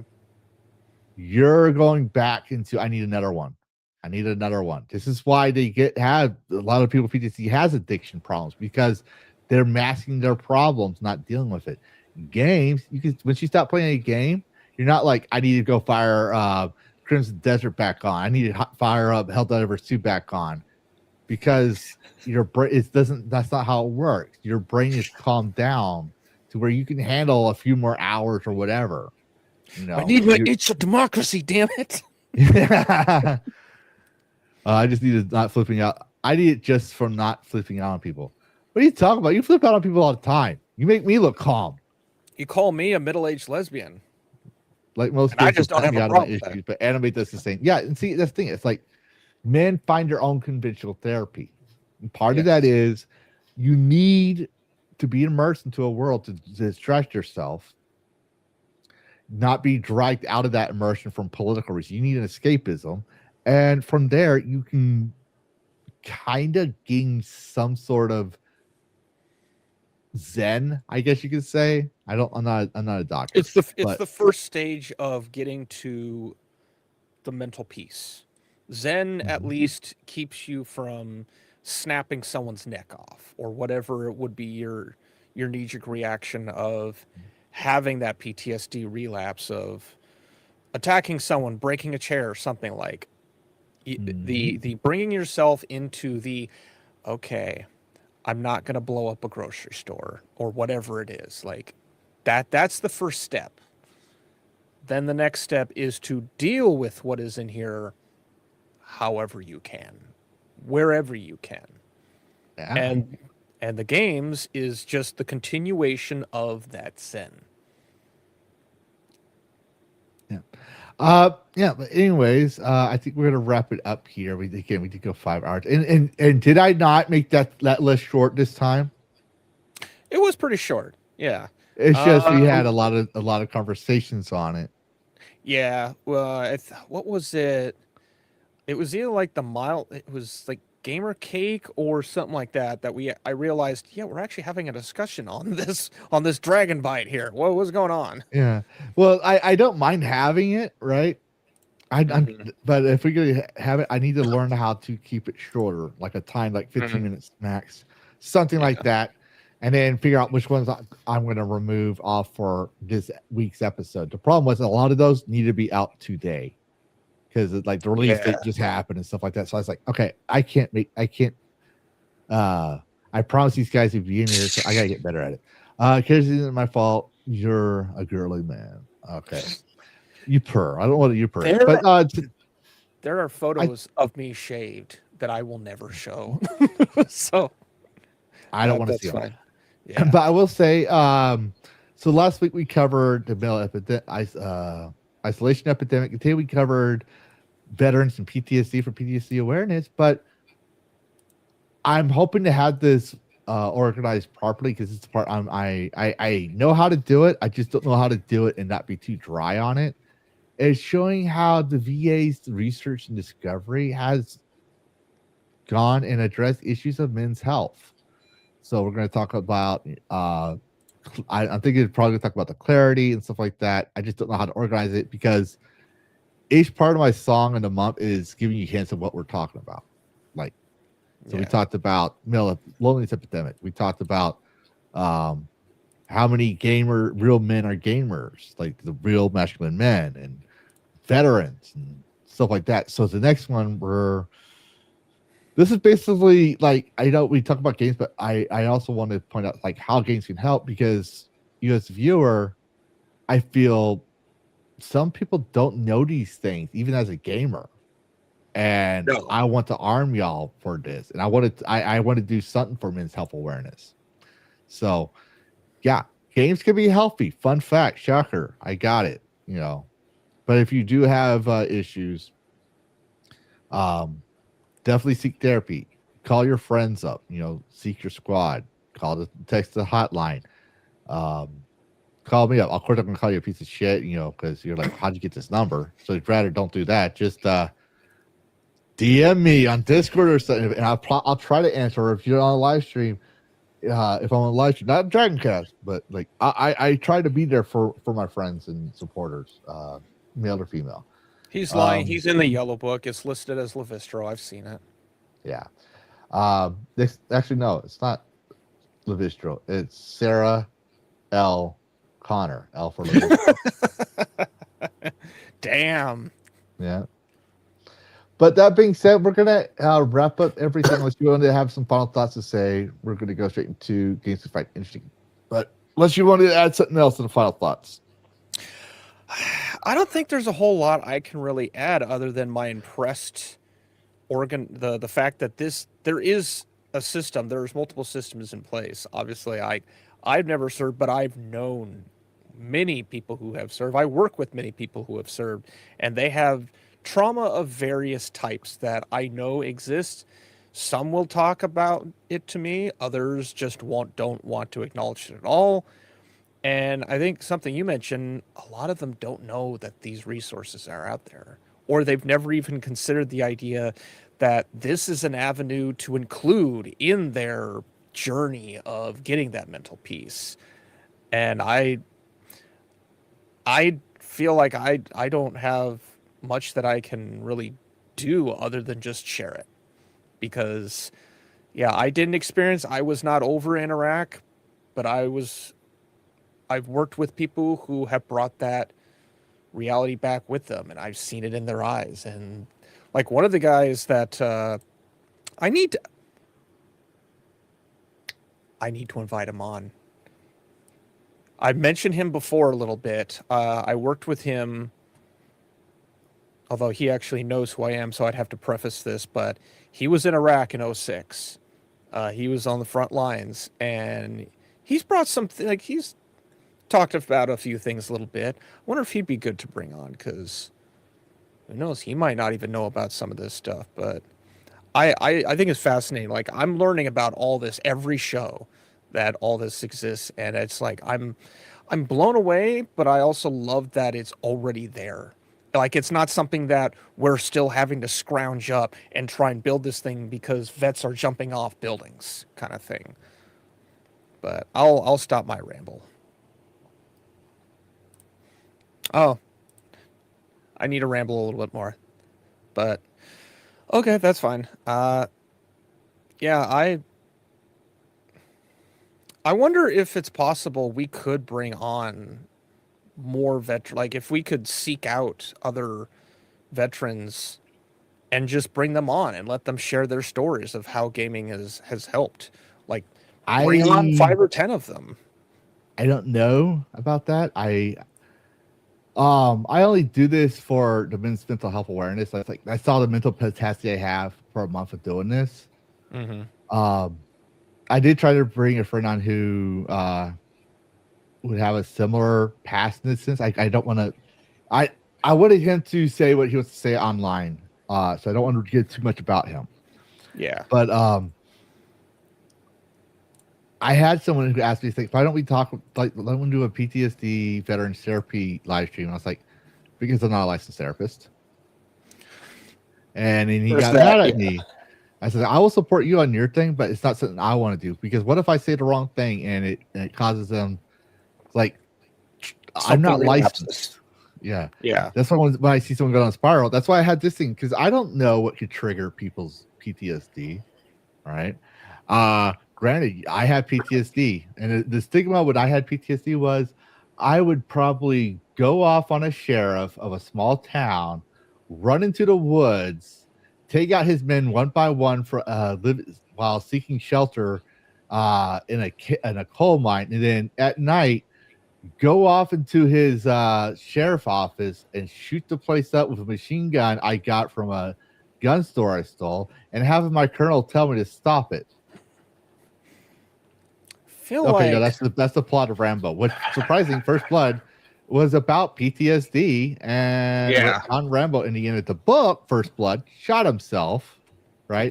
But in the movie, technically, when you really think about it, he's a war veteran and all this stuff. He's going for PTSD, but the way he behaves, you're like, oh my god, you're cheering a villain on.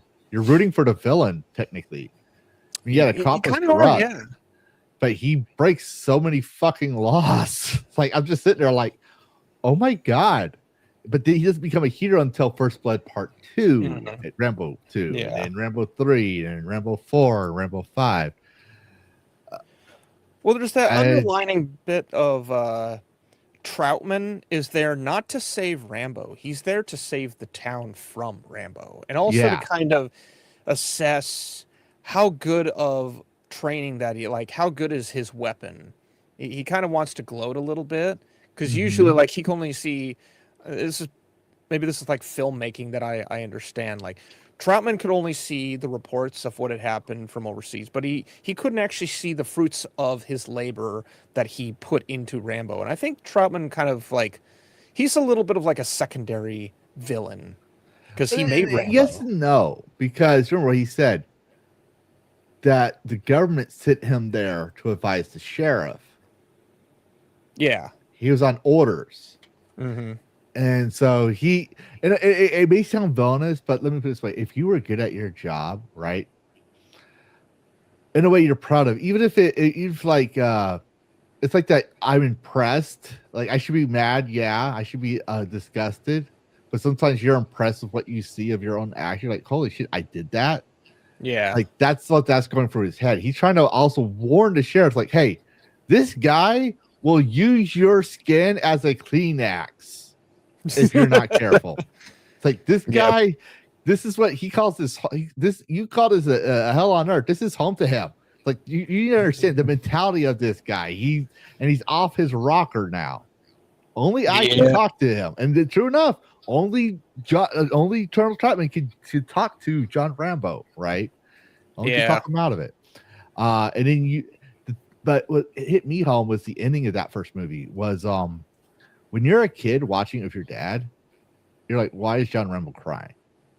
Why is he having a mental breakdown? Like, I didn't understand it. When you have PTSD, hearing him say he can't even hold down a job washing cars, I felt that real bad. Like, I choke up every time I hear that because I can't hold on. I can't hold any job. I can't even be a greeter at Walmart. I don't know. When I hear a cart crashing into it, I jerk around. Oh, that tinny metal slam. Or just hearing a motorcycle pop, I will dive into the grass and then I start breaking down because I'm embarrassed first off, and then trauma from all that. And yet I had no problem with the 4th of July. But every veteran's different. I can't play Call of Duty games, but I can play Halo with you guys. I'm not the best at it. I won't lie, like I used to be, because I'm holding some of the trauma. But I can handle that, and I think part of that is the visual cues. Yeah, are different than Call of Duty. It's a sci-fi combat versus a millisim combat. Yeah, and so it helps with the visual audio cues. Where I'm like, I can easily say, this is not Iraq. And I tried playing World of Warfare 2 or Modern Warfare 2. And I froze. I had to have my roommate who didn't go to combat go through. I think it was Modern Warfare 2, but he had to do the Iraq mission for me. It's like, I want to finish this game. I want to play this game. It was in the beginning. I said, I want to play this game, but I can't do this. Can you do it first? Like, no, you can't play the game. It's like, no, I can't play the game.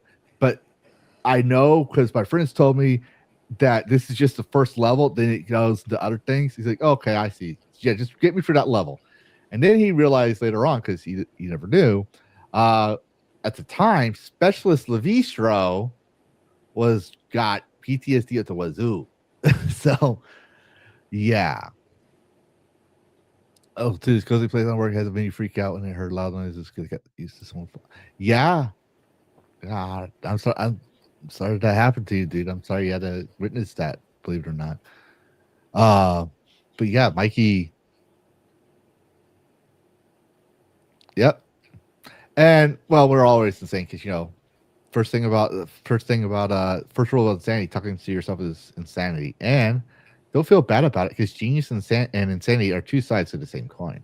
So we may be insane, but we're geniuses by that logic. But yeah, we're gonna go ahead and get into games we find interesting because I know you and I, character, we could talk forever, and it's been 4 hours. We could. It's almost like we need to move this to my stream. on another day, and then we just like pick up with part 2. Yeah. But for everyone else who doesn't know, Bo and Hattie are leaving because they have time constraints. And cares. Dash might move to part time because of time with his family. And I always say family first. So there might be times where just me and Karis, or just me at times. But that happens. We go through changes and we grow and we go small, grow again. But yeah, let us know especially the replay watchers. If you're watching all this, let us know your experiences. Stuff. But it's time for games that we find interesting. So, Carrot, did you have one? I do. I found this just today. I swear to God, if it's the one I told you I was going to share, I'm going to yell at you. I don't think so. I don't think it is. Okay, but it's we'll not. see.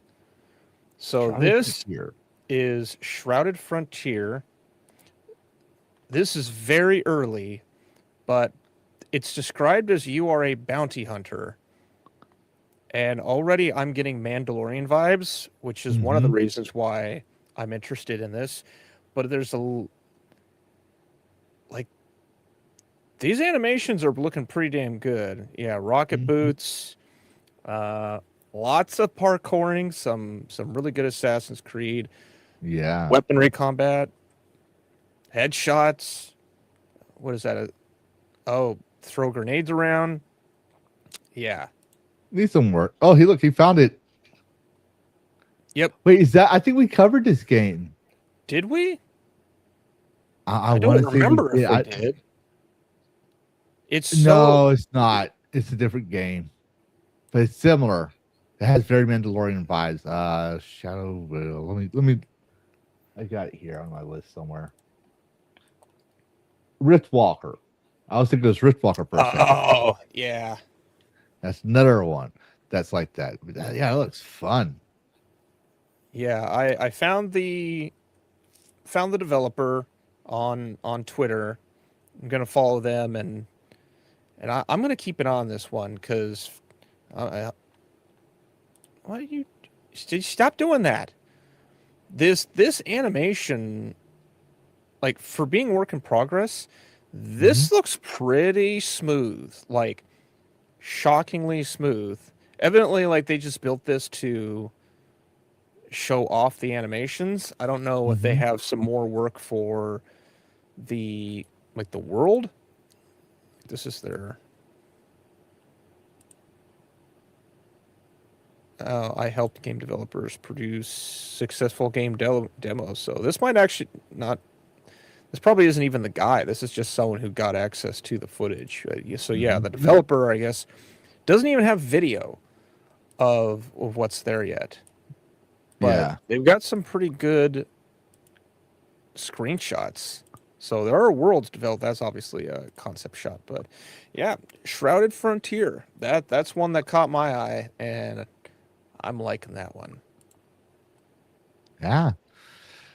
Awesome. Also, before we forget, because I forgot again, we didn't do it last week, and I felt bad. But for those who've been on my show for longer than a month, when I got monetized, I do one thing as tradition for my channel, which is I give away 10 random free memberships to my shows. So I forgot to do it. We're going to do it today real quick.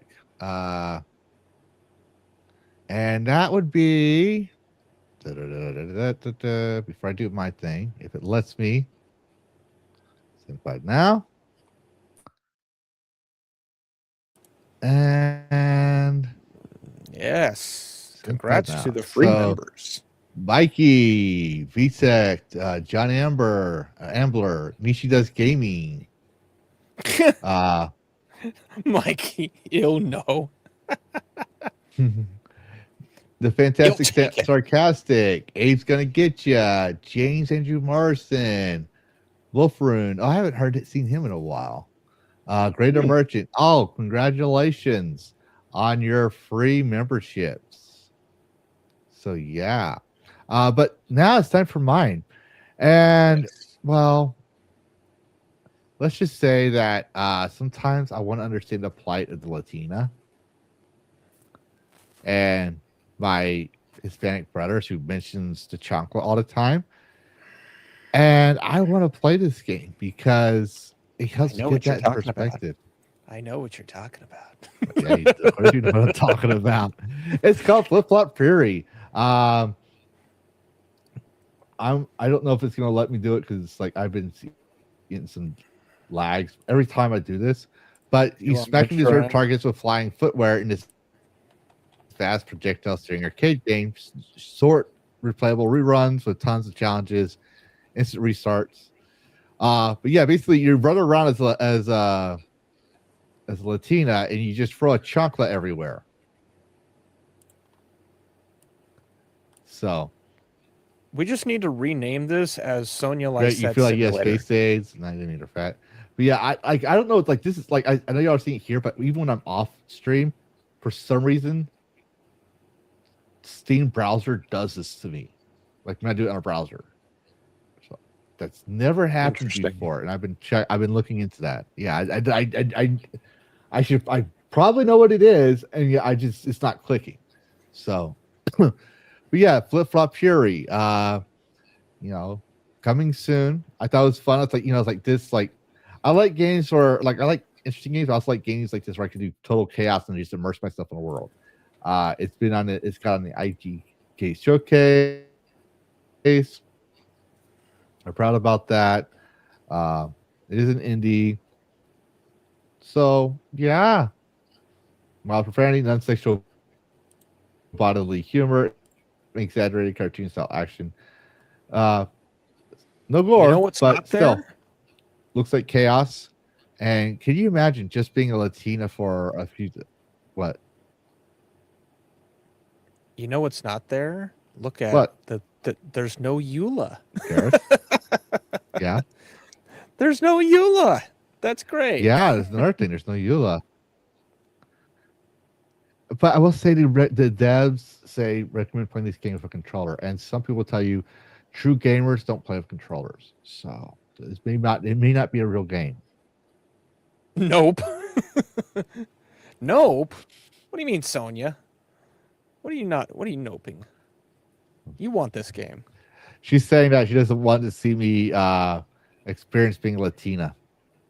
Oh, Because I will make Latinas and chocolates look good.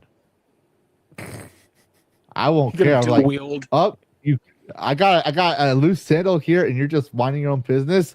Wow. Like I'm gonna get away with it. Why would you be hidden under arrest? I'm Latina. It's my heritage. Oh, that's right. Yes, I'm culturally appropriating in a video game. I can. Yeah, of course not. You're Italian. We know. Italian? I thought she was Taiwanese. She could be Jewish for all I know. She says one thing, but like I never met her in person, so I can't really vouch that she could be a Nazi. That's another thing. Oh my god. She could be a Nazi and I don't know about it. A secret. She's secretly part of Hydra. She has her Yeah. Hail Hydra. Probably. shrine. All right. But yeah, thanks everyone for stopping by. Like I said, next week we're gonna be talking how the VA's research helped bring out our bunch of them in. And then the last week, I think we're trying to get a dev on, but if not, we're gonna be talking about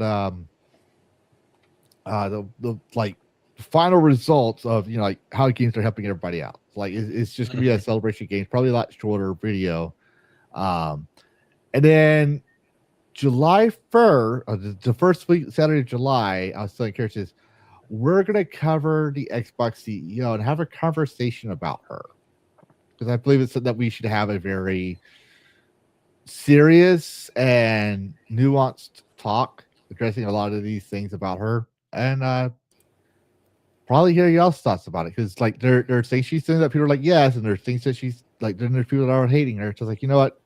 Let's have a neutral talk about it. So that's we're gonna have a talk about addressing that. But Karis, what you got going on for the next week and where people can find you? You can find me at Karis Gaming. I need to actually put that full name in my title now, since I've added that. I'm working on a video. I'm working on a Is it porn? 10 games my porn. I'm working on 10 games that I find interesting that are worth your time. I have two different genres that I'm working on right now, and I'm just kind of narrowing down what I want. I'm going to be in Texas, and I'm taking all of my stuff with me because I'm going to be down there for 2 weeks. And I'm going to be doing some giveaways, testing out some demos.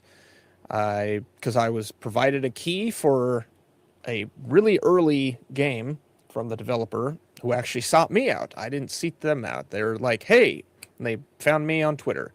So I'm going to be doing some of that. And yeah, trying to see if I can. I wanted to do like a Turtles night with everyone, but because my controller was stolen, that's not going to happen. So maybe this will be the sort of time where I can actually get everyone together and we'll finally do Abiotic, the last bit of Abiotic Factor, and we can just put it to rest for now. Hopefully forever, because we'll do the in-game content, and then we get done with it, and then the next day, oh yeah, that DLC is actually the in-game content. I'm like, God fucking damn it. It probably will be. Yeah. I think reality is like, yeah, we had the schedule conflicts for Abiotic Factor, but I think we're all just getting tired of Abiotic Factor, which makes it harder to schedule even more. It's a theory I have, Marnie. But we have to finish it. We do. We have to complete it.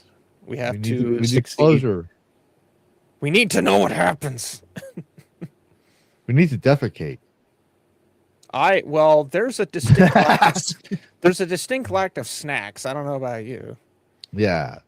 As far as me, I'm trying to make videos. The problem is, like, summertime, it makes it harder for me because, well, my son came up to me because his summer started on 22nd of May, and he didn't like the fact that we're spending I'm spending a lot of time in my office making videos, and so we're not going places except for Sundays for the pool. And I was like, you know what, son, you got absolutely right.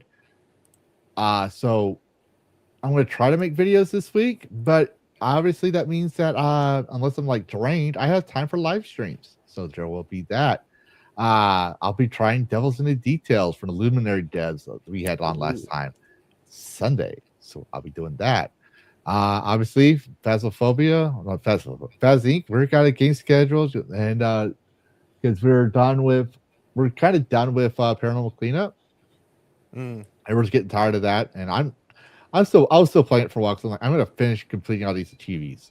But we're gonna start Warhammer 40K Dark Tide. Yeah, Dark Tide. Do I have that one? Ooh, maybe. Dark Tide. No, I don't have that. Is that multiplayer? Yeah, I haven't played it. I was told about it, and then I had to go get it and then download it. So there's that. I finished up Librarian off stream, so I got 100% of that game. It's fun. Believe it, it's fun. I did not know that organizing 3,000 books could be fun. But I tried Fate Keeper, and I couldn't seem to get it running offline. So I think I'm going to wait and have it. Granted, some people are having no problems, but I think they have beefier rigs than me. I think that's what the problem is. Or it could be the online thing. I don't know. It's just, there's just something about the frame rate drops that's not making sense to me. And I was talking to my parents about it. Yeah. So we might try. Go ahead. Watching your stream, there's like some really nice shots, but I think those nice shots are really expensive in terms of resources. Yeah. So I might try finishing up Retro Rewind for a stream as a filler stream. I'm just gonna have to censor a lot of things or edit a lot of things so it can be stream friendly. My keyboard is leaking. No, I'm talking about the no privilege. Oh, that and that stuff. That's right. You have like really obscure signs, and all because they did ask for a day off the day I hired them, or was sleeping on a job too much. That's true. That one guy, he wasn't even 15 minutes in his shift, and he already asked for a raise. Like what? But the current employee I have right? She's a go-getter, and she's black. So not racist. Just putting it out there. And she's a woman of color, and she's very loyal. Okay, maybe not this one. The other one was, but she's still black, and she actually is a hard worker. She's slow at the video returns, but she's fast at the checkout. And yet her rating is she's average for return station. So I was like, I can do this fast. You take all day. I had the customer something at the end of the day, and you're still going through the returns. But then again, we have so many videos now, so that could be it too. But yeah, other than that, guys, y'all have a good night. We'll see y'all again soon. Happy gaming, and yeah, play with your squads. Goodbye, everybody. Go where now?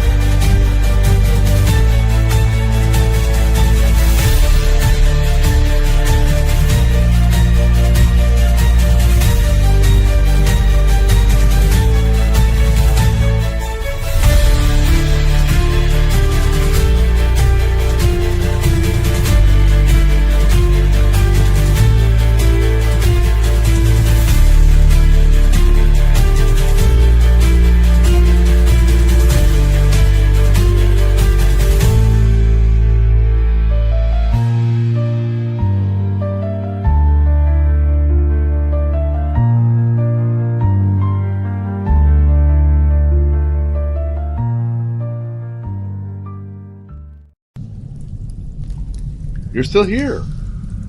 What? You thought there'd be a post-credit scene or something? This isn't a Disney movie. Show's over. Go get some sleep. Play a video game. Watch another YouTube video. I gotta take care of the Dragon Wing and possibly get some sleep myself. Goodbye all, and thanks for watching. And happy gaming.